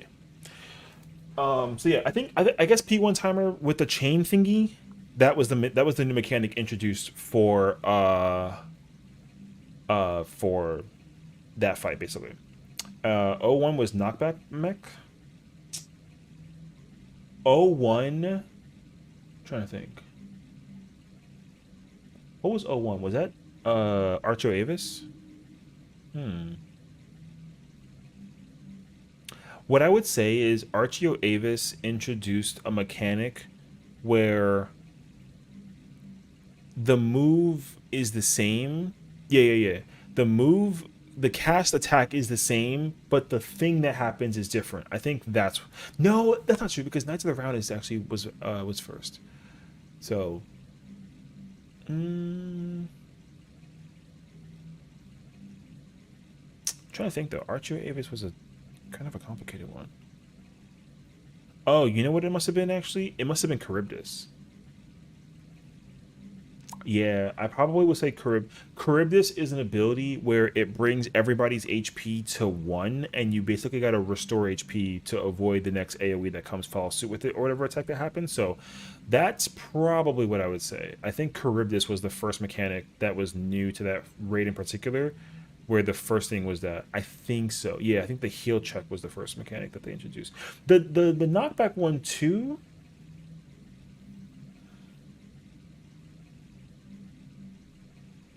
I'm trying to think about all the freaking raids from Aroma Born in Heavensward. I'm trying to remember. I don't know though. You might be right though. It might also have been the knockback one too.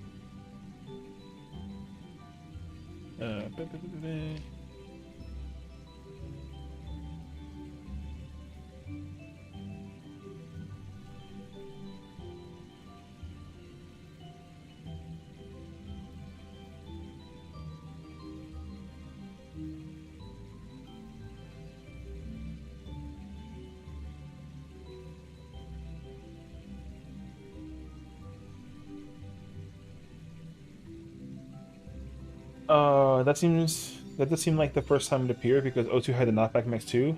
Well, no, but like O1 came before O1 came before OT, so like O2's mechanic was the gravity thing, like the gravity shifting thing with the two color thing. That was the first time that ever got introduced, where you had to use gravity as a center point for that too. So like that was the thing. E1 was definitely the AOE baits for sure. Because Delta attack was already there. The tank buster swap thing with the 2 hits was already was that there already? What's let me see. 1's Archer, Aegis, 2 Kilotas, 3 Telekinesis, 4 is X-Death, 5 was Train, 6 was Shardanook, 7 was Guardian, 8 was Kefka, 9 was Chaos, 10 was...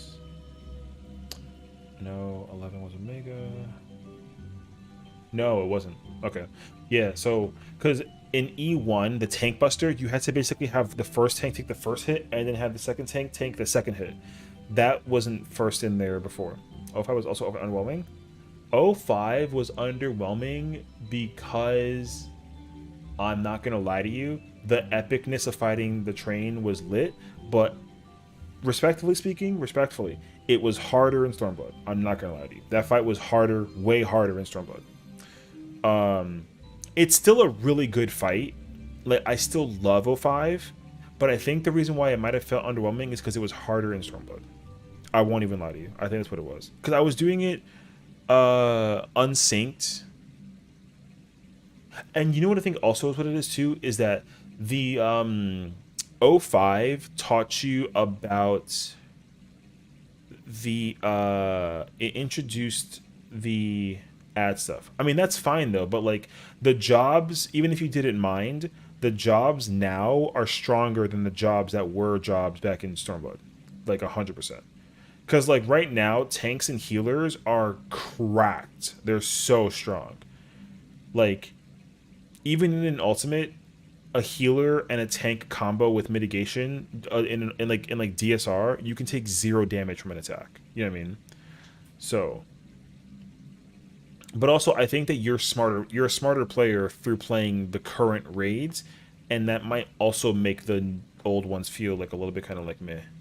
So, plus the food we use was basically Biscon. Right. So I like if there was a way to go back and do the really old version of the fight and play the really old version of the job, like back then, a lot of jobs did so much less damage, including the job that was the best in the game at the time, which was like Summoner Monk and like Machinist and Bard. Like those were the Black Mage too, but like whatever. But like those are the peak jobs during Stormblood from what I remember. And like right now, Bard is weak, very weak compared to everything else. Ninja is very strong compared to what it used to be, and same thing with I just said it, Summoner. Summoner was the strongest job in Shadowbringers and Stormblood, and right now it's like bottom 3, So if you get here's what I will say: if you ever get a chance to go back and go look at the old version of it too, yeah. Bard was a power job, yeah, because of 3 reasons. 1, the dot implication that you put on the job was triggered through the dots you put on the mobs. So Bard was cracked in old Stormblood and Shadowbringers because if you dot 2 targets, you get procs for both targets instead of just nothing, So they took that out in Endwalker. So Bard is okay, but it used to be insanely good back in Stormblood and Shadowbringers. And there was an ability that Bard had that they took that out in Shadowbringers, and that killed the job. Like, Bard was a better ninja in terms of power acquisition to give to the people, because Right now with Ninja, you buff yourself and you debuff the boss. Bard can buff the party and debuff the boss. So they took out the debuff from Bard, but they kept the buffs. So like a lot of the power that Bard had was just removed as a result. So I have a feeling Dancer will be top tier 1 patch if not been already. Excluding Black Mage, Bard is the strongest like range job DPS wise. Dancer usually does better than Bard, Red Mage, Summoner, and Machinist, usually. But it's because of the fact that its attacks do a lot of damage and buffs the party and buffs one person. Like, Dancer can buff 2 things at the same time. And also, like, you know, the power that you can... Like, that's the reason why Dancer is so cracked, right? Because, like, Bard concentrates a little bit thinly of buff to the whole party at once. Dancer picks one person and then sends it like a bunch. So, you want more buttons from Machinist? Honestly, I'm not gonna lie to you. I probably won't. You should not expect too much more buttons. You might with Machinist.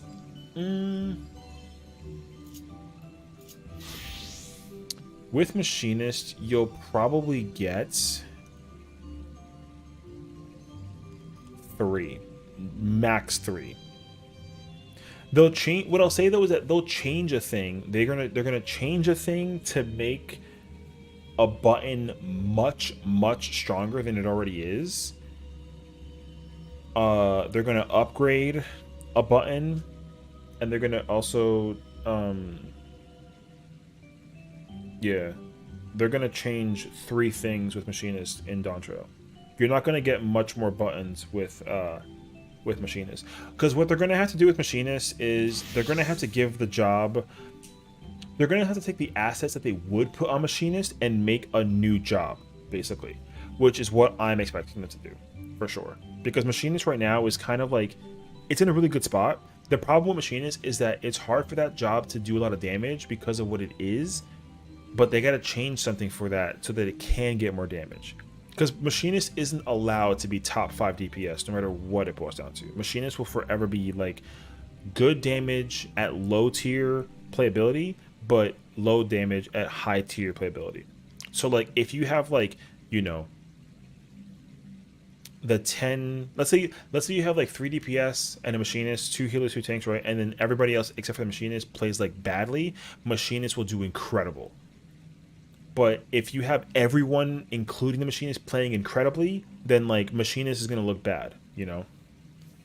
But like that doesn't take away anything from Machinist. Machinist is not a bad job. It's a great job. It's just never gonna be more potency DPS wise versus like, you know, Black Mage or Samurai. It's also not supposed to be, unfortunately. That's why what in my opinion what they should do with Machinist is give it something like a buff or a debuff.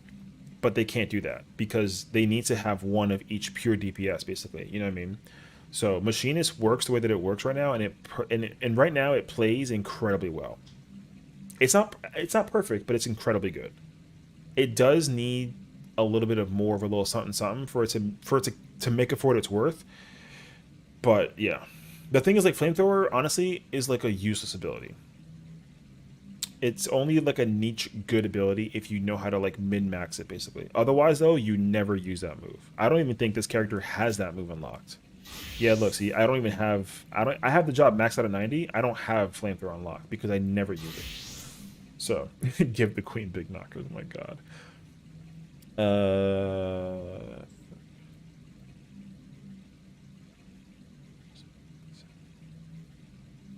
Oh, I see.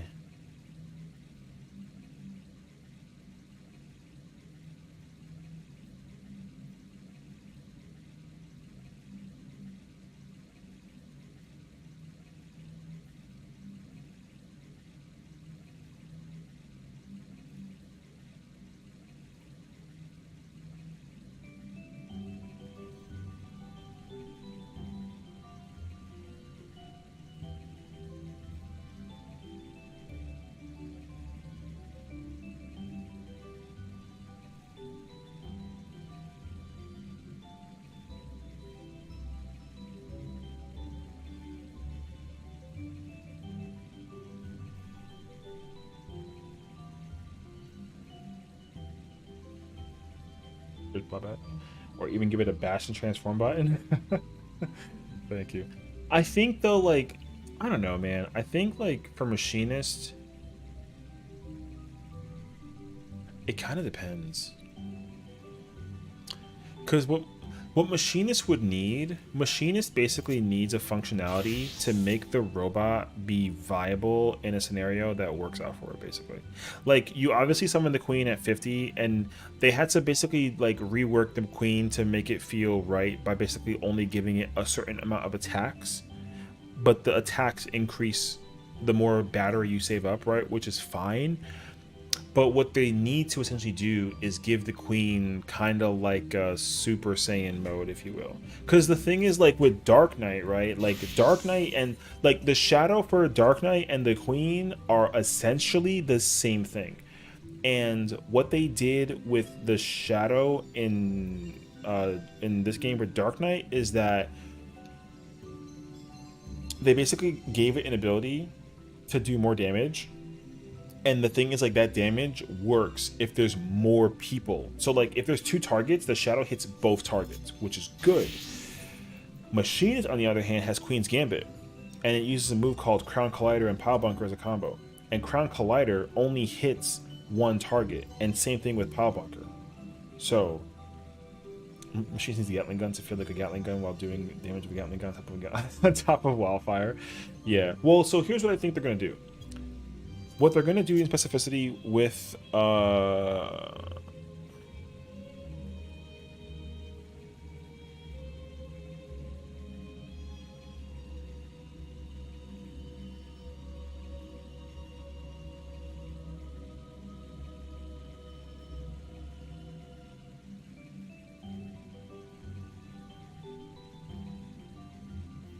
Machinist is going to essentially get an upgrade to all of the tool abilities, if you will. They might get a new one, but I sincerely doubt it. They're going to either because right now drill and drill and bioblaster are the shared ability, right? They're probably going to add a new one for air anchor, so there's going to be an AoE 40 along with an AoE 20. They're not going to upgrade the chainsaw because the chainsaw is already an AoE, right? So we're going to get an AoE version of this move. They're probably going to upgrade either drill by design or heat blast. The queen will get a new move, and then most likely wildfire, when it explodes, it'll be an AoE. So you do have 3 drills. That's the thing, though. You already have 3. You have drill, anchor, and chainsaw. So the thing is, like, you only have one ability that is this. What they should do is put this one. They should rework Flamethrower to be like Air Anchor, but AoE version. Because right now, Flamethrower is such a weird ability. Because the fact that you can't auto-target while using Flamethrower, and you can't see the damage you're doing with Flamethrower, even though it is doing damage, this ability just doesn't make sense to throw out. Basically, it's a really weird skill, I would say, in my opinion, because like it's hard to know if it's working or not. I feel like they're going to rework Flamethrower to make it like this move, except it'll be the AoE version of one of these 2. It can probably even be the AoE. It won't be the AoE version for Chainsaw because Chainsaw's already an AoE. So they'll most likely change Flamethrower into this ability, except it'll be an AoE and it will be weaker. But the problem, though, is that this move is already an upgrade from this move. So for them to basically give us this move and then upgrade to this one, but then have this one be the AoE version of this one, is going to be bizarre. But I can see it working, though. As long as it makes sense, basically. Because you have to, like, there's no reason to use Flamethrower. Never. There's not ever, like, a real reason to use it, unfortunately. I never have used this ability except for in dungeons. Which, like, is fine. But, like, it'd be nice to use it, actually. Because here's the problem. In Stormblood, you had to use Flamethrower. Flamethrower was a requirement in the opener. So... And then they changed it, and then now flamethrower doesn't matter anymore. Like, you don't need to use flamethrower anymore because the ability became irrelevant. But flamethrower used to be a required move in the opener to activate your damage thing for machinist. And flamethrower back in Stormblood was the primary reason why machinist was so cracked, because of how the old job of the job used to work. The way how the old job worked was insanely powerful. It was like probably the #1 damage dealer out of the entire game until even over Samurai. It was better than Samurai, and Samurai was cracked at the beginning. It'd be really nice if they actually gave the only DPS with a gap closer a goddamn gap closer. Which one? You mean machinist? Which job is missing a gap closer? That's like, because the problem is that in my personal opinion, I'm not gonna lie to you, there's too many jobs in this game that have gap closers. There's way too many. Yeah, that's how I feel. There's way too many gap closers. Because when you go down the lists, because every tank has one, Sage has one. You can give it a grappling gun and a... Oh, you mean machinist? Nah, machinist can't have a gap closer. Because the only fizz range that has a gap closer is Dancer. Bard has an escape closer, which is fine, but like, machinist can't have one, unfortunately. It wouldn't make sense. I understand it though. Like, Dancer having one is kind of nuts, but the thing is that Dancer's range compared to these two jobs is less. So it like, you know, it's kind of bizarre, but like Machinist and Bard currently are the only two DPS that like don't technically have one. I guess, no, Dragoon has one. I'm lying. That's dumb. Yeah. What they should do, because here's the thing.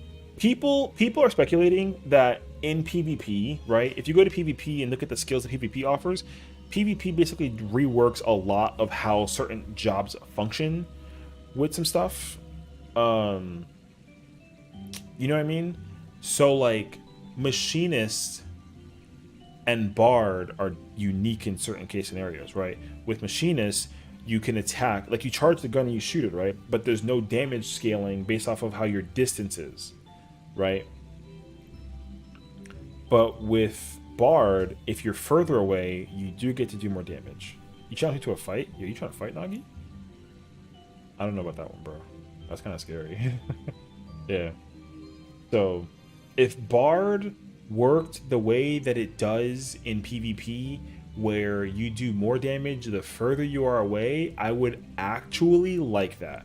But the problem is that people are going to hate it when the boss does a donut, because obviously the damage that you should be doing will be farther away, so you're never going to give yourself a reason to ever want to be in the boss's hitbox during any mechanic with Bard. You know what I mean? So they're never going to do that, but it'd be cool if they did. Give machines a grapple hook, make it really what it's supposed to be? Nah, bro. I'm not trying to give this job a gap closer. I can't. This job can't have a gap closer, unfortunately. It can't. Because the other thing though too is that, like, I don't know, Summoner has a gap closer. It's not supposed to have a gap closer. And the gap closer is weird. They got to take it out. Well, the thing is, like, the thing that you got to remember, though, was that Monk didn't have a gap closer until Endwalker. Monk didn't have any mobility tool like that ever in the game. Black Mage has always had a gap closer since the beginning of Realm Reborn, though. So, like, it's kind of hard to put that into perspective. Monk has never had one until... Well, actually, it's not true. Monk did have one, but, like, yeah. Ethereal Manipulation has been in the game since A Realm Reborn. That Black Mage skill with the teleport has been in the game since day one. What I would say is Monk used to have a different one. They changed it. Here's the thing. So with Black Mage, right, you use AM in order to go to the boss or to teleport to a person, right? Monks didn't do that. Monks only went to the boss because it was an attack. They changed it in Endwalker, and they took out, because Monk's ability used to be called Shoulder Tackle, and you actually, man, I freaking miss old Monk because it was such a good job. It's still good in this game, but the Shadowbringers version was better, is what I'm saying. Because back then, Monk had different stances. You had a defense stance, you had a speed stance, and a power stance. The power stance of the tackle that Monk had basically would do like a stun or something. But the speed stance of Monk's tackle, you do the tackle twice, and it was dope. But the problem though is you couldn't teleport to anybody with that tackle. So that was the problem with Monk. Is like Monk had no mobility if there wasn't a target. Like Kamehameha with Elixir. Yeah. That move too. That move used to be different. That move was designed to be a very certain. It used to be an OGCD. It wasn't even a GCD. It used to be an OGCD. And it wasn't an upgrade either. So, man, they changed Monk so much. Like, the changes seem small and subtle, but the changes are actually pretty drastic in comparison to what it used to be. I used to love old Monk. I haven't played Monk at all this expansion, except for the one time I did P3S. Because when I cleared P4, I wanted to do P4 as I wanted to do P3 as a Reaper, but Reaper was taken, so I went in as Monk, and I had the Monk weapon from P4, and I just did the fight. And, like, it's unfortunate. Monk feels too easy to play in comparison. It's still not an easy job to play, but it's easier compared to Shadowbringers. Yeah. Monk has been done dirty over the years, for sure. Well, the thing is, like, okay, because here's the problem with Monk. Respectfully, I still love Monk. I do to this day. I think Monk is a cool-ass job. But the thing is that, like, Monk has so much going for it that they can easily split it into two jobs and make there be two different kinds of Monk players. And then not to necessarily follow, like, the punchy version versus the kick version, but they can totally make, like, a kickboxer Monk and make, like, a boxer Monk and have those two be different jobs entirely. So, because the stancing, the chakra thing with Monk, this thing, when you use the beast gauge and then you activate the perfect balance to pick, you know, to do the masterful blitz, this ability is that new fundamental change that they implemented with Endwalker for this Monk job, and, like, I'm cool with it and I like it. It's really cool by design. But the old design of Monk was also really sick because you actually had different stances. Like, you didn't just have form shift. You had, like, what is it? Not Riddle. Was it the Form of Fire? I think it was Form of Fire, Form of Wind, and Form of Earth. And literally, like, Form of Wind gave you, like, a 4th chakra point that lets you attack faster. And then the Form of Fire gave you a 3rd chakra point that lets you hit harder but slower. But, like, you had to actually shift between stances in order to, like, effectively play a good Monk. So, like, if you knew how to play Monk well, then you separated yourself from the men and the boys. You know what I mean? Monk now is not, like, anybody can play Monk now. And it's kind of hard to discern men from boys, you know what I mean? One thing I mind most in getting the most part of GCD's buff is to get as many chakras as possible. The problem with the Monk, though, is that, like, the strongest ability you don't use in the 2-minute. That's like a legit issue.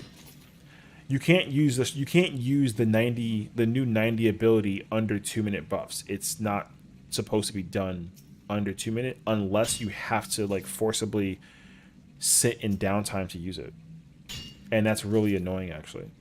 Because, like, you want to try and get both chakra points of light and dark, or the lunar and the thingy. What's it called?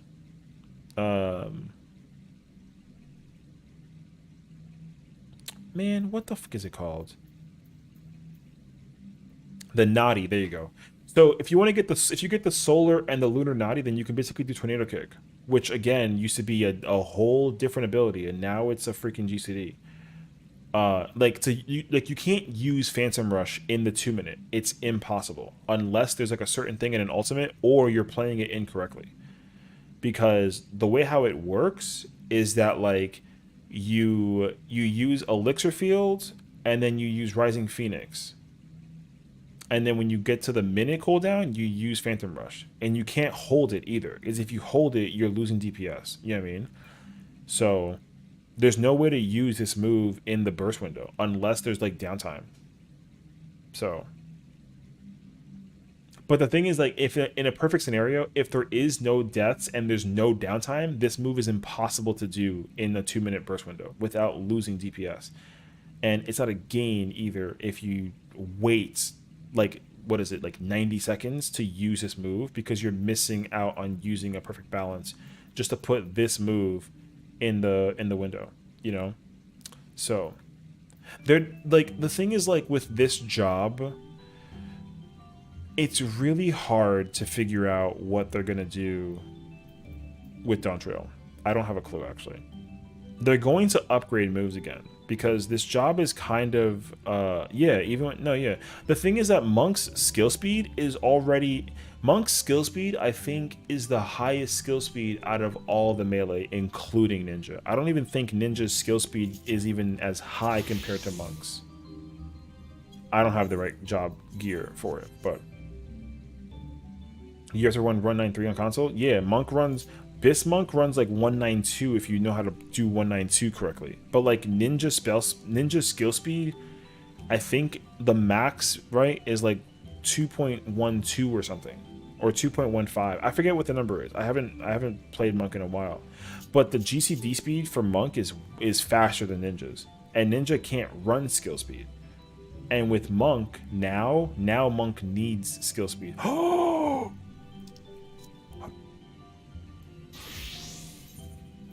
So, I'm capturing this thing freaking finally. Ya mother... Nin has more OGCDs though? Does it?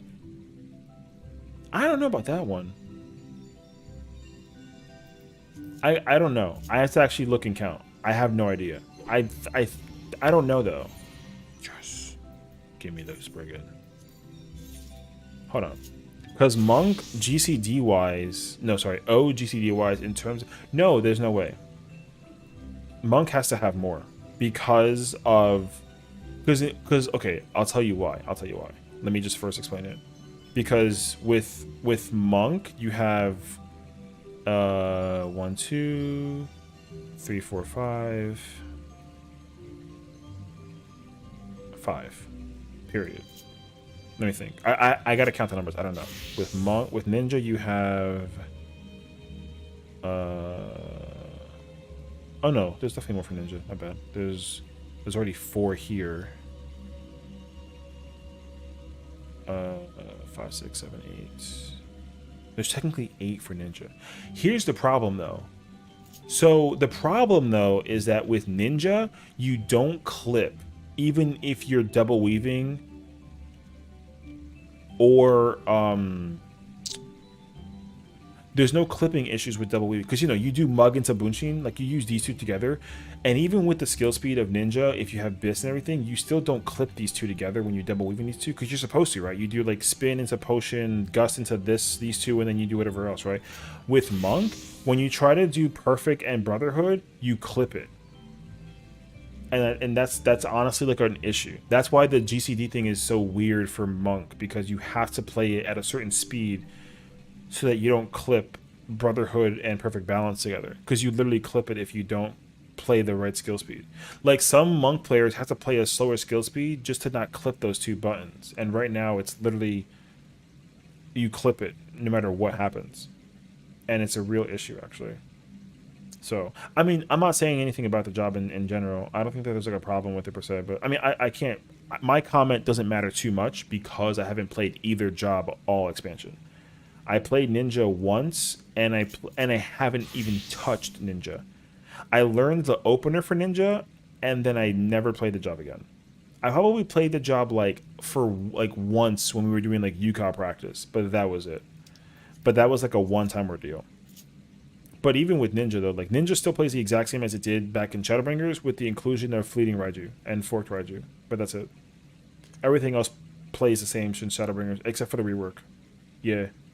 So the problem, though, is that Ninja's still a great job. See, Ninja doesn't need a lot for Dawn Trail. With Ninja, all they're going to do is they're gonna change the alien edge. They're gonna upgrade these three. They have to. They have to upgrade these three. They might update Bavra. They will definitely update Kutsatsu, how this move works. Or they'll definitely update that.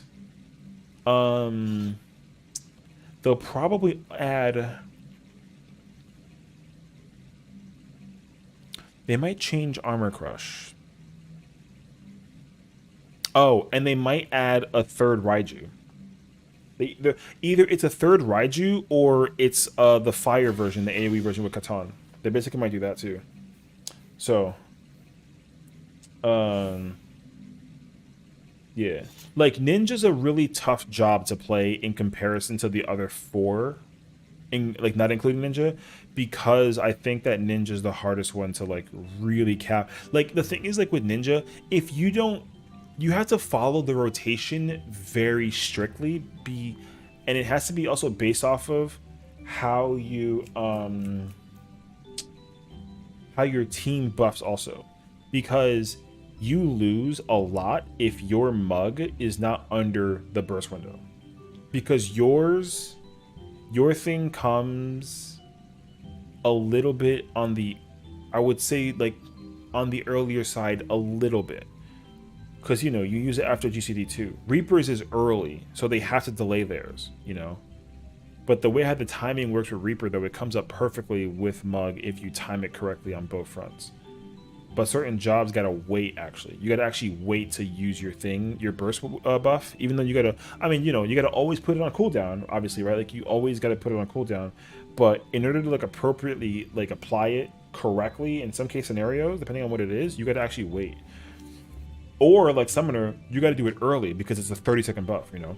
So it just depends on the job, honestly, and the combination of it too. Because Monk has the same problem.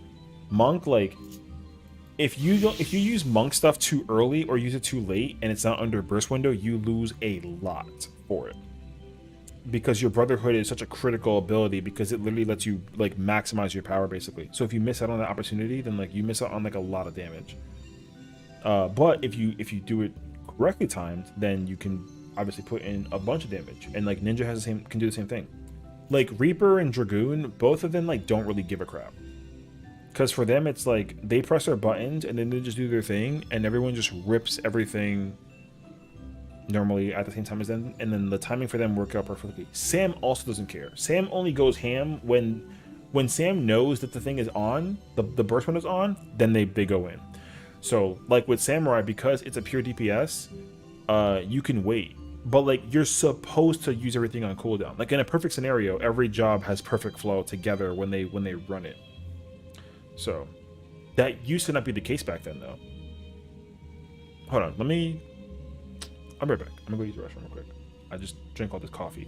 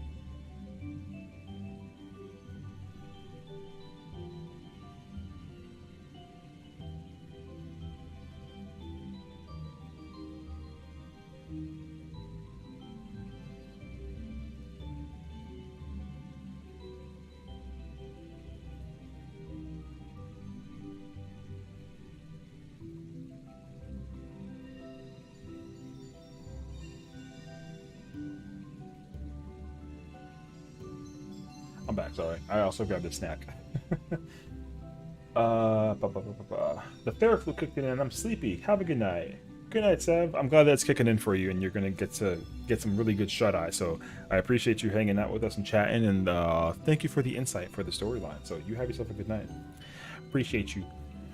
Where was I? They'll add multiple phantoms. Oh, maybe. I can see that being a thing. Or obligatory double port around the arena into announcing your shinobi aspirations and then hitting mug. Followed by tea time and a non-delegated posterized ride you into TA. True, but only after the opening is approved by the FCC. I don't know. What I will say, I was just thinking about this while I was in the restroom, and ultimately, you know, right now the game is fundamentally put under this impression that, like, because the developers... Oh, I ran out of water. Hold on. I'm gonna go get water real quick.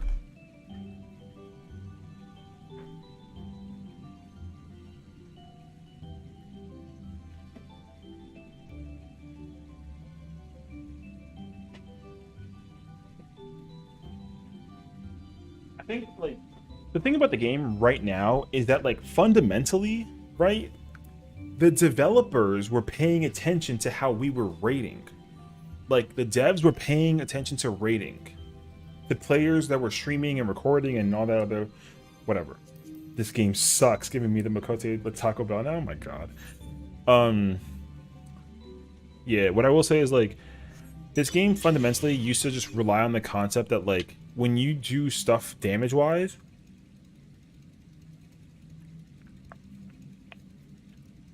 the devs just noticed a pattern, and they were like, people really do a lot of things during every 2 minutes. So let's just make every job have things going on during the 2 minutes, you know? And they were like, yeah, we don't, you know, we're gonna stick with that and see how people feel. And then what happened? People were like, oh, this makes the game easy, because, like, everything now is rigid under 2 minutes. Because now in this game, in terms of bursting, like, the most important moments are the 2 minute windows, right? But that rigidity doesn't allow flexibility to play its course in other scenarios. So now certain jobs that, if they follow 2 minutes very strictly, they're missing out on being able to, like, do well because they can't do it during other certain scenarios, you know? So the thing is, like, it used to be, so here's the thing, the rigidity of that used to not be every 2 minutes. It used to be 0 and 6 minutes. Like, the most important moments of bursting back then was at the opener and 6 minutes specifically, because every single cooldown, timer wise, if you did it correctly, you basically got all the power back at the 6 minute window. But because you've been already progressing the fight, right, then your damage, like, you basically did the opener every 6 minutes, but with whatever extra resources you had by the time you hit 6 minutes. You know what I mean? So, like, it didn't matter what you used every other time. It just mattered that, I mean, you use everything on cooldown, you know, based on you, but not based on everybody else. But you had to make sure that it lined up perfectly for when you had that 6 minute moment. Because then it would work perfectly if that was the case scenario. You know what I mean? And then if the fight was longer than 6 minutes, then you do it again for 12 minutes until the boss dies, right? So, like, Battle Ending, the Dragoon ability, this move used to be 180 seconds, which was 3 minutes. So you didn't even use this move as often as you used everything else in 2 minutes. So, and I think the eye used to be, I think it was 90. So, like, Dragoon used to be okay. It was, I mean, it was always good, but it was also, like, okay. This move used to be, I think is it 40 now? It's 40 right now. Yeah, it used to be 60. But this move also, I think, either was 180. It wasn't 120. I can tell you that much for sure. This was not a 120 ability. I think Riddle of Fire also I don't think it was a 60 ability either. I think it was like 90 or something. Riddle of Wind is 90, but this move didn't even used to exist. This move is new to Endwalker. This move used to be a different move altogether. So what they should do is they should take out the 2s and go back to the 6, where every button you press, you just press on cooldown. And then the most important moment is when you line up the potion with the 6-minute window, and then you do that damage. So, because, like, I think the main reason why Anatman, it's for when the boss is, like, transforming into stuff. It's basically the same move. It's like meditation for samurai. Like, you just use it to keep your timer stuff up. And that's literally it. It used to be a different move, but they had to nerf it because like people found out a gimmick with the move, and you can use it because it used to be an OGCD. It wasn't a GCD because now it's a GCD. See, it used to not do that. So what you would actually do is you would do dragon kick, like you would do form shift, and then you would do dragon kick into a Notman because it would give you a chakra point.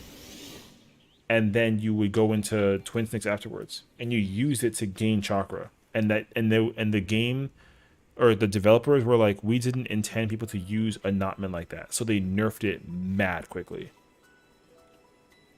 So now you only use this move when you're going in between, like when I'm doing T, when I'm doing a mechanic that doesn't require me attacking the boss, and my stance is about to go away, I can use that move basically. Problem though is this move does the same thing. So it's, you know, they gotta either remove this move or they gotta change it. They've nerfed this pencil with Setsu Kaiten. Yeah. They had to take out Kaiten because it was just too much for this game. They should bring it back though. People were pissed about Kaiten getting removed. I was pissed about it. When they took out Kaiten, bro, I was so sad because the animation for that move was sick. That was why. For me, it was the animation. The animation was so sick. And like the potency for what it was worth is like that ability made Samurai extremely freaking strong, is what I would say. Samurai was insanely strong with that move. Because Madara wasn't even like a guaranteed crit. You did more damage with Kaiten Madara versus crit Madara, I believe. Or rather, you had the chance to. You had the chance to do more damage with Kaiten Madara versus the current version. But they made it a guaranteed crit because like it was just easier to calculate the numbers.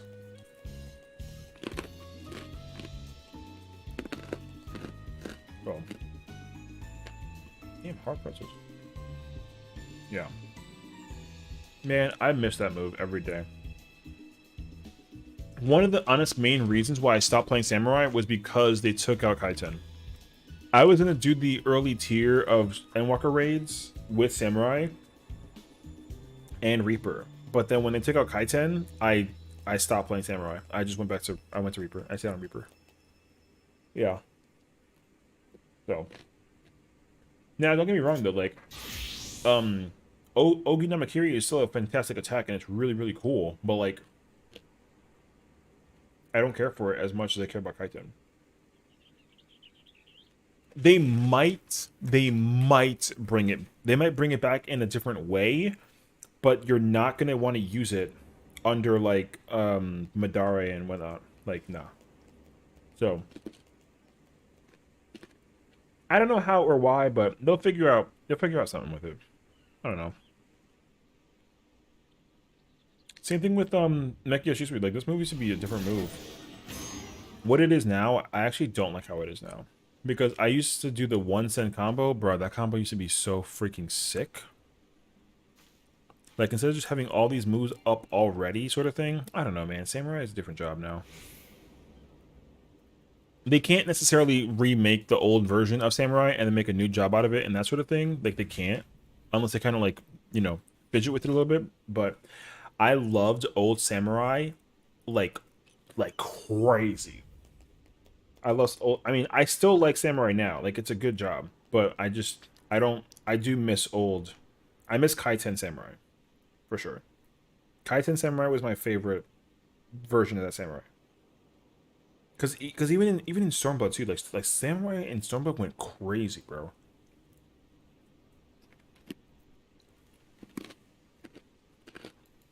Even with Gurren used to be such a crazy ability to utilize. Now I never get to use it. Like, this ability to me is pointless. It's not, though, but, like, it is. But it's only because I haven't had a chance to use it. Because Sene is really good against one target, but Gurren is good against two. So, like, if I was playing T, I can use Gurren perfectly. Gurren is perfect for T. And so is, and it's good for, like, Uwu. It's incredible for Uwu, sort of. I mean, it's good for UCOP too for, like, a certain scenario, but that's it. Yeah. And, like, but like, you never get to really use Gurren because you spend too much time using Sene. Which, you know, I thought was cool. I didn't mind. You know, when this move came out, I was like, oh, it was sick. You know, I messed with it. It's cool. But like I said. So. Because you had to use Kaiten on top of, man, what's that move called? Shoten? Where is it? Oh, I'm blind right now. Oh, Shinten. There you go. Using this move along with Kaiten used to be fun. Like, you had to know how to use the bar with Samurai to actually, like, maximize your efficacy with it. Now, it doesn't matter. You just, literally just, when you're about to get close to 100, you just use one of these, and then that's it. Like, you never want to be at 100, obviously. I don't know, man. I just, you know. What I want them to basically do is, like, I would love for them to go back to how Shadowbringers / Stormblood did abilities. Not Stormblood, or not Shadowbringers directly, but mostly Stormblood, but like a mix of the both. Cause, like, the 2-minute thing is cool, but here's the thing, right? Like I said before, the reason why they did the 2-minute thing is because the way that casual players who don't know what the hell they're doing, but they want to play like samurai, but like they can kind of blend in with like good samurais, is so that they can basically learn how to do damage under the 2-minute burst window. But then it doesn't matter, because even then, despite that, they still can't do the damage under the 2-minute burst window. They literally nerfed every job's like skill ladder so that everybody, no matter what kind of player type you were able to do your stuff in 2 minutes. They made that a fundamental function for like how you play this game. But casual players, or rather, you know, players who are still, you know, like not good at the game, right? Like they can basically figure out how to play the job. But the thing is that like a casual player doesn't care at the end of the day. A casual player would much rather just be able to be like, oh, cool, I'm a samurai because, like, you know, I'm a samurai. And then they just swing the sword. That's it. They don't really care about learning how to do burst damage. I see casual players use Hagakure all the time. All the time. And that move is like never supposed to be used. Never. Same thing with meditate. Man, yo, the other day, I was doing a dungeon. It was like a level 70 dungeon. And I was tanking. And this samurai had like a macro. And again, you know, like casual. So it's fine. Like, right, it's a dungeon. It's not like an endgame raid. It wasn't hard content. I was trying to like level up my alt's gunbreaker. But like, we're fighting a mob. I pulled like the whole wall. It's like 12 targets to kill. Man is sitting there meditating. And when he pressed that meditate button, he had like a whole like, oh, what am I do? Like, you know, one of those macros. And then he literally sat there and charged his sword. And then he's like, I will destroy and eliminate the evil. And then he just started spamming Q10. He just spammed this move afterwards. And I was like, and like, again, Q10 is an OGCD. It's not a GCD. It's an OGCD. Yo, he literally spammed this move, and then that was it. And I'm like, yo, what are we doing? I never know when to use Hagakure. You're not supposed to use it. Hagakure is meant to be used when you're gonna miss out on like losing Sen or not being able to use Sen. So like a good example of this is like when we're doing limit cut for like P9. Like if you can't get the Madara off, but you're gonna get your Mekio Shisui back up, when you get this one back up, but you still have Sen to use, you gotta use Hagakure to spend it to get the meter back up for the Sen. For the Kenki rather, and then that way when you use Mekio, you can actually reacquire Sen. But in a hypothetical nutshell, you never use this move. It's not meant to be used anywhere. It's only meant to be used as like a resource management tool, which is fine, right? Like if there's like a certain place to use it, like you're sure, but like you're not supposed to, because it's better to just spend your meter and then re-Sen up versus trying to use this move to store Sen or store your Kenke, because you're never gonna ever store it. So that move is not technically useful ever. It's a very niche ability to use, like in the blue moon of a time, basically. I mean, I don't know when to use it. I don't know. I never use it, because instead of like me trying to store the Sen and turn it into Kenke, I just use the Madare. So I just rip that move off, and that's it. Like you never use it in battle, never. So, I mean, like again, and like some abilities you're not supposed to, like Yaten.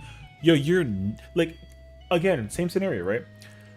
They fundamentally basically said like, yo, we're gonna teach everyone how to play the game by just reworking every job so it's easy to figure out, and people still can't figure it out. People use this move and think that this move and MP enhance is uptime. No. Which again is not an issue, right? It's just like, yo, you can play this if you want to, but like if you can't get the GCD in to swing at the boss, but the point blank AoE is, you know, it covers too much range, you can't hit him from a distance, then yeah, people use Yaten into NP and then they go back with Gyoten. But like those three moves, you don't ever use those moves. You know, like never. Like a good samurai will never use the backup dash or the front dash. Never. I think you can use Gyoten in the opener, but that's it. It never stems outside the opener. Because that move does not, that move isn't free damage. Because literally, like, it costs 10 Kenke to use that move, and it does 100 potency. But Shinten is 250 for 25. You know what I mean? I wonder how easy they'll make Astro on the rework. I don't know actually. The problem with Astro, ew. I'm naked. Great. Oh, I'm so naked. This sucks. Where are my clothes? I got no clothes. Or whatever. I'm in a bikini. Deal with it. The problem with Astro is that right now, Astro has too much RNG. I don't know what they'll do with the rework. Because from what I understand right now is that people don't like the minor arcana. Because this move gives you the Lord or the Lady of Crowns, and literally, it's a coin flip on whether or not that move gives you damage or health. And that's not good. That RNG factor can't be controlled by any means, and that's not good. It's very unhealthy for a healer job to have RNG on whether or not they get to heal or damage. It's not good. I mean, it would be okay if you can control it, because again, like if you draw a card and you play the card and you get the moon and the spire, right? And you get the balance of the sun, like yeah, you can play the sun again, right? But like if you get two suns, you can just redraw. But what's a good guarantee though is that you can get a different one from like the sun symbol. But the thing is like, if I have full moon and lunar and I want sun, but then I get full moon and then I draw into lunar, then I only can get a 2 Astrodyne. Like you lose a lot technically if you basically get a 2 Arcana Astrodyne up. But a bad Astro should be able to get a bad Astrodyne. A good Astro should not be able to get a bad Astrodyne, but you can. There is a way to guarantee the 2, no matter what, right? Which is good, but there's no way to guarantee the 3. So the rework is just going to allow you to guarantee the 3, which is fine.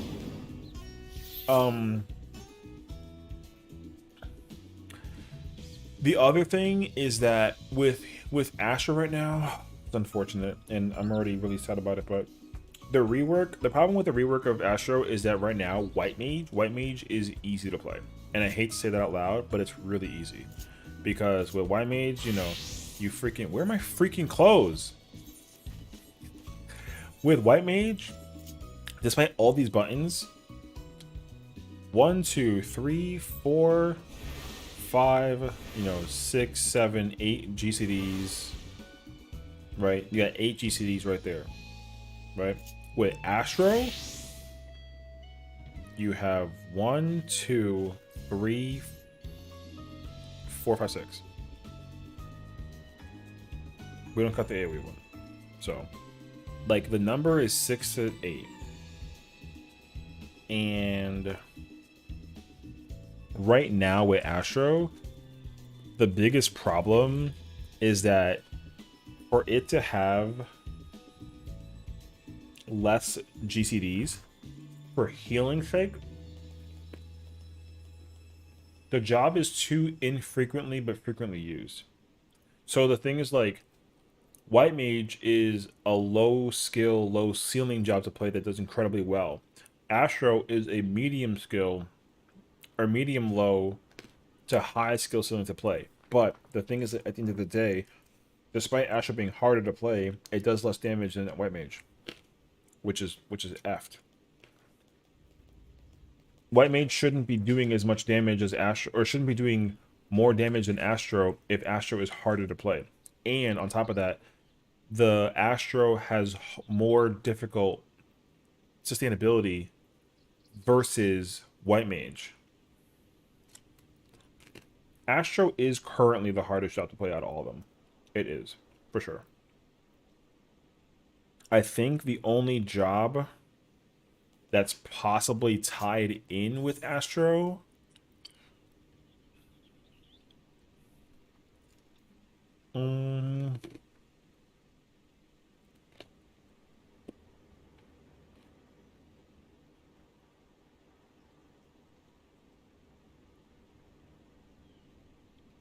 is either Bard or like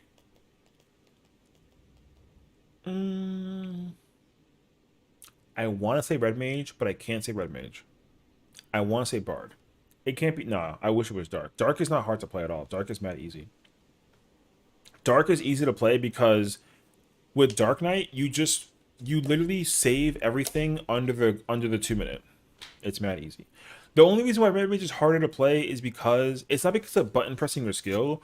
Red Mage is really hard to capitalize on playing when you're actually trying to like use the job correctly. Like skill wise, it's easy to play, but like in terms of like the ceiling of playing Red Mage, the ceiling of playing Red Mage is high. It's higher than Black Mage. Playing Black Mage right now is crazy easy. But the good thing about Black Mage though is that there's a difference between how you there's an easy way to tell the difference between a good Black Mage and a not good Black Mage. Not bad, because like bad Black Mages are kind of like whatever. But like a really good Black Mage versus an okay Black Mage, you can tell the difference. With Red Mage, it's hard to tell the difference. I don't think Black Mage is like is like not that hard to play. The problem is that Black Mage is not good under level 80. Any content under level 80, Black Mage is awful, right? I mean now it is, right? In comparison to other jobs, but like Red Mage slaps in 80 and 70 content, but Black Mage slaps in 80 and 90 content. But it's not hard to play though. Like Black Mage isn't that hard to play. And in fairness too, Black Mage is the other caster, or sorry, Black Mage is the only caster I have not touched. I have not played Black Mage at all, except for like I learned the opener, and then I was like, oh, there's a gimmick in here, and I get it, and I don't like it, so I stopped playing it. Now, it doesn't mean that I don't think that it's a good gimmick or not, or I just like Black Mage for me is the second caster that I like playing. I gravitate more because the community order is Red Mage, Black Mage, Summoner. Even before the rework with Summoner, the order was the same. Yeah, the better you basically. The other problem too though is that like you get triple cast at 66, and on top of that, you get both of them at 66. There's no removal of that. You basically can. So for it to be called triple cast twice, you can. The fact that you get 2 of these at 66 is really bad. I hate Scathe. Scathe is the worst ability, bro. I mean, there's the other problem with Scathe though is that like there's no need for it. What they should just do is make Scathe somehow upgrade to like Xenoglossy or something, because these 2 moves might as well be the same exact thing, except one's an upgrade to another. And like this one doesn't use meter, this one uses the meter, basically. But like they're different abilities, so I can't, it's hard to put those 2 in the same category. But yeah, everyone knows this. Any black mage that uses this ability is griefing. It's just official. If you use this ability, you are griefing. It doesn't matter what battle it is, because the ego thing of a black mage is that you only use whatever is on the left side over here. You only use these abilities. That's it. You don't use anything else. I mean, besides amplifier now, right? But you only spend time using these abilities. You don't even use this anymore. You don't even use fire and blizzard anymore. You can't. It's actually bad for you now. Which, like, I get. But back then, you had to use fire. But now, you can't use fire. But it doesn't matter, though, because the problem isn't that Black Mage has less buttons to press for the sake of uptiming and damage, whatever. The problem is that Black Mage can use... You can basically use 8 abilities. You can almost spend 30 seconds using...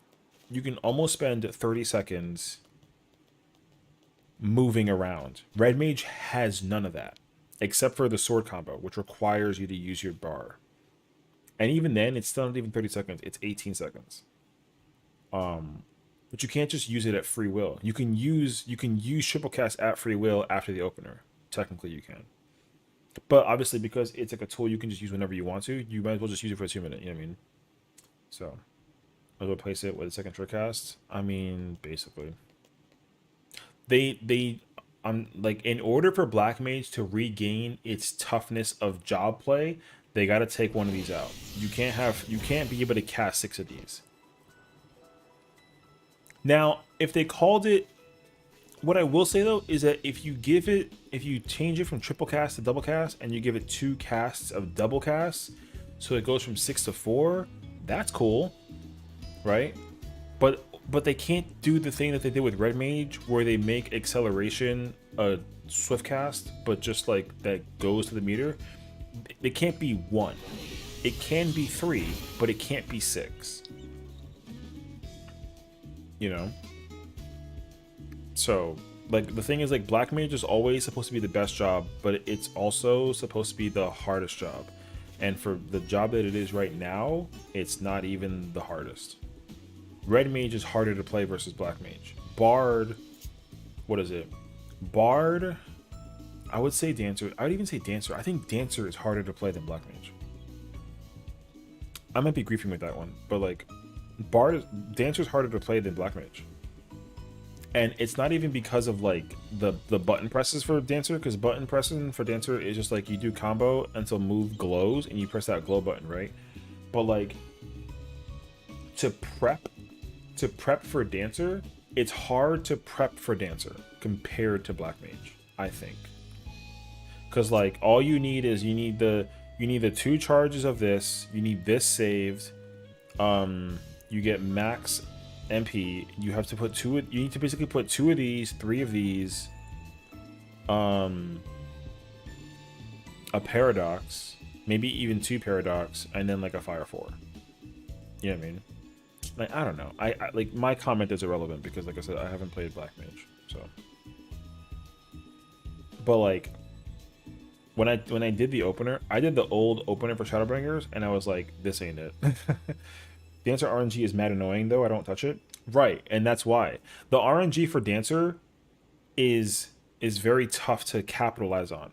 There's no RNG for Black Mage anymore, because even the Thunder proc for Black Mage, like, The thunder proc, it takes a minute. You literally have a whole minute to recast that thunder before it goes away. That's insane. It's not even a minute. It's 40 seconds, but it doesn't feel like it's 40 seconds. It feels like it's a minute. And you have 30 seconds to figure it out. You press this button, you press this button once every 30 seconds. Which is like crazy actually. And you can even guarantee it's RNG now. Back then it used to be 18 seconds and you had to actually like correctly weave it in appropriately for it to like make sense. Now it doesn't matter. You just, when the timer gets low, this move is an instant cast every single time. It used to not be. So I mean, like I said, I'm coping, right? I'm on some weird nonsense by basically saying what I'm saying. The long story short though is that right now,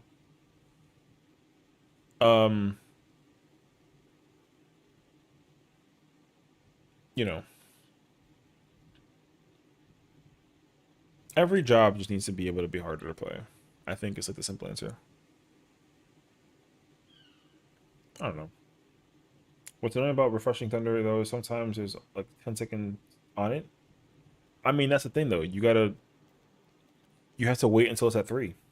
It's just the problem is that thunder now is literally just like the healer version of all the dots. That's literally it. That's it.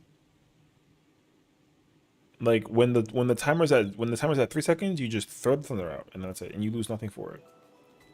You used to lose a lot if you didn't put the thunder in correctly, because you have to actually like know how to put it in correctly without griefing your fire. But now it doesn't matter, you know, because like now you don't grief your fire combo if you are throwing out a random thunder to like kind of catch up with the whatever. So now the only way you grief with Black Mage is if you ever use Fire 1. That's it. I mean, on top of everything else, right? Like you can't use Fire 1, you can't drop your Thunder, you can't use Blizzard 1. You have to use Despair. You have to use this once in a while. You have to always have 2 of these out. You know, that's all right. What's up, Al? I is here. Hi here. We're talking about job balancing and how easy Black Mage is to play, sort of. I'm full of shit though, but I don't know. We're out here. Yeah, we like I don't know. Cause how's the night been? Night's been good. Hold on, I'm gonna roll up this bag of pretzels so you don't hear the rumbling sound. 1 second.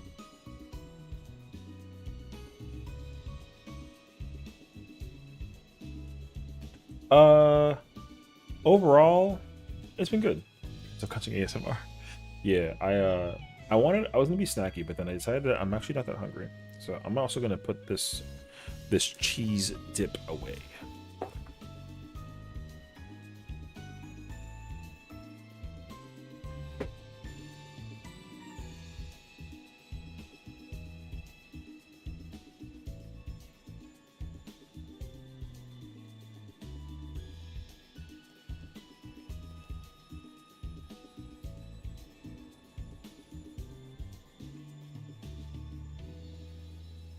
Like a provolone cream dip that I randomly found. Anyways, but yeah, no, stream has been good. Honestly, I kind of lost track of time because like I didn't realize it was past midnight. I've been sitting here looking at jobs on my island on Ether, not doing anything. So we're just here right now. UCOB was all right. We saw Heaven's Fall like once. It was very memey, so I'm sure Mako filled you in. So he was kind of sort of vibing. And then towards the end, everyone got really quiet because they were like, oh shit. I was like, I'm gonna just play Red Mage and figure it out. And then he played Machinist, and I was like, man, I was gonna play Red Mage and like know how to bait the puddles. But then he was like, I'll do it for you. And I was like, I mean, yeah, sure, whatever, okay. So, yeah. Now, I'm sure that I'm in the fault in there somewhere. He vented to me while I was out with AJ for dinner. Oh shit.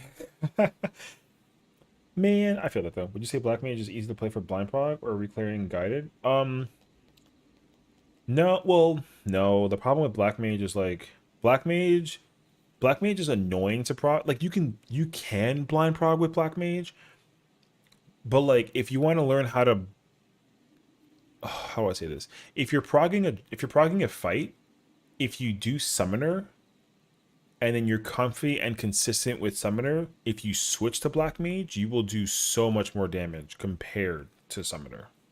You can still re-clear and clear with Summoner. Like that doesn't make it like a bad job. But if you can play, if you know how to play Black Mage and play Summoner, you can prog with Summoner to figure out like the spacing and the positioning and all that kind of stuff. But then once you actually like switch over to Black Mage though, you'll have a field day with the fight.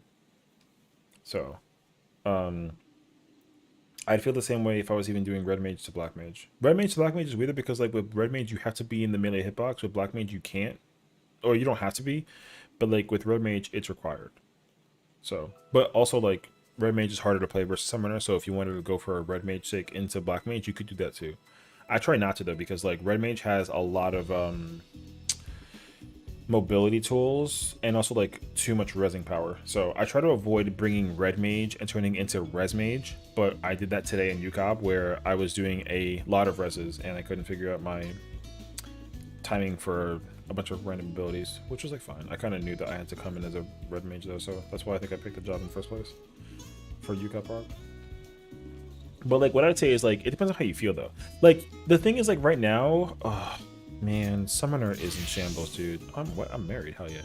The thing about Summoner that's annoying, and you can see it now, is that I have a lot of abilities that are in the same place, in different places in my hotbar.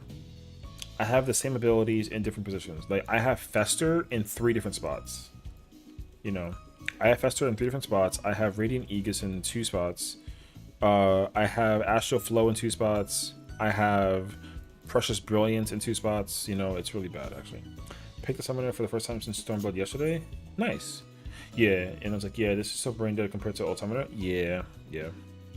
So the problem with Summoner is that every Summoner player right now, here's the issue. Every Summoner player is really happy with how it looks. Summoner looks gloriously incredible to play. But if you played old Summoner and you're playing new Summoner, you're bored as hell. And that's an issue. And it's crazy because like Summoner has tech. Summoner actually has tech. You gotta know how to play Summoner, even if it's super easy. But it is super easy compared to old Summoner. So like right now, the thing is like right now, Red Mage has a lot of utility tools, but because of its complexity of how to play, the complexity of its the strength of its utility tools should not easily and quickly outmar its damage, because like, you know, you've got the res, you've got the surecast, you've got magic barrier, which is one of the like best abilities for the casters, right? It's got Cure, right? It's got all this stuff. Summoner doesn't have anything like that except for like Radiant Aegis, which is like a little baby shield, which they're buffing, by the way. They're making this stronger in Dawntrail, I guarantee it. And they're gonna do something with the Phoenix AoE thing. When the Phoenix comes out and gives everyone like a regen, they're gonna fix that. Or they gotta do something about that, because right now, Red Mage has a lot of like various types of utility for a caster job, but it should still do more damage than a Summoner based on how it currently is now. Like if Summoner is going to be able to do more damage than Red Mage and have Red Mage be like the low DPS, then Red Mage needs even more utility going into Dawntrail, which it's not getting, but Summoner is going to be getting more utility. But by concept, because you summon literal primals, Summoner should do more damage than Red Mage, but it's not going to. And I think right now, I think Red Mage now out DPS's Summoner with the buffs that it got into this patch, but beforehand it didn't.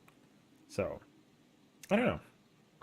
The other issue is that all the hitboxes for the bosses are massive, so melees have a free time just going nuts on the boss.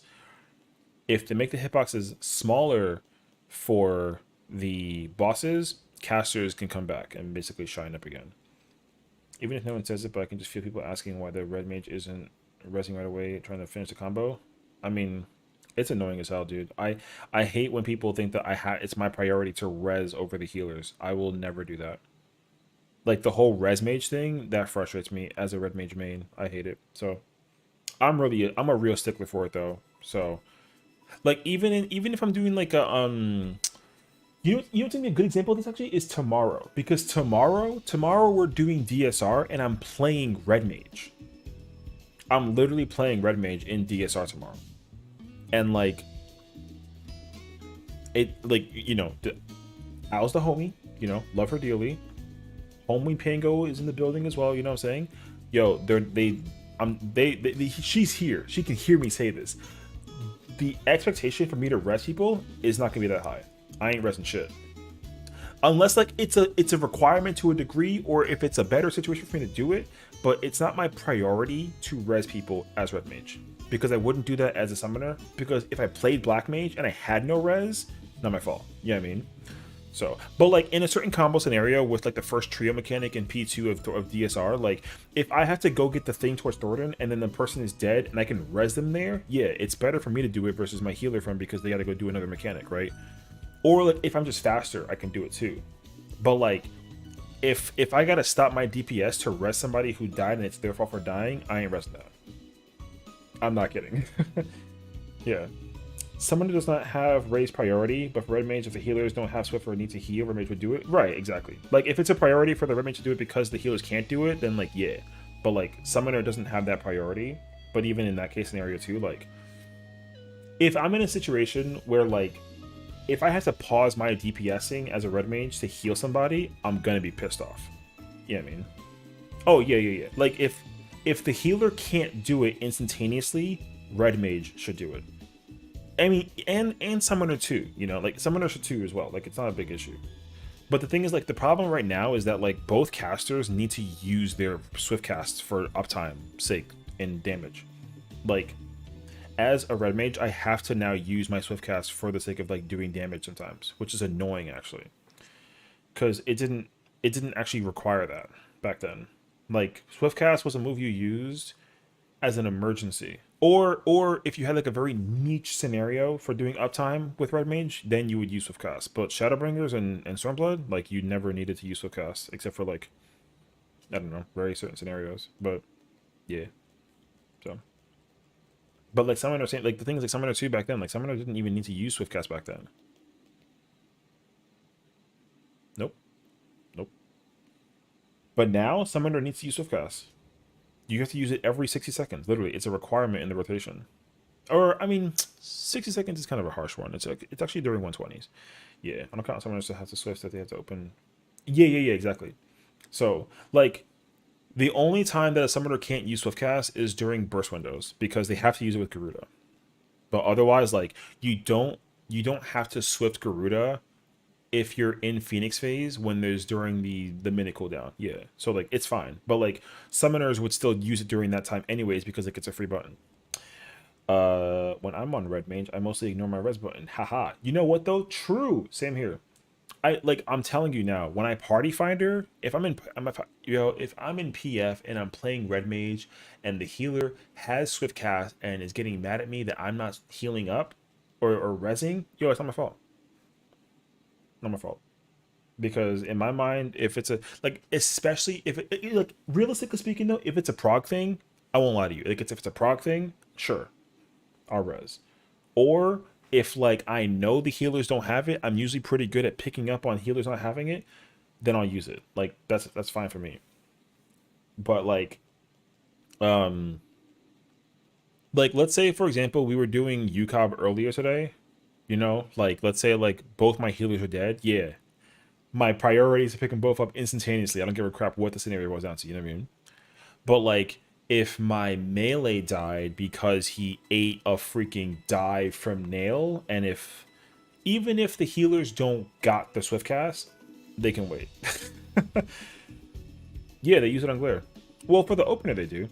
Well, not that they. Well, you could use it on Glare. It's pretty good to use it on Glare because that way you can fit you can fit presence and the size more appropriately, or even like another OGCD. Like I think you can use I don't know the exact opener. I'm pretty sure it's. I want to say no. I'm not pretty sure. I want to say that it's Glare Dia. Maybe Presence, Swift Glare, and then you do a size. Because I don't think you do a size into Presence. I think that's not good. Swift Glare is pretty common. Yeah. I think you have to wait on the size like by an extra GCD. So if you do the dot into the Swift cast into the glare, you either Swift Glare Presence a size and keep glaring, or you do Swift Glare a size Presence. That's what I was saying? Wait. Dot. You either do a size after the dot or after Swift cast glare. It's one of those two. But like it's usually commonly used in the opener. It's not used after the opener though. Like you don't have to use it after the opener, but it's pretty commonly used in the opener. Thinking of Rune 4 for some reason. Oh, well the thing is like Rune 4 is a requirement to use though. You got to use Rune 4, but like it's a mobility tool. But it's also it's a better tool than like Rune 3. You know what I mean? So Rune 4 used to be a RNG tool. If your pet did like a crit with an ability, then like you can use Rune 4 and it was uptime, but like it wasn't always guaranteed. An hour and 4 minutes still mobile, sick. You don't even really need it in the opener unless you need movement or some weird heal miss without clipping for some reason. Oh, is that what it is? Okay, that makes more sense actually, because I know that you don't need to use it. I'm pretty sure. Oh, so then it probably is Dia into a size presence or presence to size, and then you spam glare, or you do like Dia into like Swift a size glare asylum presence, and then you spam glare. Yeah. Oh yeah. I just forget if it's like after the Swift glare or after this. I mean, I'm gonna go look it up. Hold on, let me see.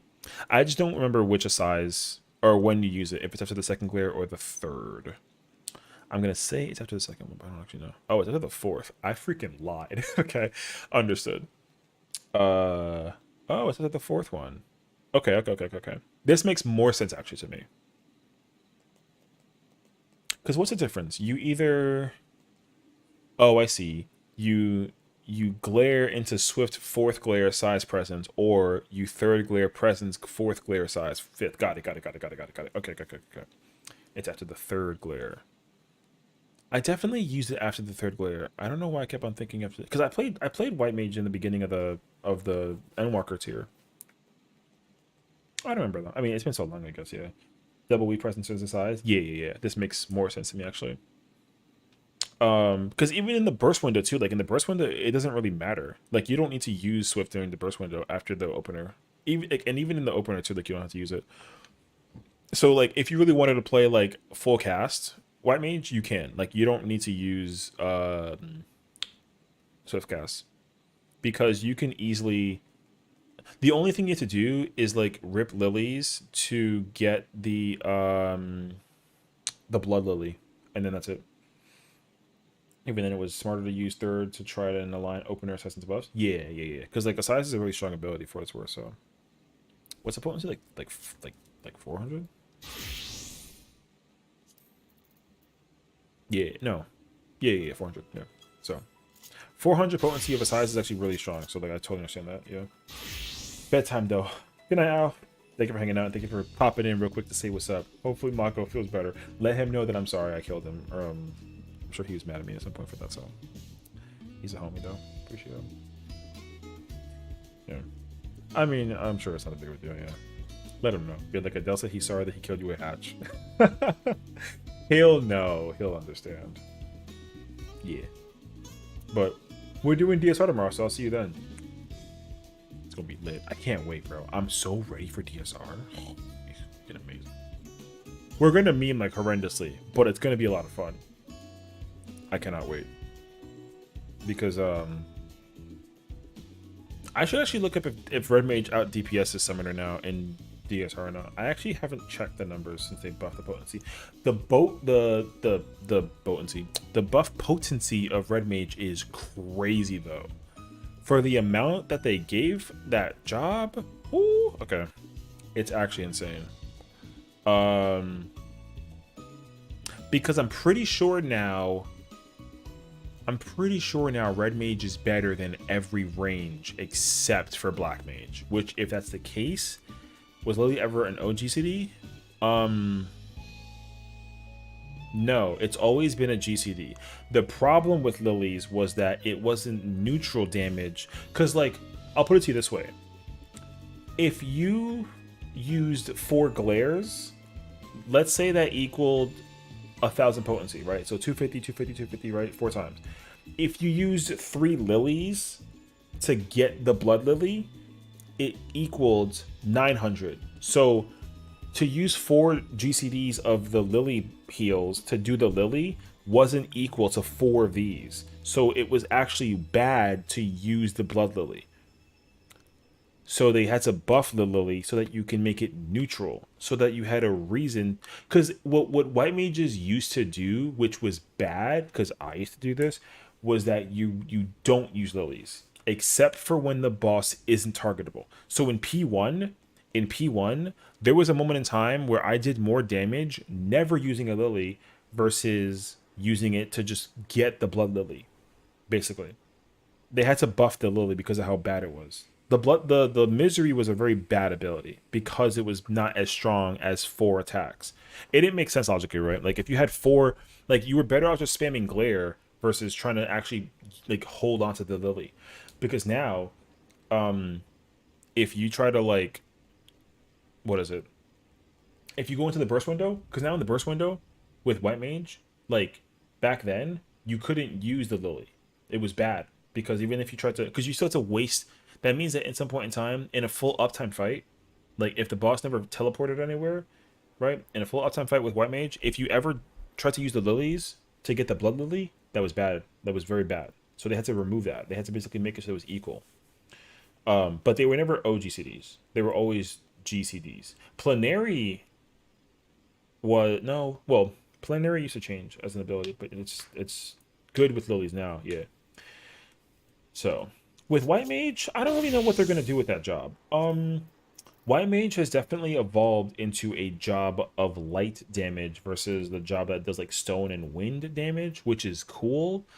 They do, however, need to bring back some kind of water thing for the job. It needs to do water damage in some way, shape, and form. For it to like, be helpful. In terms of keeping its lore intact, because Aqua Veil is like a water ability that reduces like your damage, which is cool. But like it would be cool if White Mage had more water abilities that, or just change the aesthetic of abilities to be aquatic. So like Asylum, wrong button. Asylum isn't even like a freaking it's not even like water, right? It's just like. It's light, which is fine, right? Like it's okay, but it should be water. And holy is like a light ability, right? Like it's great though. Like it's great. The thing about White Mage that makes it unique also is that it's the only healer that has a AoE ability that is only good versus 3 or more. So 5 holies, they all do the same thing. I know, right? I mean, technically, but like kind of sort of not really. I don't know. The thing is, like, they're gonna upgrade Glare, they're gonna upgrade Holy, they're gonna upgrade Dia, right? They could update Misery. They don't have to, but they could. It'd be cool if they did, but I don't really know how they would do that without making it be scuffed. Because one thing I will say right now, and I think a lot of people can agree to this too, is that all four healers are way too strong in this game. There's no reason, because here's the thing, when you start playing White Mage, you only dump lilies. Like, you only use these abilities to just get rid of them. You don't even use the ability to keep your team alive, like you don't. Medica 2 and Cure 3 used to be a much better and more required ability because of how strong they are. Now you can just spam the lily thing, and like also now you have like the bubble, which is good, and then you also have I mean Temperance too, but more so the bell. Sage dumping candies for mana instead of heals. True. Sage too, bro. Sage is too strong. Why am I freaking naked? I'm always in the nude, bro. I'm naked again. My plate's not even working. I'm so sad. Anyways, Sage has too many good buttons. Panheima, Haima, Holos, Numa, freaking Carashol. Like, this move is way too. I mean, it's really good, but it's like so good. Even like Rizamata. Sage the investment healer. Yeah, I mean the thing is, like, if you really want to, like, the problem right now is that Astro and Scholar are getting the white mage carpet treatment. What I mean by that is, like, to play Scholar or Astro is more complicated to play white mage or Sage. It's much easier to play white mage or Sage versus Scholar or Astro. But both jobs that buff, they do less damage than the jobs that don't buff, which is technically the way that it's supposed to be. But the complication of playing those jobs should not be way harder. It shouldn't be. Why am I freaking naked, bro? It shouldn't be way harder to play Scholar and Astro than it is to play Sage and White Mage. They should be difficult to play for their own reasons, but they're not. It's just automatically more difficult to play Scholar and Astro versus Sage and White Mage. And the reason for it is also pretty simple, because all of the it's actually a reverse thing. All of White Mage's heals are GCDs. All of Astro's heals are OGCDs. And then it's backwards for the supports, for the shield healers. All of Sage's good GCDs are, or sorry, all the Sage's good heal abilities are OGCDs, but all of the Scholars really, well, more like the best ability that Scholar has is a GCD. That's the problem. Astro, to me, you got to be in the mode, but Scholar really is clunky. Scholar isn't even clunky. The problem with Scholar is that this button, this shield button, that button, only problem. It's a cast button, only problem. If you literally don't make this a cast button, you fix Scholar. But you can't do that, because then it'd be too busted. Because Scholar is a significantly more potent recovery. Sorry, backwards. Scholar is a more significant shield healer than Sage is, but Sage has so much good mitt buttons and has a bad shield button compared to Scholar. But because all that shit is free cast, you have significantly more mobility with Sage, and you don't lose damage. With Scholar, you lose damage if you don't. You gotta basically treat Scholar like a black mage. You know what I mean? Because, like, this move is not neutral to this move for a movement tool. They gotta fix that. And they're most likely gonna fix it in Dawn Trail, because right now, Toxicon for Sage is neutral to doses, but it's +2, and it's technically uptime if it's 2 targets. Ruin is a bad ability compared to Broil 4, because you basically gotta sacrifice mobility to use this move and do more damage, but if you want to do less damage but stay safer, you use Ruin 2. But the problem, though, is that they can't make these two equal all the time. There needs to be a trigger, same way how Sage has one, in order to make this ability neutral to Broil. I don't know how they're going to do that without just copying and pasting what they did with Sage. But if they could do it in a unique way, that'd be cool. My recommendation is they basically take an ability that lets you convert some of the meter from the fairy to make this be neutral to Broil. If they did that, it would be incredible. But the problem is already bad as it is, where Scholar has already too many buttons. They got to actually crunch the buttons down for Scholar in order for this job to have space for other abilities. Like, this is every ability that Scholar has. They can't do anything with this job. You don't like using Energy Drain, though? I mean, the problem is that Energy Drain is not a good ability anymore. It used to be good. They nerfed it really poorly into Endwalker. Because Energy Drain used to not only do damage and recover HP, but I think it also even recovered MP. And for the attack that it is with the ether pack, you only get 100 potency, and that's terrible. So now the problem though is that in theory, it's not if you play Scholar well. Because 100 potency can turn into 900 potency if you know how to play Scholar well. But if you can't play Scholar well, that button is ass. But there's a big difference between 100 and 900 potency. You know what I mean? But you got to be greedy to be doing that as a Scholar. It's possible, but it's really annoying. Like Scholar has to basically sacrifice an arm and a leg to be able to do all that potency, and Sage doesn't have that problem. You know, so that's like the caveat to that with Scholar. But in respect to fairness, though, right? Resuscitation Adlo literally gives you the fattest shield you can possibly acquire, and literally Sage has no way of getting that without RNG. You know, if they essentially give Sage a way to guarantee the fat shield outside of Zoe, then like it's gonna be bad news for Scholar. Because even if you do Zoe into this and you try to activate the Eucrasian Diagnosis, you still don't even get like a big ass shield compared to Resuscitation Adlo. So which, like, again, in some degree scenario, like, it could be a good thing. But Sage is an incredibly strong healer. More so than Scholar for all the reasons that make sense for it. So, I mean, it's okay, though. Like I said, I would love for them to figure it out. And in Dawn Trail, I'd like to have faith that they will figure it out. The only thing I can possibly ask for them to do is to take off the 2-minute thing. Just get rid of that shit. I'm cool with them going back to 6 minutes. But just shields and chains are desirable. True. I mean, that's what it is, though, too. Like, Chain Stratagem is a really powerful buff that you get to really capitalize and utilize as a Scholar. But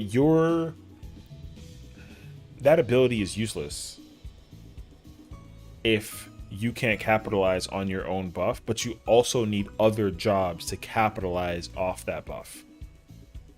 If you literally don't use... If Chain Stratagem is poorly used, that easily separates a good Scholar from a bad Scholar. Simply answered in that case scenario. So, which, like, you know, it depends on what it goes down to, you know what I'm saying? You know, so we'll see. But, like, yeah.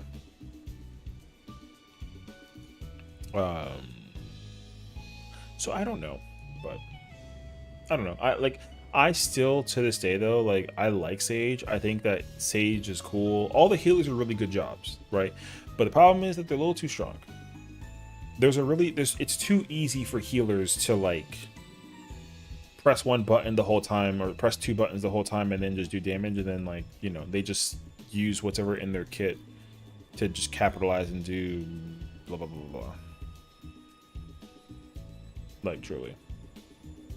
What would be ideal is if they essentially figured out a way to, like, allow people to, like,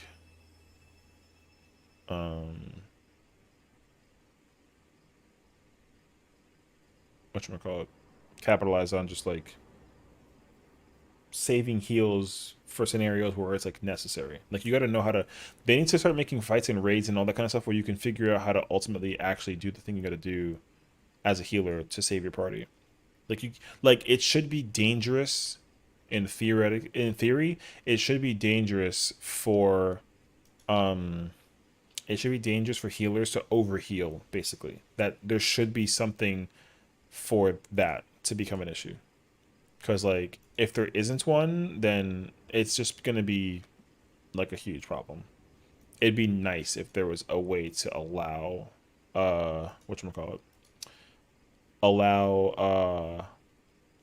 healers who overcommit to healing and don't do damage, for that to be like a punishment. Because healers right now can basically just do any mechanic or any fight in this game and then not do anything damage wise and be like chilling, you know. So, but, like, you know, we'll see. So I don't know. I don't really have any crazy high expectations. I just think that, like, again, hopefully with the times we can actually like, like we're gonna find out all of this information in January, because in January they reveal the caster, which we know what we think. I think everyone now knows what the job is going to be. Basically, the caster job. We'll find out what the melee job is a little bit more frequently in 2 weeks, and then we'll get the full blown story for it in January, and then we'll get to see all the changes for all the jobs in January. So it should be good, and I'm actually really hyped for it because I think that it'll be sick once we actually get our hands on clear for 2, Act 2, 3 cleanup, branded orbs.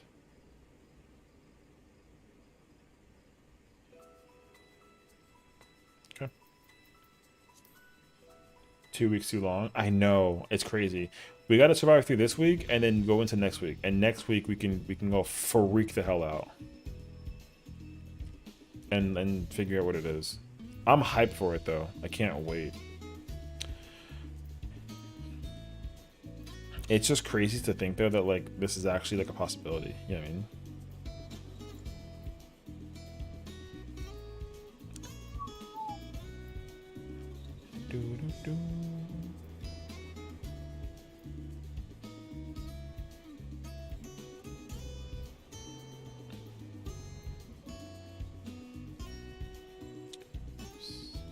So trying to unlock top? Bro, you and everybody else, man. I haven't unlocked DSR or top with this character yet. It can't be that hard, but it probably is. Because I was telling people before about this. I was talking about this before last time. The problem that's going to happen with Dawn Trail is that people are going to try and go for the P12S clear, and they're not going to be able to do it without suffering. Because even with, if what this party is telling me is happening, like if they're trying to figure out Act 2 and 3, then you're basically still in the process of trying to do the finale and curtain call for P4. And like those mechanics, literally the problem with them, simply put, is that one person can mess up the entire thing for P4. P4 requires everyone to basically do the mechanic correctly and safely. And the pressure of that, if it's too much pressure, everyone's dead. Even in Dawn Trail, you're automatically dying. This fight is going to be hard to do at level 100 in Dawn Trail, guaranteed. Same thing with P8. P8, yo, people are going to struggle with HC1 and 2, guaranteed. Because it's literally impossible to solo any raid in Endwalker. You don't even get to finale. Oh, I mean, that's even crazier. Like, boss has to Act 4. Oh, that's even more crazy. Because that means that like, if like by level 100, if you get whatever, what's it gonna be, like 7?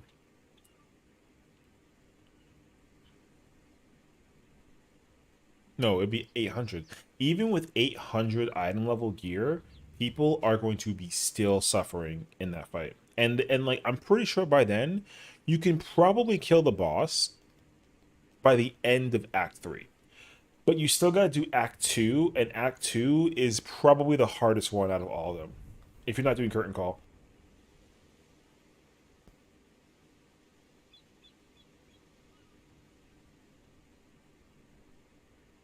Yeah, 20% in PF, any animal. You can easily not see animal 2 in P8. Yeah, I know. I was trying to get this character to see past P8 and kill the boss, but like, you can kill the boss. You can kill the boss during the transition into Animals 2. And now it probably doesn't even matter. Like me and I was like in a random party team, whatever, and I was playing Machinist and I didn't give a crap. Like we killed the boss before the boss was in the middle of transforming into Snake 2, and then it basically stopped doing it because we killed it basically, and that was it. But people still suffer with Snakes 1 and Dog 1, and Illusory Creation is still a thing too, and you still got to do freaking Chthonic Vent, I'm pretty sure too. So like, people suffer in that fight, bro. Like, you're not going to be able to easily unlock those 2 ultimates. Thank goodness, because it actually requires some effort. You know what they honestly should do? I would love for them to do this, but they're not going to do it because, like, you know, they got to cater. But if they made it a requirement that, like, oh, you got to mine the fight in order to, like, well, not even mine the fight, you know, you got to, like, no echo, sync the, you have to, like, sync no echo, kill the fight, you know? If you can, like, sync no echo, kill the fight in order to, like, complete and unlock the ultimate, that would be a W. But you can't, because they're not going to do that. They're never going to do that shit. You're going to be able to do it unsynced level 100 with, like, 870 item level, and then you can kill that boss in, like, you know, a minute or 2. Dog wants on simple. But, like, you gotta remember, bro, we talked about how, like, the crystal kids and the ether kids, right, they stum into this in this universe to try to figure it out, and even Primal 2 and Dynamis now too, you know what I'm saying? Even European kids are coming over from Europe, from EU data centers, making alts on the NA DCs, and they're trying to just come in through and do what they gotta do, you know what I mean? So, oh, me too, trust me. I would never ever do content unsynced if it was a possibility, because I would love for it to be always synced, but I don't know. I mean, like, the freedom, well, okay, this will be like my last piece, and then I guess I'll just probably, like, you know. So let me. Do I have the Wondrous Tales unlocked? I don't think I do, but oh, I do. Sick. Here's the thing. This is what I need for them to do in Dawntrail, and it's a very simple thing in Dawntrail. Right now in Dawntrail, right now in Endwalker, if you if you come over here and you talk to Chloe, you can get the Wondrous Tales, right? They need to make a savage version of this book, of this journal. They need to. You need to be able to make a savage version of her journal. I think that would be the sickest thing ever. Because if I had this, right? If I had this, and then I had to do this, oh man, I wish I was able to talk to the developers and be like, yo, this is an idea you have to do in the game. I bet if Unsync wasn't a thing, people wouldn't complain about having nothing to do in the game. I can do you one better. They need to make this thing a savage version. Let me explain. It's very simple, okay? Make like a new Wondrous Tales. Same thing, like, make it like a Savage Tales. Let's just call it Savage Tales, right? The rule is very simple. Every single player in the entire universe of this game gets the same book, the exact same book. So all 16 of these are a match for everybody in the game. And if you don't, like, it's this week, right? So everyone gets this book. And then when next week comes out with the deadline, when the deadline's over, everyone gets the next book, right? Instead of doing this with, like, these dungeons, and then you get, like, these early circles and, like, this alliances, right, whatever, make it either be extreme trials or savage raids. That's it. No ultimates. You can't do ultimates. Ultimates would be cheating and mad unfair. But do savage raids and do extreme trials. I think to make it a little bit more fair also, you could even throw in some normal ones. I would throw in some normal trials. Sorry, not trials, my bad.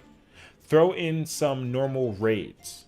But the later ones, like, actually, you know what? Not even. Just do normal raids. The first 4 are normal raids. I would say that. The first 4 are normal raids. These 4 are extreme trials. These 2 would also be extreme trials. These would be savage raids, and these would be savage raids, and all of it has to be done synced, min eye level, no echo. Yes. That's it. Do that, because then what's going to happen is the party finder is going to explode with all of this content to unlock this book, and it gives everybody a reason to do this. Because then all of a sudden it's going to be like the you know, there'll be like a little asterisk at the top of the book that says, like, oh, if you activate Savage Tales, that means that all these rules kick in automatically. So, like, the whole, like, mine thing, the whole mind thing can just automatically be implemented into the game. Because I'm seeing the mind thing more frequently, and I'm really glad that they kind of like turned it into like a term, because it used to not really be like a term. It used to be like, oh, we're gonna do it min eye level and like no echo, but it was never called like mind though, you know what I mean? Now that everyone's actually calling it that, they gotta just take that term and that affectation and then just throw that up for Party Finder. Because if you do that, like, you know, let's say you have like Ifrit Extreme, Garuda. No, sorry. Let's make this more simple to allocate for the difficulty. If you had it like P1 normal, P7 normal, P9 normal, and then P11 normal, or not even. Let's make it even better. Like let's variety a bit. You have like O4, A7.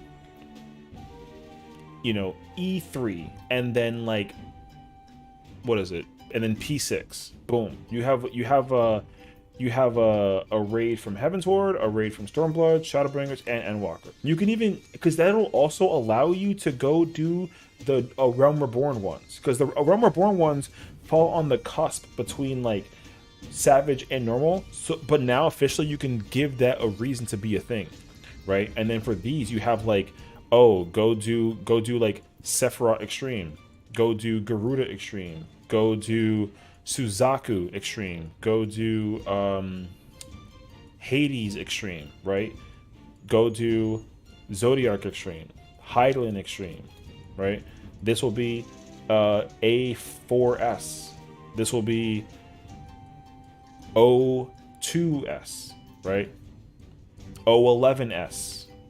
E4S, E12S, P5S, right? Or P12S, or some, you know, whatever. Point is that all of this content is going to be harder to do. Everyone has the accessibility to do it, because right now with Wondrous Tales, everyone gets different books, and that's an issue. Everyone gets different books. Some of these things are not, I mean, the top 4 are usually all the same, but the bottom 12 are all different. I think that's an issue, and all this can be done unsynced. If you make there a reason to do all this stuff synced, min eye level, no echo, everything that people have been wanting for mid-core content, at least to some degree, would be in there because of this. And then the reward list is the exact same thing, except the choice of what you get is different. You know what I mean? So instead of getting like 500 poetics, you know, you can make it like 1500, which guarantees you like a relic piece, a relic weapon for Endwalker, right? Boom. Or it can give you like 3 or 4 maps, right? Something of the nature. Instead of 100, instead of 10k gil, make it like 50,000, or not even, make it even go to like 250,000, right? And then a guarantee experience is a level, sure. If you get a line, you get like 10 of these, and then you get like 200. You get like half or a quarter.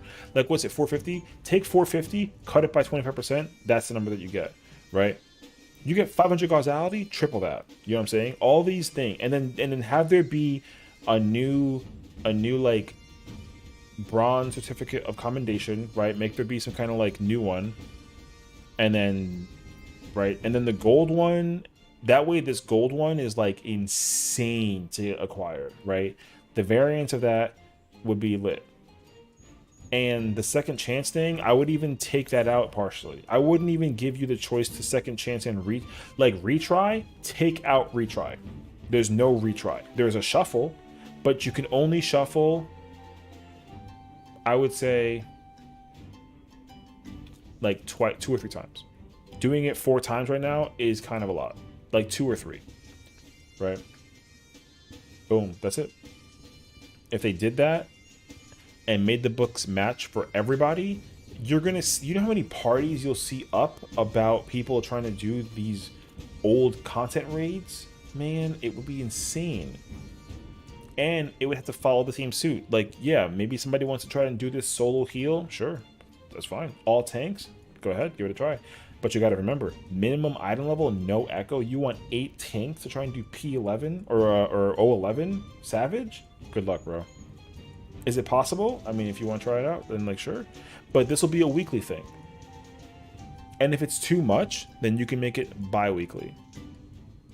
You know, this would be a genius idea that could be implemented to give people a reason to go do all this old content without forcing people to just go in Party Finder and sit in this for an eternity, right? People are just sitting in here trying to do whatever content that it boils down to, right? Now, again, that's fine. Like, if you wanted to try and go ahead and do it unsynced to unlock content and farm stuff, sure. But if you want to get those crazy rewards that are in this Savage book thing, you got to make it happen, you know? Because if you do, people would be so marveled at the idea of making that become like a dream case scenario. But I didn't mean to do that. But yeah, if you made that a thing, I think the world will go nuts over it, truly. So, there you have it. Yeah. This is the fix that Doncho needs. Like, it doesn't even need to be a mine community. I think, honestly, everyone's in the mine community. They just join at different times. Because, like for me, I'm in the mine community for the current Savage and the Ultimates, right? But, like, there's no more mine. Like, the mine community gets P9 through 12 when it's over. They're technically in it if they want to do it, right? Like right now, you can go do P9 through 12. Like, right now, you can't, right? But I feel like the mine community should be separate from, like, I think the mine community should be related to old content. Like, whatever the pre-current content is, boom, that's what it's for. Honestly, I would even throw the dungeons in there. You can even put the dungeons in there too, honestly. You honestly can. Like, if you did, like, oh, like, go do freaking Fractal Continuum hard, yo, I am cool with that. Let's march into headquarters and drill in the idea. You know what we can do, honestly? Here's what we can do. What you got to do is, if, like, listen, I think that you're in the mine community, okay? I'm not. I kind of sort of am, but, like, I'm not, technically, right? I'm going to turn that into, like, a YouTube video. Yo, take that video and just spread the word. If you do that, remember, they listen to people's advice and feedback about whatever's going on. Because think about what's been happening with, God, what's it called? Think about with Criterion. Criterion's a great example of this. People went nuts on the Criterion Savage content being utterly awful, right? People hated Criterion Savage because, like, there's nothing different from Criterion, right? You do Criterion, and if you can do it consistently, that's basically Savage. Boom. Very easy, right? So they're going to literally, when the new Criterion dungeon comes out later on in this patch, they're literally like, oh, we heard the feedback about how bad people hated the reward for it, so we're going to try to add a reward to it that is worth going for. Now, will it be worth it? We gotta wait and find out. But the thing is, like, they weren't going to do that until people complained about it, right? So if you just spread the word about any idea that seems like a crazy good idea, yo, all of a sudden, you might actually end up seeing it in this game. So I'm literally going to try and grab that. I'm going to turn it into a video sort of thing, bro. And I'm telling you, dog. Suzu, I swear to God, bro. My fear is that that's what's going to be. They're just going to allow you to get Twine and Shine and the Solvent. That's literally it. I know. I already know that's what it's going to be. It's not going to be anything else, unfortunately. So it's only just going to be like the coins you get from the alliance raids to turn into shrine and shines and twines, or because the thing is, like, now you can use these things. You can use the nuts to get that stuff now. You know what I mean? They've already gave you another source of being. They gave you 2 sources this patch of being able to get it. So now what's going to happen is the Criterion dungeon will come out, and they're like, yeah, we made the shine and the twine available to acquire in the what the fuck, right? And then people are going to be pissed about it. They're going to be like, why is it a shine and a twine? Why is it not literally anything else? You could have put anything else more rewarding than a shine or a twine to get the reward for doing that dungeon. I gotta get that else to nut on me. Yeah. Well, I mean, I'm probably, now that the Why Alliance Raid reward weekly? Because it's potential. Man, okay, here's the thing.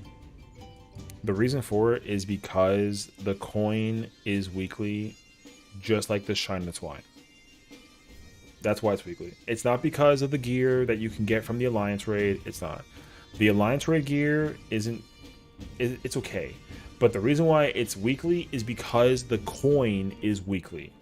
It's not because of the gear. Because you can go back and get the gear if you don't want any. Like, if you open 4 chests and you get nothing, you can go back in and go get a chest piece. You know?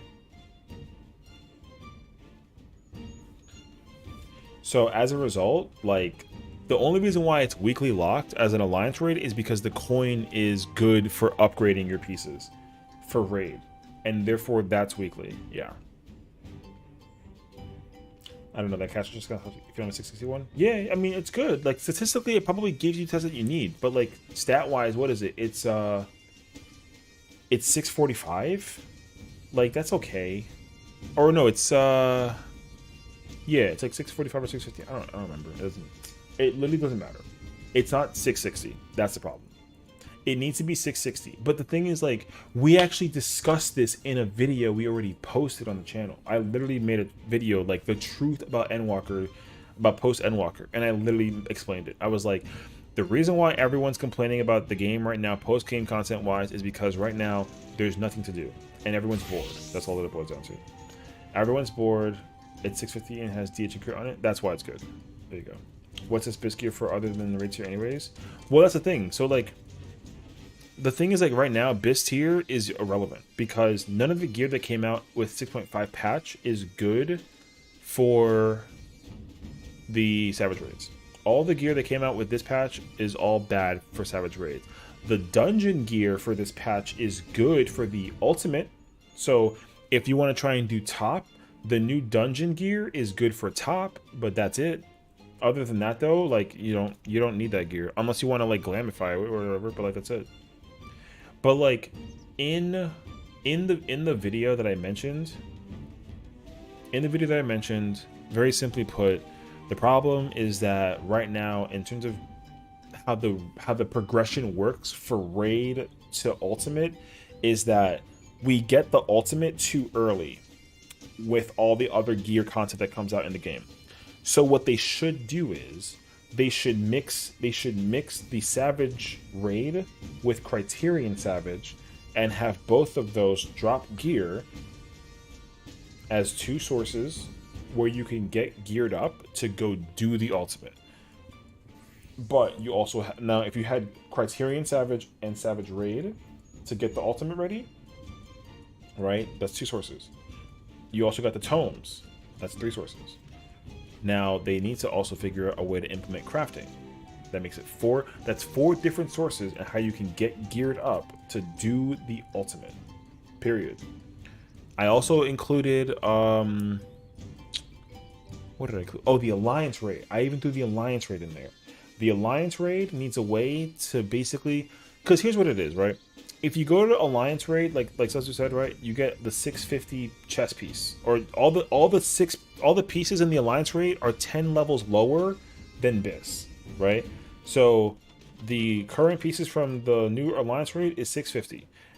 What they should do to appeal to people to do it weekly or more than once is you make the version that drops in the Alliance Raid undieable. Period. Don't make it dieable.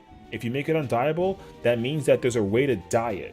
But that also means that there's a way to upgrade it, which means you can make it BIS equal to the ultimate level for the raid. So, like, if you had the Alliance Raid drop a 650 chess piece and it was undieable, and then there's like a thing in the if you use like the coin, and you got to get like a certain number of coins to get the piece to augment it and upgrade it, and then it turns into 660, right? Then you got 660. All of a sudden, an Alliance chess piece is BIS for the current Savage Raid and for the current Ultimate, which would be great, you know? But, like, Alliance content is for the casuals. If they've made it allocable or beneficial to mid-core and hardcore players, they have a reason to grind that content. That would be genius too. And like we've mentioned this, the other place that I've talked about that technically like it's hard to describe it because like, it kind of depends, is not the relic. The relic is irrelevant. We don't care about the relic because the relic is always BIS. It doesn't matter.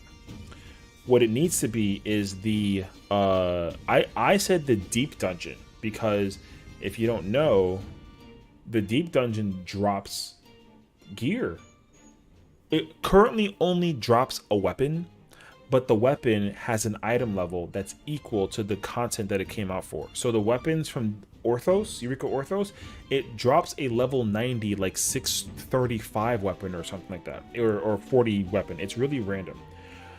But there should be a way to use all the tome or all the leveling, ether pool leveling thing from that to turn it into a 665 weapon that you can use, that it'll be equal to the Savage Raid, but most likely it won't be as good, or it could be as good. You have no idea, right? It just depends on what it is. Because for example, let's say that the Savage Raid weapon is for Black Mage, right? Is crit direct.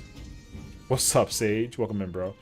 Right? Let's say that the weapon for the current Savage Raid is 665, right? Boom. And for Black Mage, crit direct.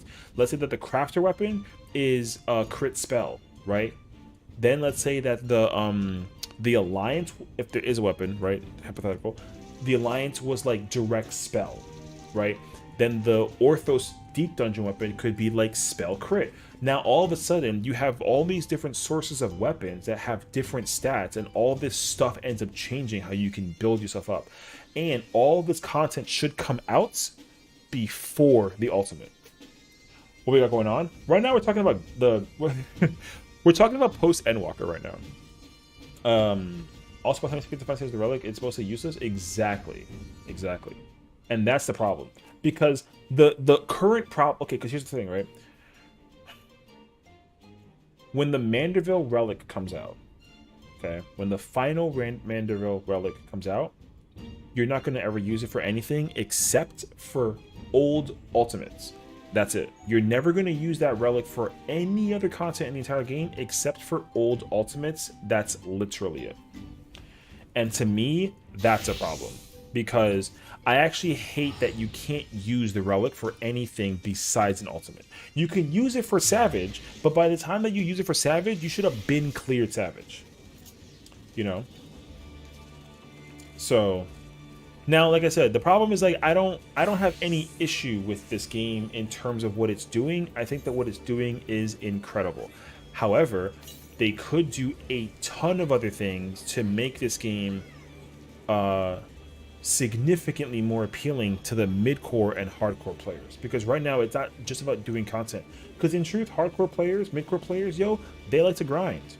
We like to sit down in this game and play this game for whatever magical reason that there is. Straight up. Everyone would love to play this game in some way, shape, and form on a constant basis. Then there just needs to be more gearing avenues and not just to do stuff. Exactly. Because again, like if you cater to the ultimate, because here's the thing. What I would say, this is my opinion, okay? They should make ultimate harder to unlock as a result, right? So instead of just doing Savage and clearing just Savage, the old ones, sure. If you want to unlock, UCOP through top, then just do Savage raids and unlock it. That's fine, right? People only do like 04, 08, E4, P4, P8, right? Boom, that's fine. But like, let's say like Z, let's say like the it's Shinryu, right? The Shinryu ultimate comes out in Dawn Trail. In order to unlock that ultimate, you got to clear Z4, whatever the letter is, right? Z4, and you got to do the Criterion Savage. Whatever that dungeon is, you got to clear that dungeon and the raid tier. You got to do both of them to get Shinryu, because both of them have gear necessary to help you gear for the ultimate. If you do that, do you know how crazy it would be if you had to unlock the ultimate through doing Criterion Savage? People would go nuts over it. It doesn't matter how easy or hard it is. It just matters that you make it a requirement. Now, I think some people will be pretty annoyed by that, but it's also a really good reason to make it a reason for people to go do that content. It would be, it'd be so sick. I kid you not. If you forcibly, let me not say forcibly.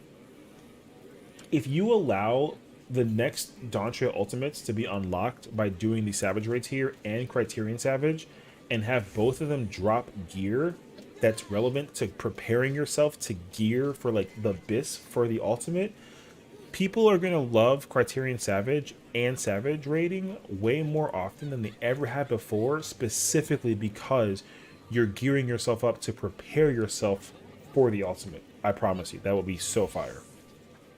It'd be so fire.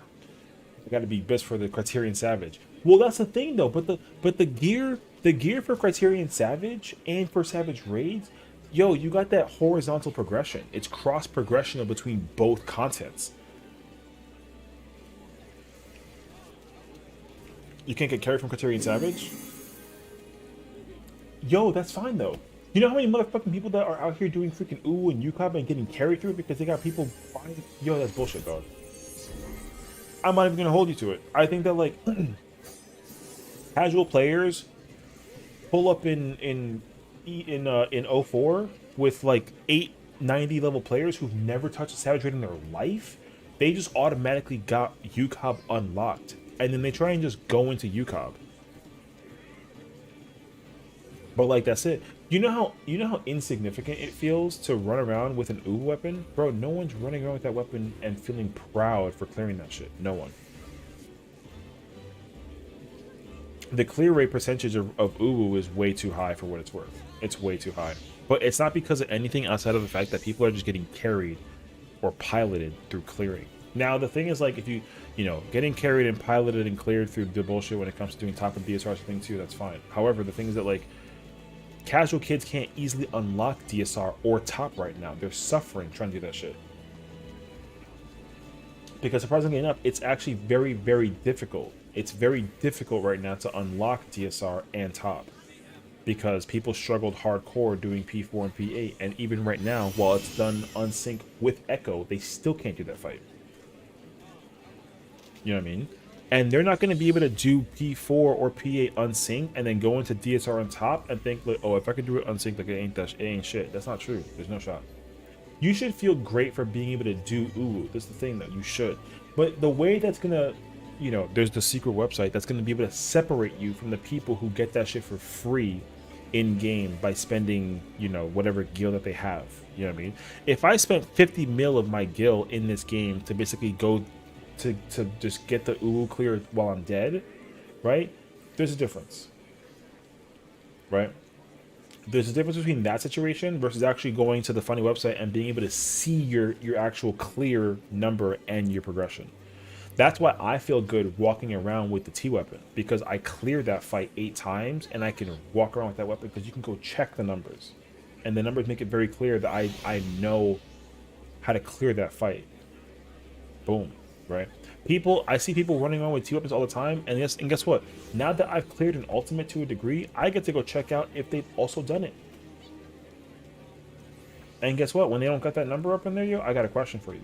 What are you doing with the weapon in your hands? You know what I'm saying? Same thing with Alpha, bro. I've learned to start looking at Alpha titles and players, and I actually question whether or not these people even got that shit legit. And now I'm under the impression there ain't no way. Right? Now, some people are different. Like the guy in front of me right here, I know for a fact that he's a really good gamer, and that man has been farming top since day one, and that's good. He can collect his flowers because he's got the evidence that pro cases the case, you know, put the case into perspective that he's cleared the ultimate. W. But freaking Joe Schmo over there in the corner in the back with the Dark Knight weapon, has he actually cleared that fight? You know, maybe he didn't. But I can go check and find out. And if it's true, then we know, right? Boom. You bought yours. You bum. But the thing is, like, there's also like another portion to this too, though. Let's also make it very clear, right? Hold on, let me backtrack though, because I definitely went on like a whole tangent. You know what I mean? Upscale Alliance raid and give it different substats. Now with Savage and Crit, you will have the pre-weapons with BIS style gear before Ultimate. Exactly, 100%. That's exactly what I think. Like, I want the Ultimate to be something super hard. People would be like, damn, he got the weapon. Yeah, exactly. The thing is, like, the weapons don't matter after, like, week 3, which is ass. The fact that you gotta wait like 3 weeks for the weapons to mean nothing is like is so dumb. Because if you get the weapon within the first 2 weeks, then like yo, you're cracked for that shit, right? After week 3 though, nobody cares, bro. Nobody cares, and that's unfortunate. Like it might matter now for like a little bit longer, but give it a month or two, bro. If you get the ultimate alpha weapon, bro, nobody cares. You know, the only way that people like, here's the thing though too. Like again, let me just reiterate it very strictly putting to you. If you got the weapon and the title out, but you got the numbers to prove that you can actually do that fight, it don't matter if it's an 8 or an 85. If you got a number, that means you got the check mark legitimately, maybe, right? And that's good. That's good. The problem though is that if you don't use that website, right, there's no way to actually tell whether or not people actually cleared that fight or not. All you know is that they just got the weapon, which is a problem. That's why, like I said, it just depends on what it boils down to. The other difference too is like, if you have the weapon of the title, and if I'm like, yo, I'm pulling up in a DSR party, we both got the title and the weapon, you're playing the job that you play to do the fight, you should know what to do. And if you don't, it's over. I get to hit you with the bullshit.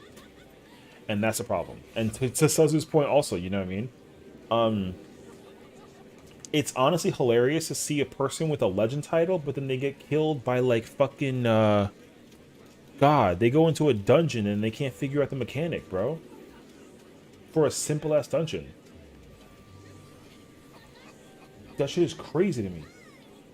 I hate looking at that. I saw, God, what was it, dog? I literally did, I think it must have been like Zamail, which is the level 44 dungeon. Dude was playing Dark Knight with like an Alpha Legend title. My man couldn't figure the fucking positioning for the cave. The light cave where you stand in the glow spot where you have the vuln down and take no damage. My man couldn't figure out what to do with that shit. And of course I looked it up. I was like, yo, fuck is he doing? My man bought a skip, an adventure skip, a job skip, a clear skip, and my man got the off weapon, and he has no idea what the fuck he's doing. And I even after we wiped to the second boss, I asked him, I'm like, yo, let me ask you a question. Did you clear the ultimate? Be honest. And he was like, nah, bro. And I was like, how much did you pay for that? He was like $250. And I was like, you spent $250 American dollars to basically get that fight cleared? He's like, yeah. I was like, why? He's like, oh, because I don't know how to do it. But you can't do this mechanic either in a dungeon. So like, what's the problem? Why do you have that weapon if you can't even do the freaking dungeon? And he's like, I'm sorry, bro. And I was like, get the fuck out of my house. I made him leave the dungeon. I was so toxic for that shit because I couldn't stand it. Yeah, he spent $250 for that weapon. My man dropped $250 to acquire that title and weapon, only to die in a level 44 dungeon and pretend like it wasn't shit. Bruh. Oh, it is cheap. Yeah. You know why it's cheap though? Because no one can unlock the freaking fight. If you have the fight unlocked, the clear for the ultimate is cheap. And that's honestly like fine. But you want to know what the other crazy part is? Is if you don't got the ultimate clear, or if you don't got the fight cleared or unlocked, you know what the cost is to unlock the fight? That pricing is crazy actually. Because that's what people don't realize, is that like you actually have to also, you gotta pay to unlock the fight if you don't got the fight unlocked. And that's what the problem is. That's what it is. So, bro, I'm telling you, that's to me, that's the biggest issue. Straight up. So, and like, you know, I can't necessarily show you what the bullshit boils down to, right? But I'm telling you, it's what it boils down to. Like right now, right now, if you go right now, I mean like right now, okay? If you want to just unlock top, or sorry, let me phrase this.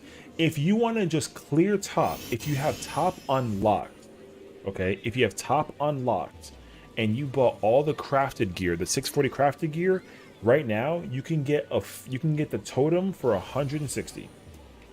160 to get the totem and the weapon and the title cleared. 160 right now to go get that shit. You pay 160 cash to cop that shit. You know what I mean? And that's crazy. It costs 160 right now, but that's if you have the fight unlocked.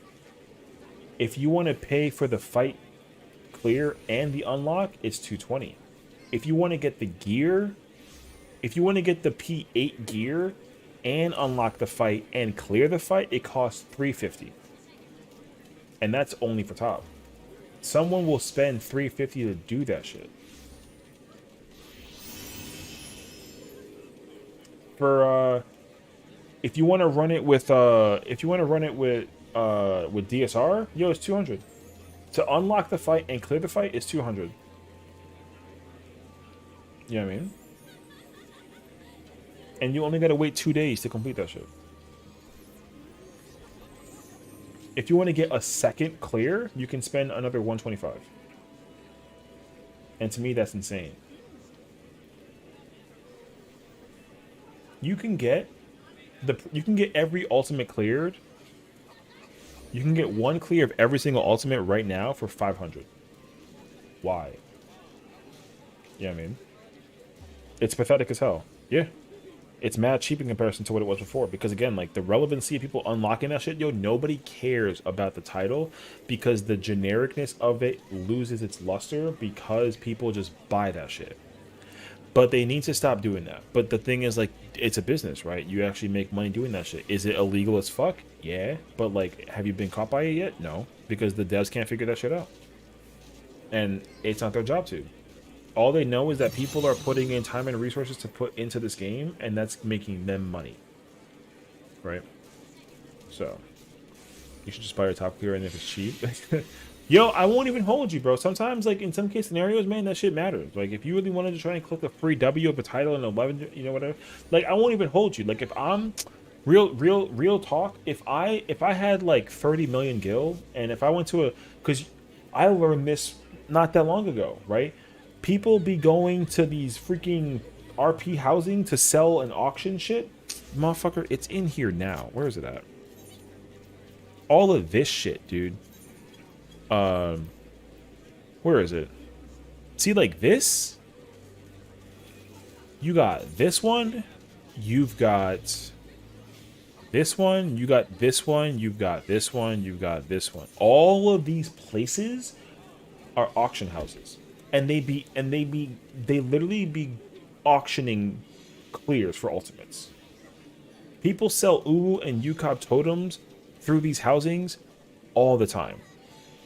And that's the point. You literally go to this auction house thingy, and then they do like a real auction. Like, okay, cool. These guys are selling this clear for Uru for the starting price of 1 million gil. Who wants to get a totem for 1 million gil? And you're like, oh, like 1 million. Someone's like, oh, like 1.2, and then that price goes up and up and up. You know what I mean? And then eventually, you just, when they get the final price and it gets sold to that person, boom, it's a cool sold to John Smith for 40 million. My man paid 40 million gil to get a free weapon. Yo, I have 40 million gil in my retainer right now. I can get a free Uru weapon if I wanted to. And put 0 effort. That's crazy, actually. We doing Uru? Bro, I wish. I still gotta learn that fight. I'm really lazy, though. So, I don't know. DSR, by what I keep hearing, is the favorite child of the Ultimate people. It's the best fight. I haven't even seen or done top to know, but DSR is the best fight. Because that fight isn't even like a puzzle. The fight is an endurance test. It's a fight of the mental. It's a fight of the mental from start to finish. It is the best fight in this game. It's better than top. I've already heard that from everybody, and I already agree with them 100%. Sage can tell you. Sage is done top. He knows for a fact that DSR better than top. Top is still a good ultimate, though. Like, it's a good fight. Was it problematic? Every single fight in this game is problematic. So who cares? But, like, is top more fun than DSR? You know, it's situational. But, like, is it a better fight, though? I have not heard many people say that DSR is worse than top. That population is very, very low. You know? The thing is that, like, you said it before. What'd you say? I lost it. You said something about, it's funny how Uru is the easier ultimate, but people clear T faster than Uru. Yeah. That's the thing. Is that, like, Here's what I said. I said this when I cleared T. I was like, yo, for 17 minutes of an ultimate, T goes by quickly. Oh, the Morbowl. True. T as an ultimate, T goes by very, very quickly. I don't even realize that 17 minutes passed. It feels like it's only been like 9 or 10. But then by the time that you get to PA, it's like minute 9. PA is like a 7-minute battle. I didn't even know that. I did not know that T was 7 minutes or for PA. I had no idea that it was like almost the length of like using 3 burst windows. I think it's 3. I don't even know. I just turn my brain off when I do PA because I already know how to do that fight now.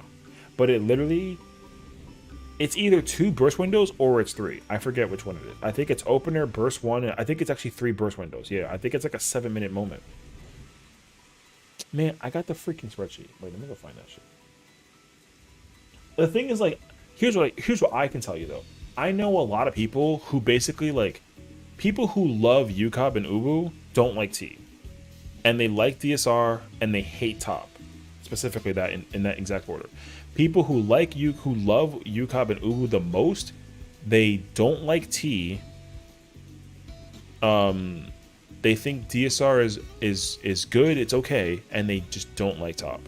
Now, I think that's crazy actually. I don't know what the order is. Whatever the order is, in my mind, I don't know. Is it wrong? I just don't know. I'm in the middle of it all. You know what I mean? I haven't done T, so I can't say. But I also just don't like the weapons from it.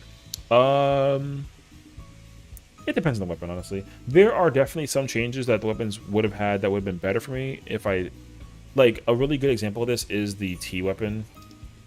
I'm pretty sure I have it right here, right? So. I say that I don't. Wait, is that? Nope. Okay, I don't know. Wait. I don't have weapons in my freaking person anymore? Alright, I'm trash. Oh no, I have it in my inventory, that's why. That's what this got. Yeah. The thing about the T weapon that I don't like is specifically is that part right there. That little freaking hook over the knuckles. If you took that shit out, the T weapon for Gunbreaker would be perfect. I'd be cool with that shit. Everything else is perfect except for that little freaking the hang over the thing for the weapon for that. The Dark Knight, the Paladin one is good. The Paladin one is good. The Warrior one is good.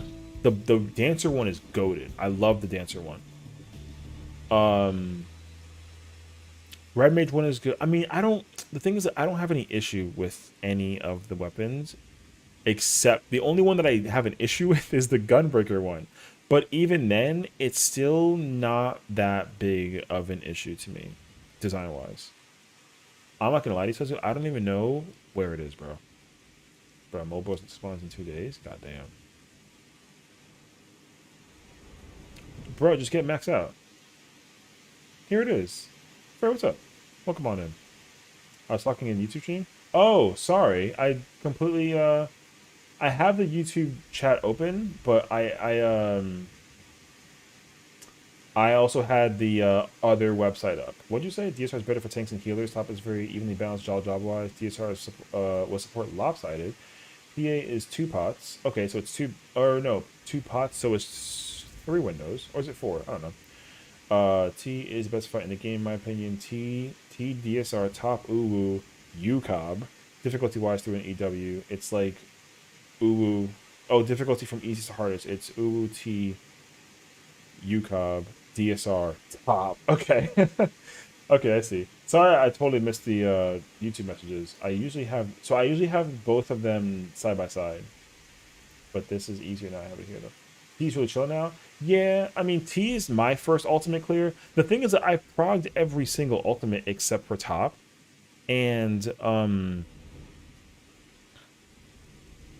mean, I'm really indifferent. I don't, there's no ultimate that I dislike in this game. There's a couple that are, like, problematic, but I don't think I, like, you know, I don't have, like, a hatred towards any of them, yeah. The LB3 balance makes phase 6 painful. You did the first phase at top. See, my thing is like, I want to blind. I want to meme pull top for a YouTube video. So I can just have my reaction be like, what is this mechanic? You know what I mean? Because like, I still to this day, I've never seen or done top, but that's because no one wants to do it.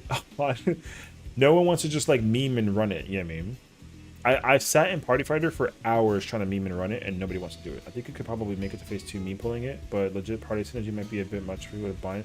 Oh yeah, that's fine. Like, I don't expect to get far. I just want to be able to like. So okay, to give you like a really good example of this, if you so on my YouTube channel, because I'm so late to the game in terms of like content making, right? I don't have reactions of when I did UCOB, T, or UU, because I've already done those fights prior to me being like a streamer or a YouTuber. But I did do my reaction for when I did DSR, and I went in as a Reaper, and you'll see that I sat there for an hour, and I'm like, yo, what the fuck was that? And like, that feeling and that reaction and pondering is like my favorite thing ever, because like, once I know it, I can never like unknow it, you know? So it's really hard for me to really go back and relive that moment. It's practically impossible, you know? Yeah, oh, for sure. And I feel like that's the same reaction that I felt when I watched my friends go through the same experience, because they also were freaking out when they got to the end of it. Now, for me, like, I'm at phase 7. I just, you know, my static imploded while we were still memeing, and we had, like, drama, which is stupid. It doesn't matter at this point, whatever. It was fine. Vacation. Yeah, so I collectively was doing it as a dancer because it was the only job slot left for the static that I joined. Like, it was a combination of, like, friends and, like, hardcore raiders, and I'm, like, a midcore player, so, like, it's whatever. But, you know, we did primal strats for the most part. And I can, I think I can still do it. I might need like to de-rust a little bit, but I basically did it up until, where the fuck am I? Oh, okay. I got to phase 7 basically, but we just we never got there again. So like the chance for me to actually like clear the fight was there. I just, like, it was within reach. I just didn't bother to reach out and grab it. Yeah. I hear that. I had 3 or 4 seconds before I made a final push to pump P up for the half a part. Yeah, you see, that's what I should have done. I was just really not. I was like, no, I'm good. Because the thing is, like, I told myself that I was like, the ultimate's always gonna be there, so I'm not in a rush to clear it. Even if I need to clear it, or even if I can clear it, like right now, like I can honestly, if I put up like a clear party or like a clear for one and like go dancer, I can probably do it with like a little bit of finagling. But I'm gonna grief at the same time because it's been like a year since I've done it. So I'm not burned out at all. Oh, see, the thing is, like, we've just met. So you're gonna find out that I'm kind of psychotic when it comes to like the burnout of this game. For me, it don't exist. It's actually really bad. I need like an intervention, if you will. But no, I mean, I've experienced how I've been playing. I've been playing since 2015. Every single day since 2015. And I have many, many characters. Many characters. And I play all of them. So, it's really bad. And I've done all the content. I do all the content. Like, I do all the ultimates, I do all the savage, I do all the, you know. I mainly run 3 or 4 for raid groups. You know, and that's cool, yeah, you know. I think that like here's the thing. I've always said this to people too, is like if you can take out of this game what you want out of it and enjoy it, then like by all means. There's no reason to like really force yourself to do something for the sake of whatever, you know. So, because right now there is like this massive painstaking concept of people just complaining about how bad everything is because of whatever it is for post Endwalker. And like the truth is that like it's not bad. People are just bored. And people refuse to accept that they're bored, and like they don't want to play other games. They just want to play this game, but they can't though. You know? Like, it's good, yeah. It's not the best, but it's good. For post-game content, it's good. It's just like people asked exactly for what Endwalker gave, and they got it, and they were like still like, this isn't what I want, you know? Like you ordered a cheeseburger with no pickle or onions. You got a cheeseburger with no pickle and your onions, and you're like, yo, where's the pickle and onions? And you're like, you said like, it said no pickle onions, so it's like I don't understand, you know. So,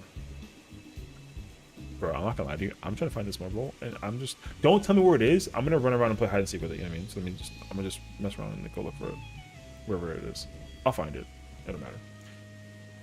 They said play other games too. It's about that. Well, that's the problem though, is that they literally have said this repeatedly. That 14 is not a game meant to be played repeatedly by players all the motherfucking time. But people want to play this game all the freaking time. And they're like, guys, you're not supposed to. And they're like, we don't care. Do it anyways. And then they're like, well, then, you know, we'll figure it out. So then they literally made the game.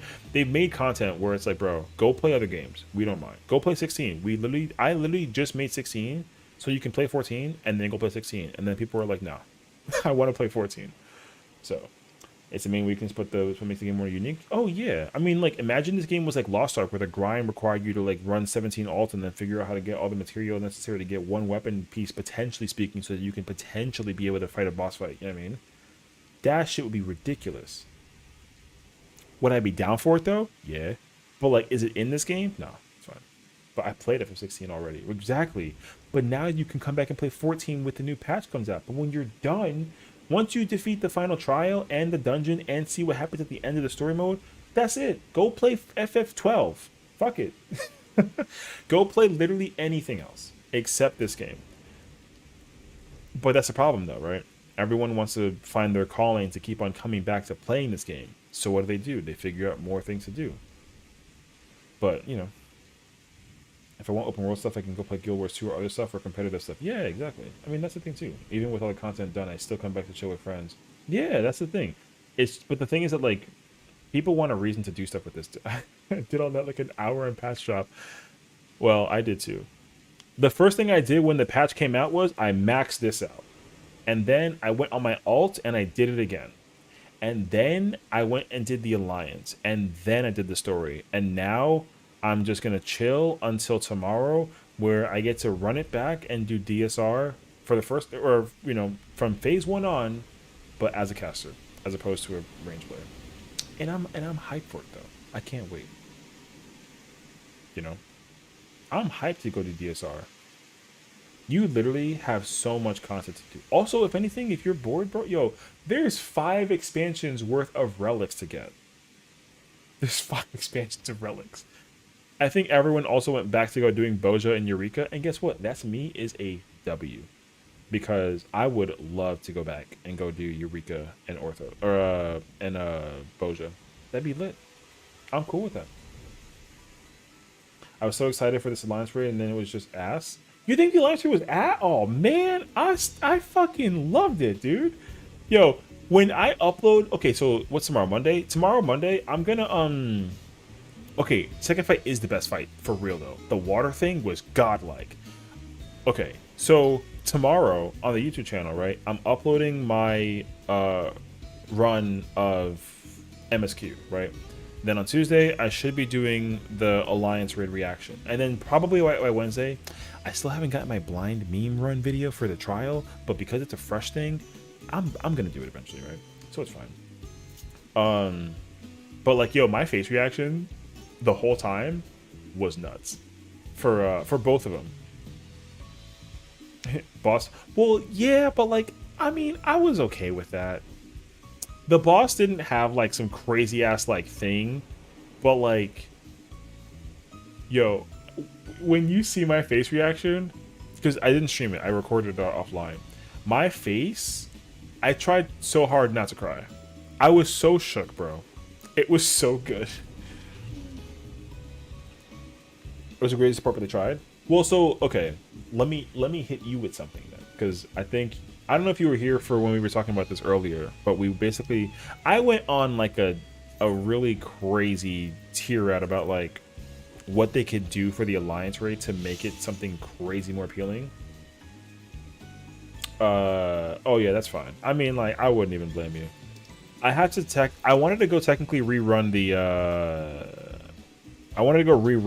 the Alliance raid and whatnot, so I can actually like, because I kind of forgot after the first one. When the second one came out, I won't even hold you, I forgot the story. So I was like, I gotta go back and refigure the story out. 1 through 2.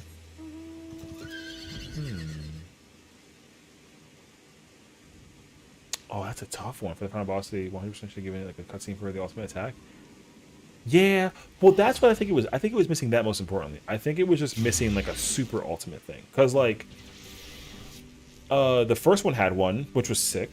The second one didn't. It had like an ad phase though, and like a moment that was cool. But the third one didn't have anything. You're right. Like, the third and second one didn't have one, but they had like a thing. Yeah. I definitely understand. I understand it. I don't disagree. But like, maybe this showcases how stupid I am, right? I literally, I was trying so hard not to tear up when I saw the final boss. Because I was just like, what the fuck is this? And the mechanics were happening, and I don't know, maybe in my brain, I was like, yo, this is the most epic shit I've ever felt in my life. I tried. I think that's what it was too. I think it was super busy that I was just like, I was jaw dropped most of the time. I think that's the reason why I was just like, the whole time. Well, so, okay. I feel like I'm the only person who thinks this right now because it has to be only me because I'm not that smart of a guy. They're never going to make an ultimate based on the alliance raid. They're not, right? They're not.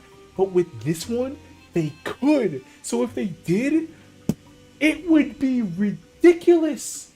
Yo, if they made the Myth of the Realm, an ultimate of the Myth of the Realm one, you're right though, we never know. We have no idea, right? There's no way to know for sure. Because right now the order has always been freaking raid and MSQ. But if they randomly throw us an ultimate based off of the alliance raid, can you imagine a Nier Automata ultimate? Yo, I would nut. I would go nuts over that. A Nier Automata ultimate would be ridiculous, bro. They told Yoko Taro that he couldn't design the alliance raid because it would be so freaking hard. Because he would have made that hard on purpose. The alliance raid, if Yoko Taro designed it, would have been mad hard. But if they let him, if Yoko Taro designs an ultimate, that would be the most insane shit that they've ever done for this game. I swear to God. They already went over the top by letting him hold the alliance raid. If they let him do the ultimate, bruh. Because there's bosses in Nier that they didn't even fucking touch. They didn't even bring the Opera Maiden in from there. Yo, the Opera Maiden boss as an ultimate instance in the fucking...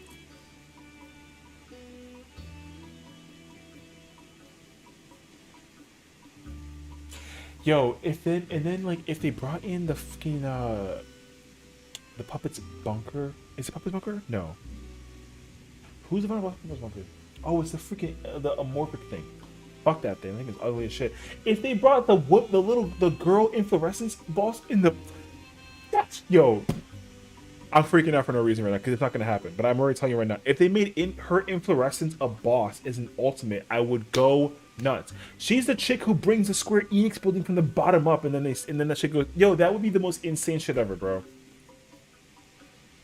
If you let him make an ultimate, it's gonna be the best ultimate, and it's gonna be the hardest. It's gonna be near everything else. It won't matter. It's gonna be the best one, but they're never gonna let him make an ultimate because like that's. Or you know what? You know what? Actually, I hope that they do. But will they? Probably not. But they should. But it might not happen. So we'll see. I have no idea. But like, let's not get ahead of ourselves, right? But either way, if they made the current alliance raid, if they made a current alliance raid and then they utilize the gods in an ultimate, that boss fight would go nuts on a different level because all the mechanics that they use one by one, they would just put like 3 of them together and it would be crazy actually. I'm sad that Kefka wasn't used for the ultimate. Oh, for Omega? Yeah, I know. You know what the problem is too? I think that like a lot of people tried to like theorize who would be in the Omega Ultimate before it came out, and when they found out that it was none of the bosses besides freaking 011 and 012, people were like, "Yo, what the fuck, bro?" But the thing is that I think that this actually gives. Here's the thing. Okay, let's dial it back a little bit, because in technicality, okay, they haven't confirmed the ultimates that are coming out from Emperor. They've only said that there's going to be 2. Now, us being sheep, we're going to immediately assume it's going to be Shinryu and then Eden, which I still think as well, which my brain is going to be sad about, because that means that if I'm going to go do the Shinryu ultimate and get the Gunbreaker weapon, that weapon is going to be disgusting. And I don't want that shit. But if I, it's me, right? So we got to find out and see. However, if they decide to double back and do the 4 lords, it would be ridiculous. Because you can get the 5th thing that they didn't activate. They can even do 4 lords and Golden Shinryu, that's fine too. But they literally have a fucking egg thing. I forget what the name of it's called, so don't mind me. They have an egg thing that they sealed before it hatched. And they literally can just take that thing and let it hatch. And then that thing is the final boss in the ultimate. And then they just let it roll with the flow. And I'm cool with that too. I'd be cool with that. That would be sick. But they're not going to do that. We're going to get Shinryu. He's going to like fight. Here's the thing. Here's exactly how the ultimate is going to turn out. I can already predict the future for you, okay? The first boss that we encounter when we pull up in the freaking instance, right? When you queue up the Omega or the ultimate Shinryu fight, right? The first person we're gonna pull up against is gonna be Xenos from Alamigo, the boss fight from the dungeon. They're gonna do that. They're gonna make it be Xenos. And then they're gonna somehow bring in Yotsuyu and Tsukuyomi because he tormented the hell out of her. And then they're gonna make that a thing. And then Gosetsu somehow involved with a situation, and then the point of the ultimate is that like you're not supposed to make her forget about the memories about whatever. Like all of Xenos' torment is gonna make her cause to forget the bullshit about why she turned into Tsukuyomi in the first place, and then you're gonna fuck it up. And then she turns into Tsukuyomi, and then you deal with her mechanics. And then it's the both of them. And then Shinryu comes out of nowhere. Yeah, basically, it'll be those 3. But like,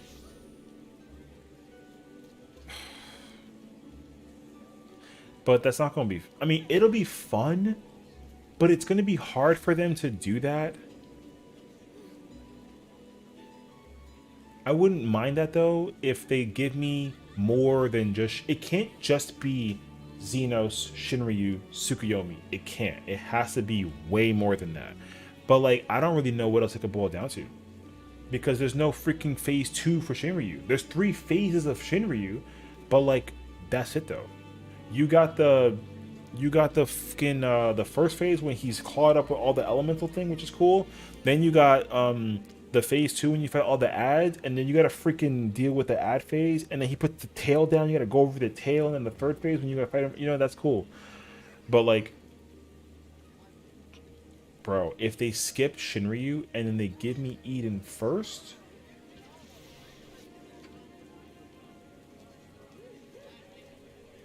I'd be so happy. You know why? I'm gonna tell you 2 reasons why. The first reason why I would be incredibly happy that it's not Shinryu first is because of this weapon. Do you think I want this weapon for an ultimate weapon? I don't even care if the glow changes or if they make it look cool with the whole little freaking thingy that they do with. I don't care. I don't want this Gunbreaker weapon. I don't. No. This weapon looks awful to me. My heart, I don't like this weapon at all. Now, if you take me over to freaking Yulmore and then you let me see what the Gunbreaker weapon is going to look like, I already can tell you which one it's going to be. And you know why I can tell you? Because I can tell you why. 2 reasons. 1, let me get there, because you gotta, Got to get there with some style and make it dramatic. You know what I mean? When we get there, okay, the tank weapon for the Gunbreaker is godlike. I need this because there's no glow. So when they put the glow and then they do the thing with Reen and Gaia and make them the freaking Oracle of Super Darkness and Light, whatever the hell it boils down to, and then you give me this weapon with a glow, I will literally cry. The second reason is the Reaper has one and the weapon is sick.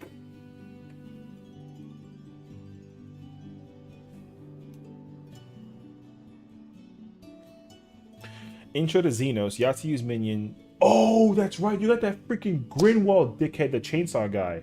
You're right. Yatsu and Doma.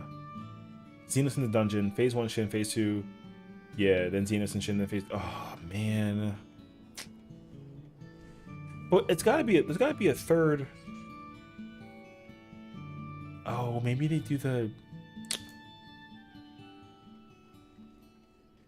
Bro, he don't have mechanics like that. Because, like... Oh, you see, so that's what I was thinking about, too. It would be... So here's the thing. If, okay, in a big, giant... quotation marks, if, right? If they did something to canonically throw in Omega with Shinryu and make that a thing, that would be fire. But I don't see them doing that because they've already used whatchamacallit in the thing. They've already used Omega. So all the assets from Omega, I feel like they wouldn't put it in because of that reason alone. But I could be listen, I hope to God I'm wrong. I hope I'm wrong and they're like, psych, Omega and Shinryu are in the Shinryu Ultimate and this is what it looks like. I'm cool with that. Because if he was to work about it, I legit feel like this is probably going to be the hardest to make a good Shin fight. That's the thing, though, is like... Because here's the thing. In an Ultimate perspective, they could UCOB the hell out of Shinryu. Where instead of Shinryu having all the mechanics... Because he's got a bunch of elements, right? He's got, like, freaking fire, lightning, water, ice, earth, right? He's got all the element stuff. But so do all the dragons from UCOB. So instead of just having fucking him do all the mechanics, they can just have a bunch of other dragons do it.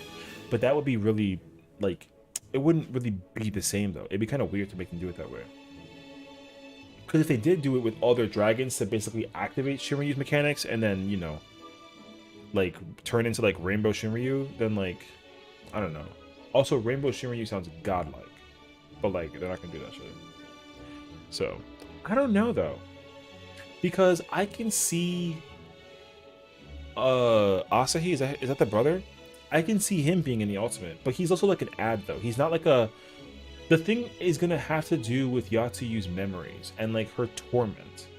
Because the torment of her basically activates and she's pissed, and then you got to try to calm her down. And then she calms down, and then Xenos pulls up, and then he basically turns into he takes her torment and channels it into his echo and then turns into Shinryu and then turns into Giant Shinryu, you know what I mean? So, I'll see you in like 6 years. I feel like Xenos will get a good fight until EW Ultimate. Oh shit, you're right. See, but that's the other thing too. This is why it's problematic. Because, like, if Xenos is the Ultimate for Shinryu next year, then for him to also be the Ultimate scenario for Endwalker Ultimate would be so weird to me.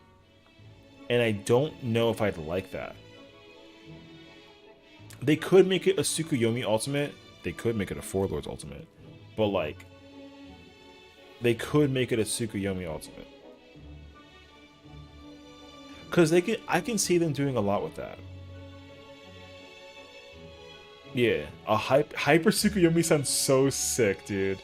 I would actually love that too. They could do that. I'd be down with that too. I'm a freaking degenerate in Lumsa, bro. They can do Super Tsukuyomi or Hyper. Sorry, you said Super. They can do Hyper Tsukuyomi They can do Rainbow Shinryu. They can do fucking Moonlight Shinryu. You know, something of the nature. I'm cool with that. But like, I just need it to work and have it make sense. Whichever team, I don't know which team it was, that worked on the DSR fight, they gotta do the Shinryu one. Because there's no way that the top or the T developer, being the same person for the most part, does the fucking Shinryu or Eden Ultimate. There's no shot. There's no shot. Because I can tell you already, I'm not even worried about the Eden Ultimate because there's so much to grab for that Ultimate. Nah. Top guy definitely should not touch guy. No. Yeah. It was already crazy enough that like he basically did T, and like don't get me wrong, T was lit. Like I F with T. T is like one of the best fights ever. The thing that it boils down to when it comes to mechanic and the music and the instance of everything, like the T goes ham. But like top is apparently very chaotic, and apparently it's I don't know the phase, and like no spoilers, right? But like I heard that phase 5 is fucking mental. Like that shit hurts. T was perfect mechanically. It's not the hardest, but arguably it felt the best for a top guy already to more body checks. The thing is, like, I'm okay with okay, what I'm gonna say is like, I don't mind body checks. I don't mind body checks in Savage Raids or Ultimates. But I don't want there to be body checks and have that be the DPS check. Because that's what P9 and P10 is. Yo, Suzu, shut the fuck up, bro. If you give me a time-delayed light rampant and I got a freaking Rinnegan, Sharingan mechanic, the bullshit for that dog, I'm not going to be able to live. I'm still scarred from doing Sharingan with light rampant. I still am. It doesn't matter. I'm not trying to deal with Horace Reen, bro. If it was a BG for me, it'd be fine. Yeah, I mean, we'll see. Yeah, I don't know. You already did the late move for Watch CC Pass. You know what? That's actually a really good point too. I didn't even think about that. Not to mention it. That's actually fair. Because like Nisi Pass, even for no matter how many different strats there are for it, like they all work well as long as you do them correctly, and like you just don't grief it. Because Eden's because for the Eden Ultimate, it's gonna be, what's it gonna be? It's gonna be I'm trying to think about the fight. Wait 1 second. Not 1. Not 2. Who's 2? Oh shit. E2. Oh, it could be 2 actually. I'm lying to you. They'll probably do E2. They'll do E.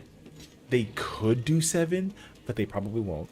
But they're definitely gonna do E2, E8. They should do 11, but they'll definitely do 12, and they'll do both parts of 12. Because like, yo, 11. 7 will turn into a single mech? Man, I really fucking hope not. Because 7... I need the portals to be a problem. I need the portals to become a problem. I need the red and blue and have there be like a green one and a yellow portal. I need 4 portals. And Sharingan orbs with light rampant with towers and cones and the thing with the holy and the fake. I need all that shit at once. I'm trying to light rampant prog all over again with portals and colors and buffs and debuffs. I'm freaking down. I need it to be. Because Burnado was lit until it wasn't lit. Because then the Burnado got annoying. But you can freaking up time on craziness with that fight. And you can also grief, or not grief, you can do so much tech in that fight. It was so sick. But people suck with portals. I can already see the portal being a problem. In my phase were like 4, 5, 6, 8, 9, 11, 12. Bernardo was boring. It was I didn't mind it. Listen, as a bard player who loved playing bard in Shadowbringers, E7, I loved it. Because I can't even count how many times I shot pitch perfect at shit. It was incredibly fun. 6 is a great fight to go back to. I do miss Rockta, bro. Rockta was actually really good though. Yo, I had literally same. Well, so like, I'm a melee main, like Dragoon main, but then everyone played Dragoon, so I couldn't play Dragoon. But then everyone played melee, so I played range and caster. Then I was like, oh, I love red mage the most. I'm playing red mage. But then people were begging me to constantly sacrifice my DPS for rezzing, and even if I join a reclear party, I'm not rezzing shit, so I don't. So then. And then it was until the P5 through 8 tier that I was like, okay, I'm going to try out tanking. And then anytime I did P5 through 7 and I didn't tank, I was pissed. Or even P5 through 8, even 8. In P5 through 8, I was so annoyed at the tank players that I was like, fuck y'all, I'm tanking. So I just stayed playing tank, and I tanked this tier. I even tanked T, and I loved it. But unfortunately, I can't tank DSR. I gotta freaking play goddamn Red Mage, because they were like, you need to play caster, because like the tank... Because when I played... So the group I played with T with, we're doing DSR also, which is fine. However, the caster player I had with me who's doing T, he was like, I don't really feel comfortable playing DSR as a non-main job, and he mains Paladin, so he's playing Paladin, which I was like, bruh, let me fucking tank with you, I got this shit. But the other warrior player that I'm with, he's also a warrior main, and he hates playing caster, so I had no choice but to play caster. So, ass. I got forced off tank and Shadowbringer to heal T until the static imploded on Prime. Damn. DSR tank is the best tanking experience in the game. See, now you're setting me up for failure. Because now I want to play that. I want to tank DSR, bro. I would love it. The Gunbreaker in me is ready. Because when I Gunbreakered in T, yo, I had no faith in myself until I realized that I stopped making dumbass mistakes. I was shocked by my own skill. I was like, I can do this? It was crazy, actually. Gunbreaker's rough. I'll figure it out. Will it go well? Probably not. I think isn't Warrior and Dark like the best? Dark or Paladin? Oh, okay. Yeah, I think I remember hearing that Dark Knight is like crazy. Dark Knight goes crazy well in DSR. Yeah, I don't know. I don't remember. I never heard anybody complain about DSR for Dark Knight. I don't know. Or sorry, for Gunbreaker. I don't know though. Warrior and Dark are really good in DSR. Okay, yeah. I knew for sure that Dark Knight was good. And so when I first progged DSR back then, the comp, I mean, I was playing Dancer, but we had Gunbreaker. The warrior main that we had was playing Gunbreaker, I guess because of like buttons and like mitigation, etc. But he wasn't comfortable on Gunbreaker. So when he went to warrior, he was having a field day with it. He's like, yo, warrior is amazing, I love it. So it was easy for them to kind of like figure it out. Warhead discrimination, if you didn't know. Discrimination. Oh, yeah. That was the reason why too. Like, because the same thing happened with P8. People couldn't bring Warrior and Paladin to P8 because literally, like, the damage from our Paladin Warrior was abysmal compared to Dark Knight Gunbreaker, which is an issue. I mean, they kind of sort of fix it now, I guess now, but I don't know where Paladin... Let me actually go look this up. I actually don't know what the answer is. I don't know how Paladin does in DSR now compared to how it used to be. Because, honestly, deep down inside, I miss old, Shut up. Wait, what? Paladin's cracked in DSR? Oh, this sends me up the wall right now. Oh, that hurts my soul to look at. Alright. I'm pissed. Man, I did not expect Paladin to go burr in DSR right now. What the f... Alright. Oh, boy. I feel like you're shitting on my damage being war when I have more DPS than you in every phase. I mean... I just remember that people just didn't like... No, because it was... Well, okay. For DSR in particular, it wasn't a problem to me. Like, I mess with Warrior. It's the tank I play the least out of the 4. But, like, I love Warrior. Like, I vibe with Warrior heavy. But I just remember that, like, Paladin was in shambles because of the terrible lack of burst, right? That was always an issue. Then they fixed that, sort of. And, like, I miss old Paladin, though. I truly do. But, like, right now, Paladin is freaking gaming in DSR right now. I didn't know that. So, that's actually kind of crazy. PF was a mess. That's the reason why I struggled to see Peace. I couldn't see Phase 7 in DSR through PF. Because, like, there was a point in time with Party Finder on Primal where I spent what was it? Was it like 15 minutes or something like that? I spent 15 minutes being bored doing phase 1 through 6 as a dancer because my buttons were the same. I pressed everything all the way through in the same order every single time. I fell asleep. And then when we finally got to P7, I was like, oh my god. But then we couldn't see it because people kept on dying to the freaking dragons. With the cleave, man, it was awful actually. Literally, they blew us up. Horace Velgar blew us the fuck up before we could actually see P7. I was so pissed. So, but yeah, when I really loved Primal PF back then. After my last set I completed, I had a pretty heavy stint of hosting PF runs in August to get the done a patch. Yeah. She and my friend Mara quit before they could join me. Got like 10-15 people in our link show clears. Ooh. Yeah, you see, the thing is like right now, PF is so bad, it's all on Ether. You from Crystal? What's server on Crystal? Wait. What's your character? So, I mean, I was okay. For context, I was from Marlboro when it was on Primal. I did not know for a long time, which really shows you how smart I'm not. That like I didn't know that the freaking was it early Shadowbringers when they swapped around all the servers and then Marlboro went over to freaking Crystal. I had no idea. So I was like, my raiding experience has changed significantly during Shadowbringers. It was so weird to me. And then I learned, I was like, who are all these people? I don't know a single person right now who's doing this nonsense. And then I found out that like, I ended up being on Crystal in Marlboro. I had no idea for a long time.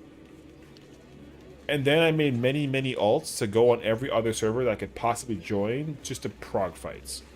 But then I was getting annoyed by it because like Ether, their strats are ass backwards to Crystal and Primal. Primal and Crystal did similar strats and I love that. Ether is literally the opposite. If you ever, okay, I don't know if anybody remembers E5, but that's Ramu, freaking Minotaur Ramu, godlike fight, right? Freaking from what I remember, Crystal did True North for the lightning tower thingies. Where regardless of where the boss appeared for the sake of whatever, you did True North.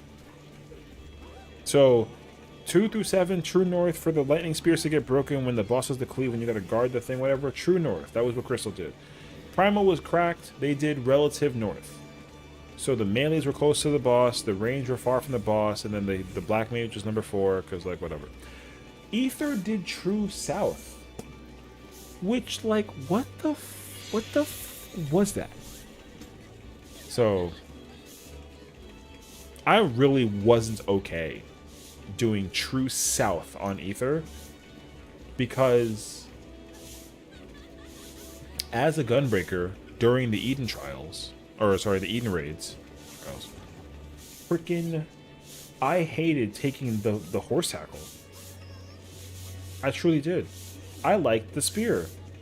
But everybody was too afraid to do it, so I did it. And then they told me True South. And I'm like, bruh, what the fuck is that? You know what I mean? So I just couldn't vibe with it. Cineru wasn't... You know what, Ubu? Cineru wasn't popular... Oh, I know, dude. Corner Root is dead. It sucks. I hate it, actually. I know. I feel your pain. Because even as somebody who... I mean, I have been progging Ubu for years. Because, again, like, casual. So I prog it when I feel like it. I could clear the fight tomorrow if I wanted to. If I try, you know what I mean? But the thing is that, like, only Primal players and Crystal players who are like, yo, corner, everyone's like, yes, they'll do corner. And I understand it now. I understand, yo, these motherfucking people sweeping with it, yo, chill. Yeah, I mess with corner so much, dude.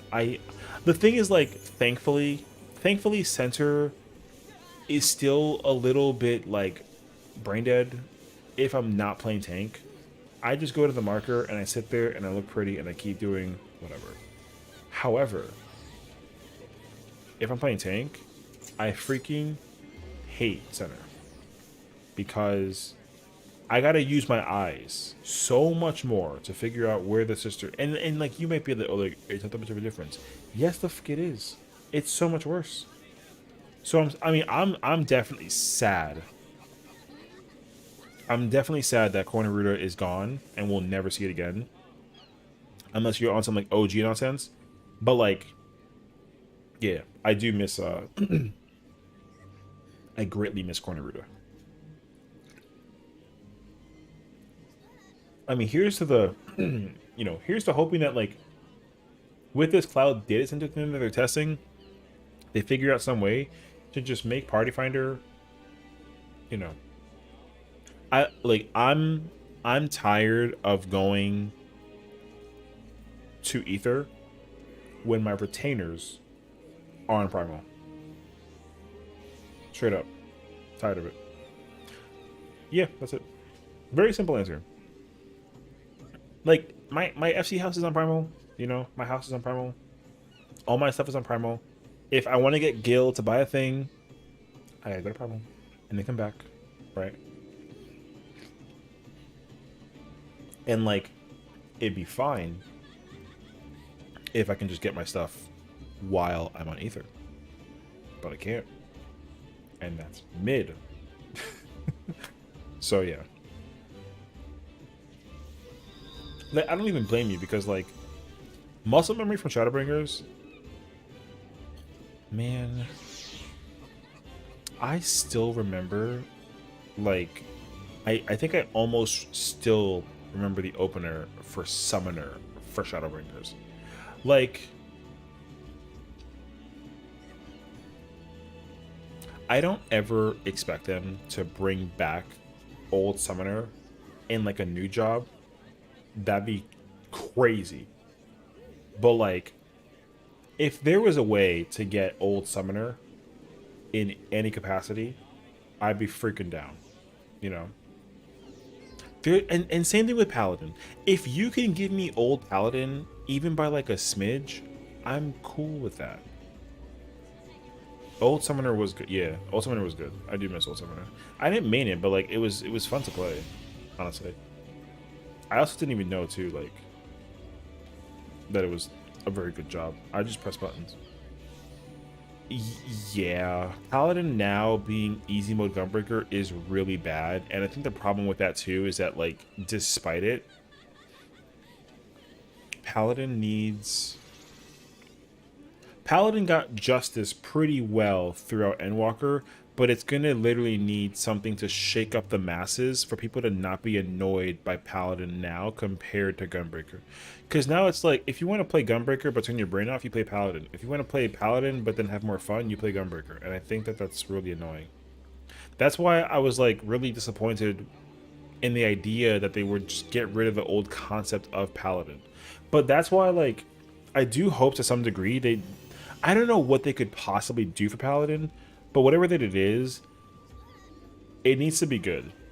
But it just better not be a continuation button, because that's going to be really annoying. They can't do like an OGCD follow-up thing that Gunbreaker has and then just give that to Paladin. That's going to be so ass. Because I need them to not do that. I don't know what they could change for Paladin though. I have no idea. Gunbreaker, I can see them easily adding another GCD button in there and then throwing it into the mix and then basically having it be less about the cartridging with burst strike into hypervelocity. Like, I can see that being a thing. Because Double Down is really cool. Double Down will probably get some kind of a continuation, which would be fire. But there'll probably be like another GCD for Gunbreaker, and that's cool. I'm not really opposed to that. There is this consistency of just, there's too many jobs that are like a little too similar to each other right now, and I think that that's actually the real problem. If they take that out in any way, shape, and form, I think that'll add a lot to the variety of how jobs function. Because I don't like that people are like, oh, Paladin and Gunbreaker are similar. Because I mean, even with Shadowbringers, man, I felt like Warrior and Dark Knight were like a little too similar, and I felt it even more so in Endwalker because Inner Release and Delirium are the exact same button, you know, basically. The only difference is that Warrior's physical tank and uses meter to do one attack, and then doesn't use MP, and then Dark Knight uses meter for one attack but uses MP and is a magic tank. You know, so like that the magic and versus physical tank thing is really cool, and I like that concept, but I don't like that. I don't like that Dark Knight has to rely so much on using MP, and then Warrior and Gunbreaker don't. I feel like every job. Every job should use MP or TP. I mean, in my mind, I would love for them to bring back TP for the melee. As a Dragoon player, the fact that I just don't get to use mana for anything is really annoying. Either give me the option to just turn off MP as a thing I can look at, or give me TP. I think TP actually would recomplicate how the jobs could play by like a small amount, and then have there literally be like a. I mean, even if there is some kind of lucid dreaming version of TP for the melees and the tanks, I'm cool with that. That doesn't bother me at all. Although I feel like giving it to the tanks would be really obnoxious, but like it'd be fine. I just feel like I need a resource to spend besides my, my kit. I need like a management tool, basically. And like for every melee to not have that tool is kind of obnoxious. But casters and healers do it all the time, and that's cool. Because even if I go to a crafter or a gatherer, like the MP bar turns into a CP or a GP bar, and that bar does what it does, and that's cool. But I need the melees to have some variant of it as well, and I'll feel more content if that was the case too. But like, we don't got that right now, unfortunately. It could be better, but we'll see. I mean, I don't know. I'm just waiting until Dawn Trail comes out, because we have to literally wait 2 weeks until we can find out what's coming up next. So I have no idea. Anyways, I feel that my voice is getting raspy, and I'm starting to lose it. So, we'll kind of see how the time passes us by in a moment. Wait 1 second. Nope. So, anywho, yeah. I mean, honestly, I had fun today doing UCOB. Although, like, the meeting was pretty chaotic and like it was like nuts, but. It's about to happen in terms of whatever it boils down to. So, wait, let me just make sure I understand this. Yes, perfect. W. Okay, so tomorrow, officially, starting at 8? Yes, 8 o'clock. 8 o'clock Monday, we're doing DSR. From 8 to like 10:30ish. So it's gonna be cool. We'll be officially doing DSR Monday, Wednesday, and Thursdays from 8 to like 10:30, which will be sick. Now, I definitely expect it to be slower progressed than how we did T, because T, everyone except for like me and 2 people cleared, and that was fine. This time, there's like 6 people trying to do it for the first time. It's actually gonna be really insane. Fred, thank you for hanging out, bro. I really appreciate it, and thank you for the great conversation. I'm sorry for missing out on the YouTube text before, but I'm glad you came in and chatted with us either way, so I appreciate you, man. Happy people dying because I spent more time focusing on healing and side content. I mean, it's fine. It's side content. But you have yourself a fantastic rest of your night, so. And if anything, if you want to check us out tomorrow, we'll be doing DSR at 8 o'clock, so it'll be fun. It'll be scary, but it'll be fun. I'm not sure exactly what to expect from that, but I'm pretty sure I'm gonna try and make it my priority to get everything that I got last time. It'll be easy for me to just like do the same thing as before. And thank you again as well for the follow. It didn't play the sound. That's annoying. We had to make it like legit.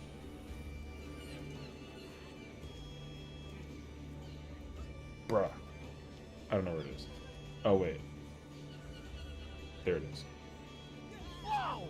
Boom. Thank you for that. I appreciate it. Either way, yeah, so see you around, dude. Thank you for tuning in. And same thing to everyone as well, so definitely check us out on the YouTube. Check us out tomorrow. We'll be doing some DSR. It'll be fun. I'm playing Red Mage. I've already got my gear ready to go. I just gotta get potions. So tomorrow I'm probably gonna craft a ton of potions, which will be kind of a mess, but I got this. And yeah, check us out on YouTube, Twitter. We are also on Kick, although like it's kind of like whatever at this point. But I appreciate everyone for taking the time. Everyone have a good night. Yeah, that's all that there is to it pretty much. So I'm gonna go ahead and get ready for bed. And knowing that I gotta prepare myself for tomorrow with DSR, I'll probably like try to figure out, I don't know, something of the nature, like gear wise and glam fun. But I mean, we'll figure all that out with time. So thank you for watching, and I'll see you guys on the flip side.